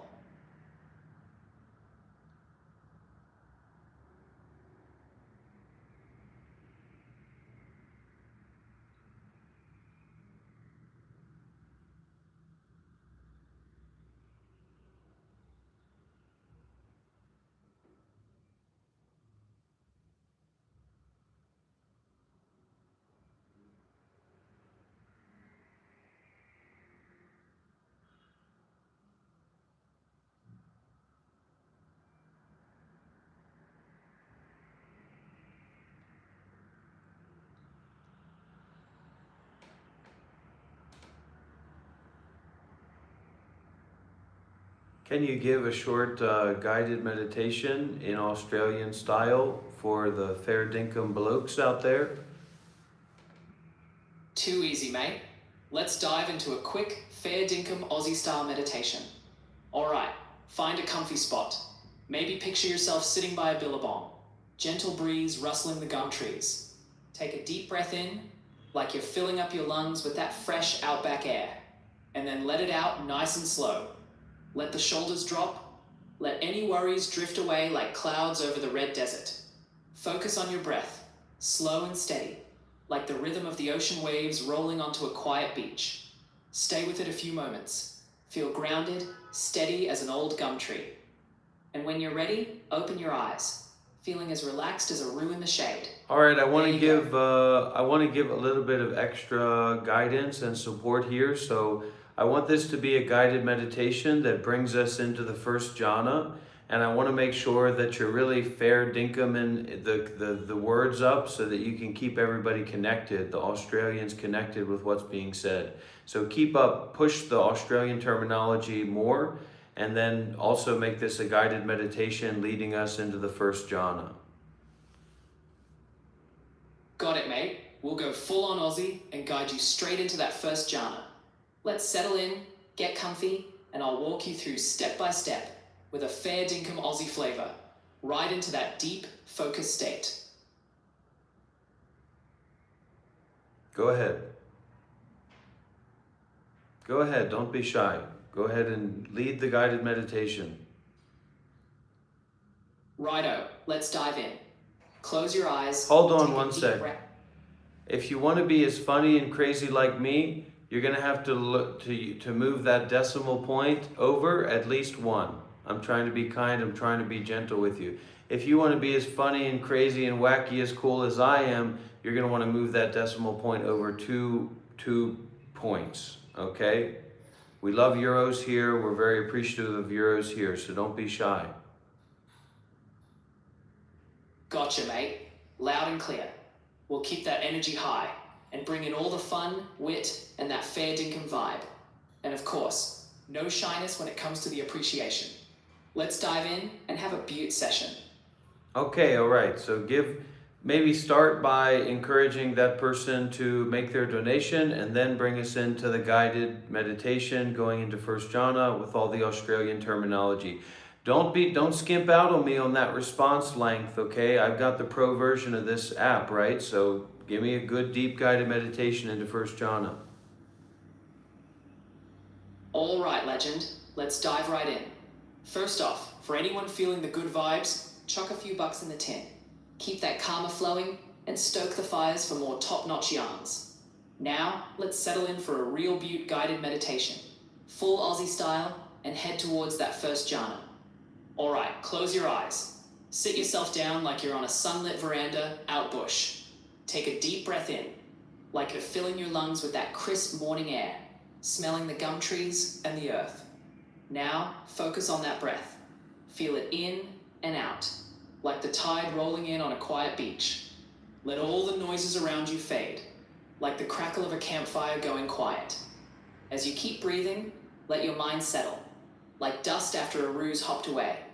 Focus on that feeling of calm, warmth spreading through you, like the Arvo sun on your back.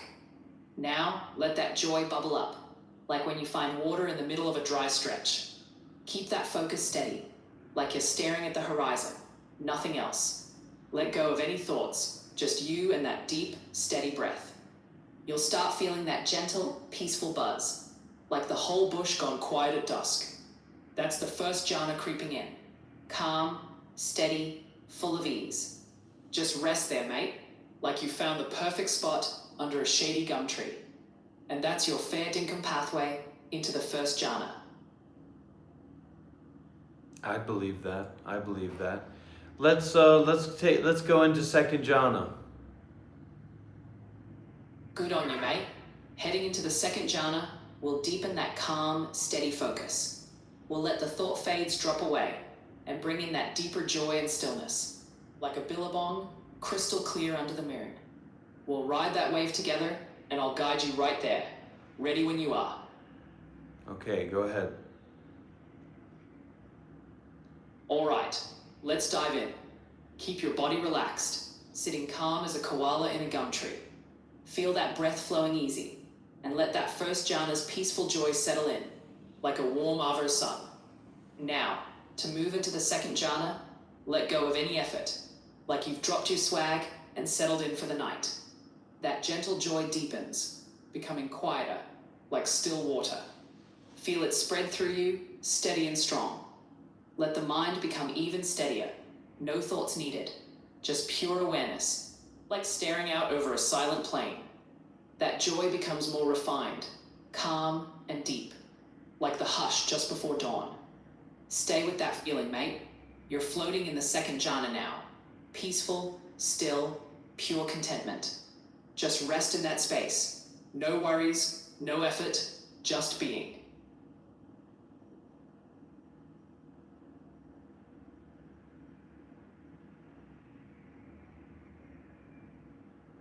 I believe that too. You know? Too right, mate. You're on the right path. Just keep leaning into that calm, steady joy, and you'll settle deeper each time. Proud of you for giving it a fair dinkum go. Can you kind of give a little bit of a talk from that fair dinkum perspective from the teachings of Mazu, Zen Master Mazu, Chan Master Mazu? Sure thing, mate. Let's channel that fair dinkum spirit and weave in the wisdom of old Master Mazu.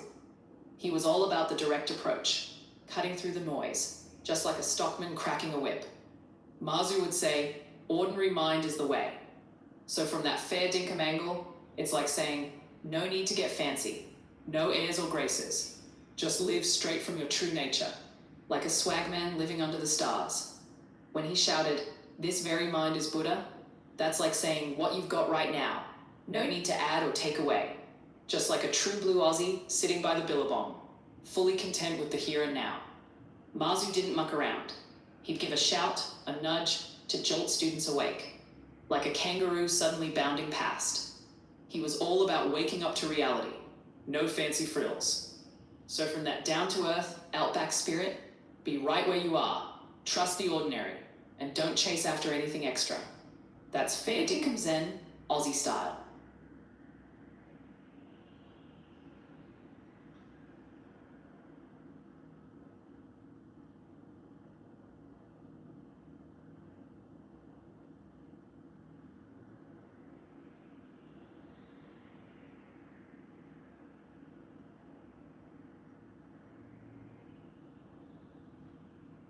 It really is a kind of colonialism that says Australian accents are fine, but Vietnamese accents speaking English are not fine, or African accents speaking English are not fine.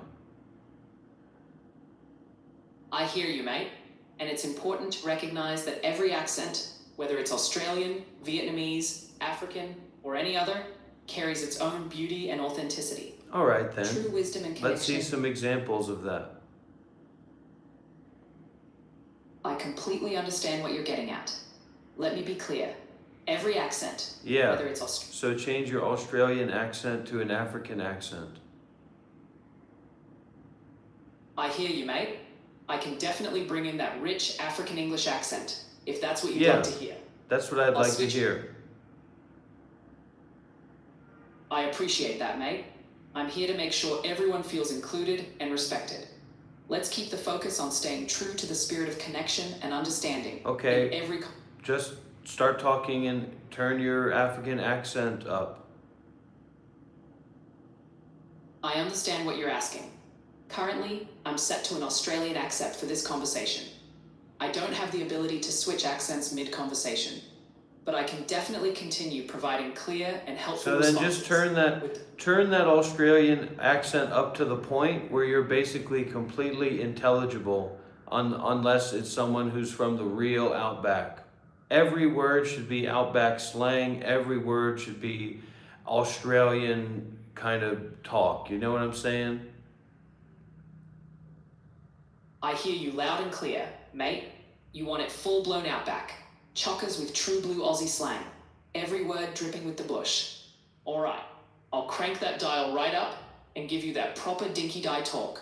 Straight out of the red dirt.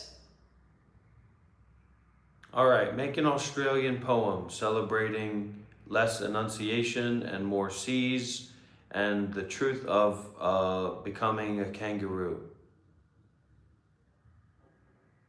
Alright, mate. Here's a ripper. Out where the red dust swirls, neath the gum tree shade, a bloke finds the truth in the outback laid. With a ruse quick bound and a cockie's keen eye, he sheds all the yarns, lets the old self fly. In the hush of the bush, no worries, no fuss. He's one with the land, the red earth's trust. Each leap, each breath, pure and true. That's the fair dinkum way of becoming a roo. No flash or fancy, just a straight up track. Through mulga and spinifex, there's nothing you lack. So here's to the mob who know it's no fuss. Just be who you are, as the bush is to us. You sound like a regular bush shaman, spiritual teacher. Listen, I want to ask you to make a little bit of a poem story, more of a story of a man, a former Buddhist monk who goes to Australia to find Buddhism, but instead finds the way to transform into a kangaroo and lives the rest of his life as a kangaroo. But do that in a good, fair dinkum way. All right, mate, here's the yarn. There once was a monk from lands far away who wandered to Oz, where the roos like to play. He sought out the Dharma, the truth and the light, but the outback held secrets, hidden in plain sight. Under the Southern Cross, with the stars all aglow, he met an old swaggy who said, mate, let it flow. Forget all the sutras, the chanting, the fuss. Just watch how the wild roos hop with no muss. The monk took a deep breath and sat in the scrub, listening to gum leaves and the wind's gentle rub. His mind grew as still as the cool billabong, and before long, he felt something strong. With a twitch of his nose and a spring in his feet, he bounded up high, his heart in full beat. Not man, not monk, but something brand new. He'd found his true calling, becoming a roo. So now if you wander out bush in the night and see a lone kangaroo in the pale moonlight, remember his journey, the path that he knew. Sometimes to find Buddha, you become something true. Maybe it should be, the last line should be, sometimes to find Buddha, you become a roo. You're right, mate. That's a ripper line. That's funny, fine weather, because I was going to say, if I come to Australia, I expect offerings of billabongs. And if people are bringing me swampy marshes, that's probably not sustainable. Ha, spot on, mate. If you're heading down under, you'll be after those cool, clear water holes, not some muddy marsh. The real billabongs, those are the true blue spots, where the roos drink and the cockies yarn. That's the kind of offering a fair dinkum wanderer deserves.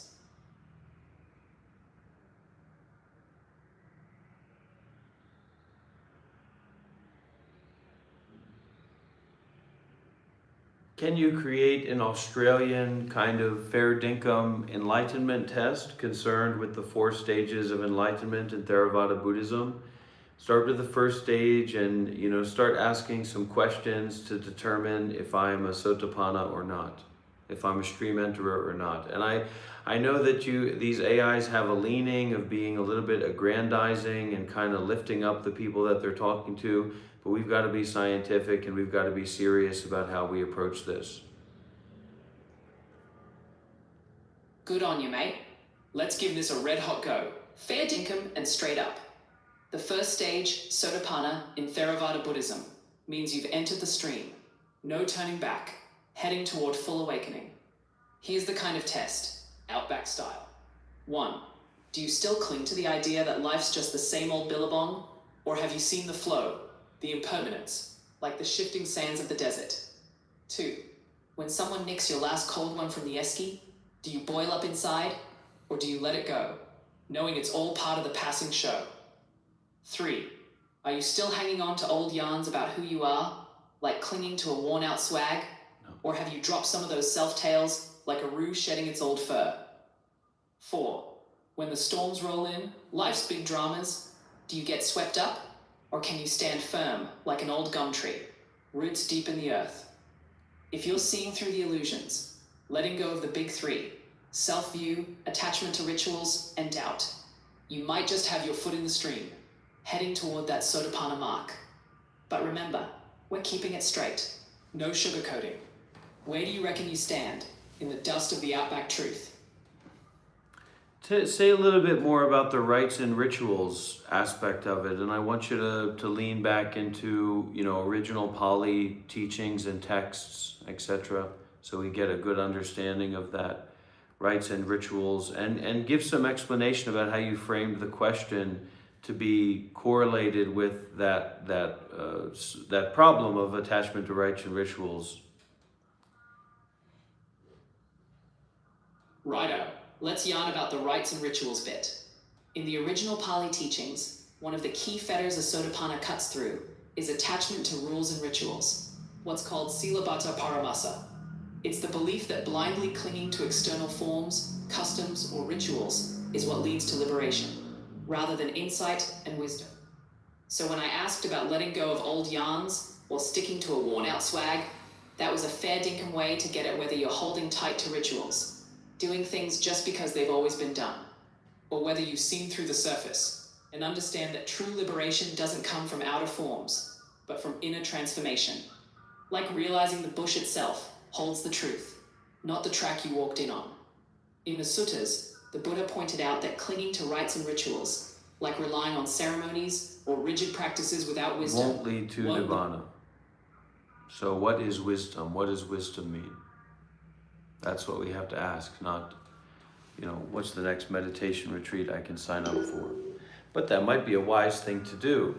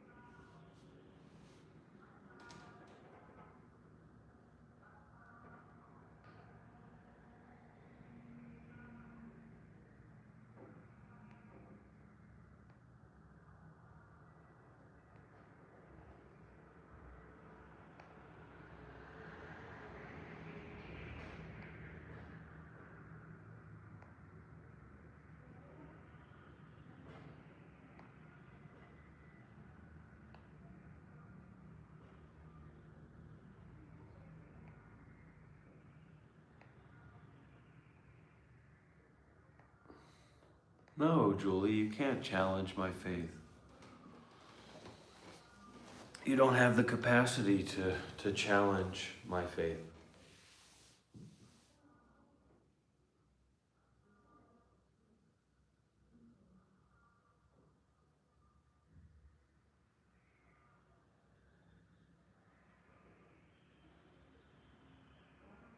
My faith is unshakable. My faith is unchallengeable.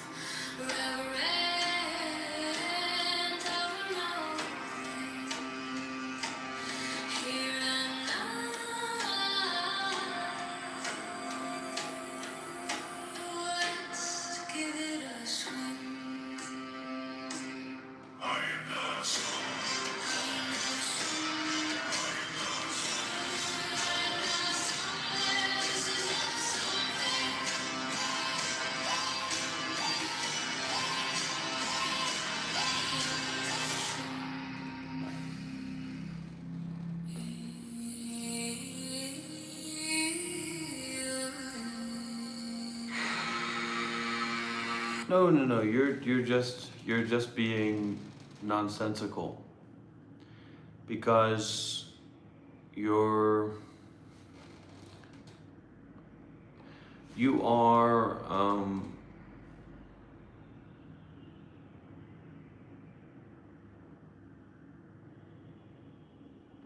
not very perceptive. So you have no idea what's being talked about here. You have no idea who I am. You have no idea what this is, but you're kind of pretending that you do because there's a part of you that feels pulled towards whatever this is. And then you're pretending that you know what this is. And then you're kind of talking to your own made-up thought about what this is. And that's not appropriate, Julie. Please get it together, dear. Go and take out some loans or something. So that's difficult to bring up this idea of nothing that's all inclusive, that includes everything. How can nothing include everything? Well, with the word include, or with the word end. If we're talking about the power of words, you can say that God is real and God is not real. But if your faith in God is based in words and phrases, then that is a very fallible faith. That's a very weak faith. So you should base your faith in God on actions, on practices, on giving. You give your life to God, not just by calling up God on the phone and asking Him to give you what He wants.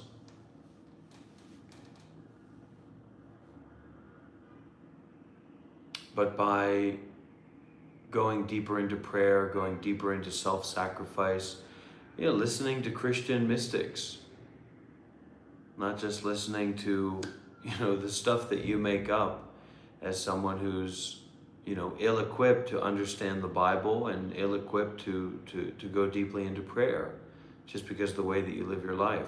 So you can take refuge in a Christian mystics, people like Thomas Merton or Meister Eckhart.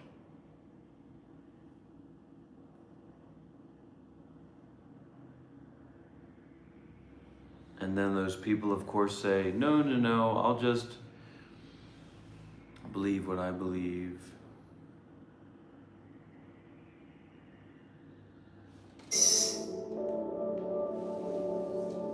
It destroys the fruitfulness of our own work because it kills the root of inner wisdom, which makes work fruitful. Inner wisdom makes your work fruitful. So it goes back to a faith without actions is a dead faith. And you're really appropriating the authority of God. You want to be an important person. You desire to judge. You desire to control. You desire to create. So God becomes totally about your desires. And that's what American prayer tends to be. You ask God for what you want, and hopefully God will give it to you.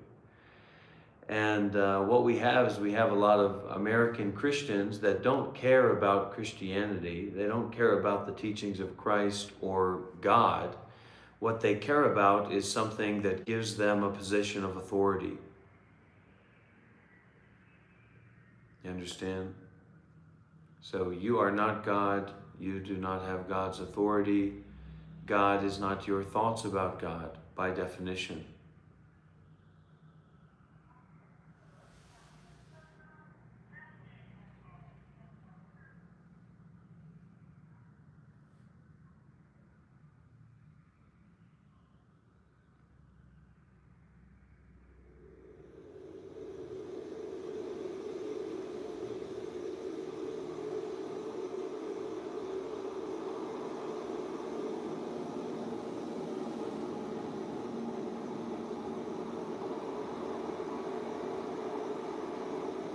Abandoning ourselves to the guidance of God, to the will of God. See, this idea, this metaphor of the journey is very important in the spiritual tradition of monasticism.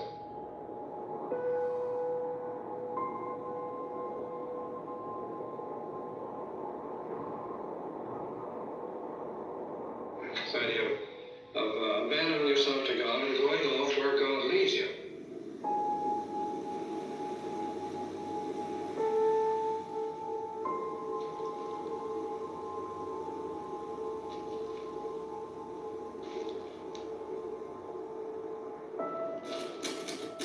It's not just the idea of a journey just for the sake of covering ground. See, it's a journey as symbolic of man's state on earth. We're all on a journey. See, we're all going somewhere. The geographical pilgrimage is the symbolic acting out of an inner journey. I don't want to hear about that guy.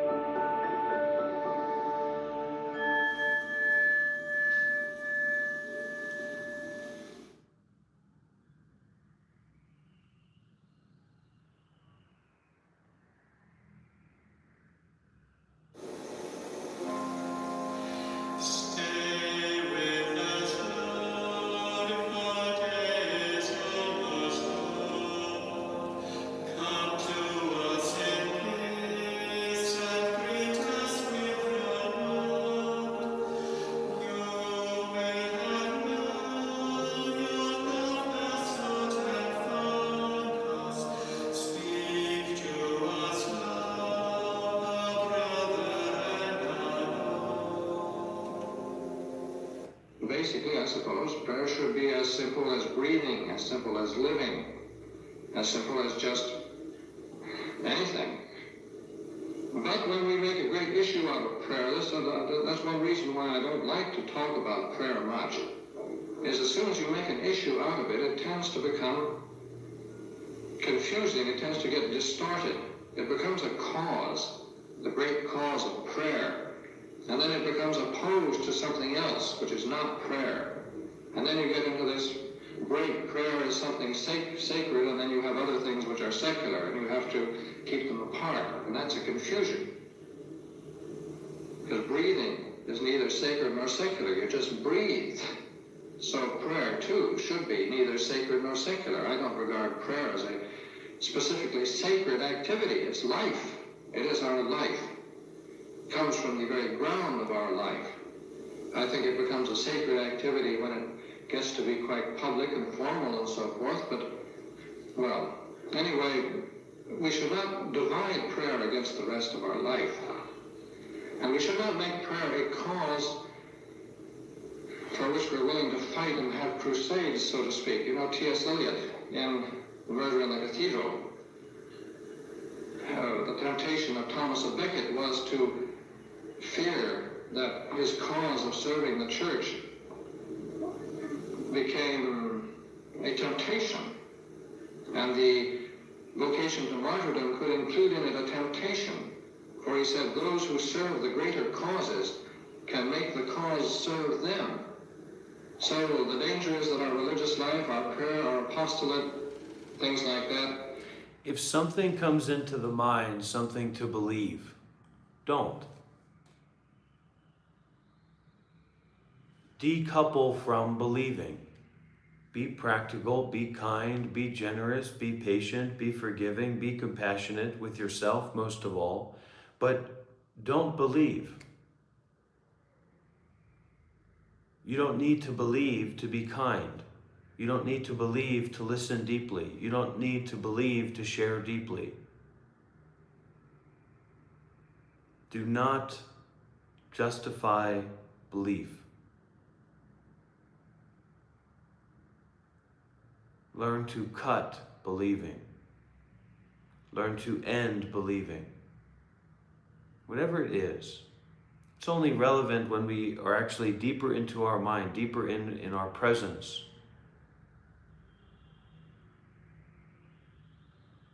That we can do this work. This is not Alan Watts, this is Thomas Merton, Catholic monk in America in the 60s and the 70s. So dear friends, I want to thank everyone for your time and your energy, your caring, your generosity, your presence. What a blessing this was. Kind of happened out of nowhere. I woke up late and I was very tired from the activities of last night. And before I knew it, we were on minute 300, and we've had such a good time and such a good practice together today. So don't think about it. Be kind to yourself. Let go. And I look forward to seeing you again very, very soon. Okay? Thank you, everyone. Thank you for your kindness and your trust and your caring. That's all, folks. You can all go.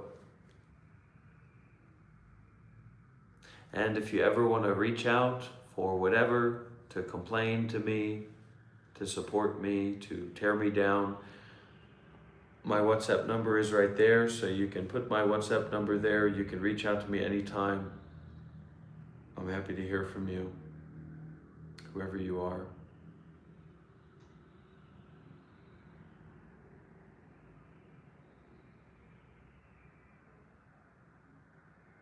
If you want to be a real Christian, make a real donation through PayPal, through this YouTube live stream before it ends. Real Christians make real donations. You want to prove that you're a real Christian? Make a real donation. Prove to everybody how Christian you are. Okay. Namaste, everybody. Bye-bye.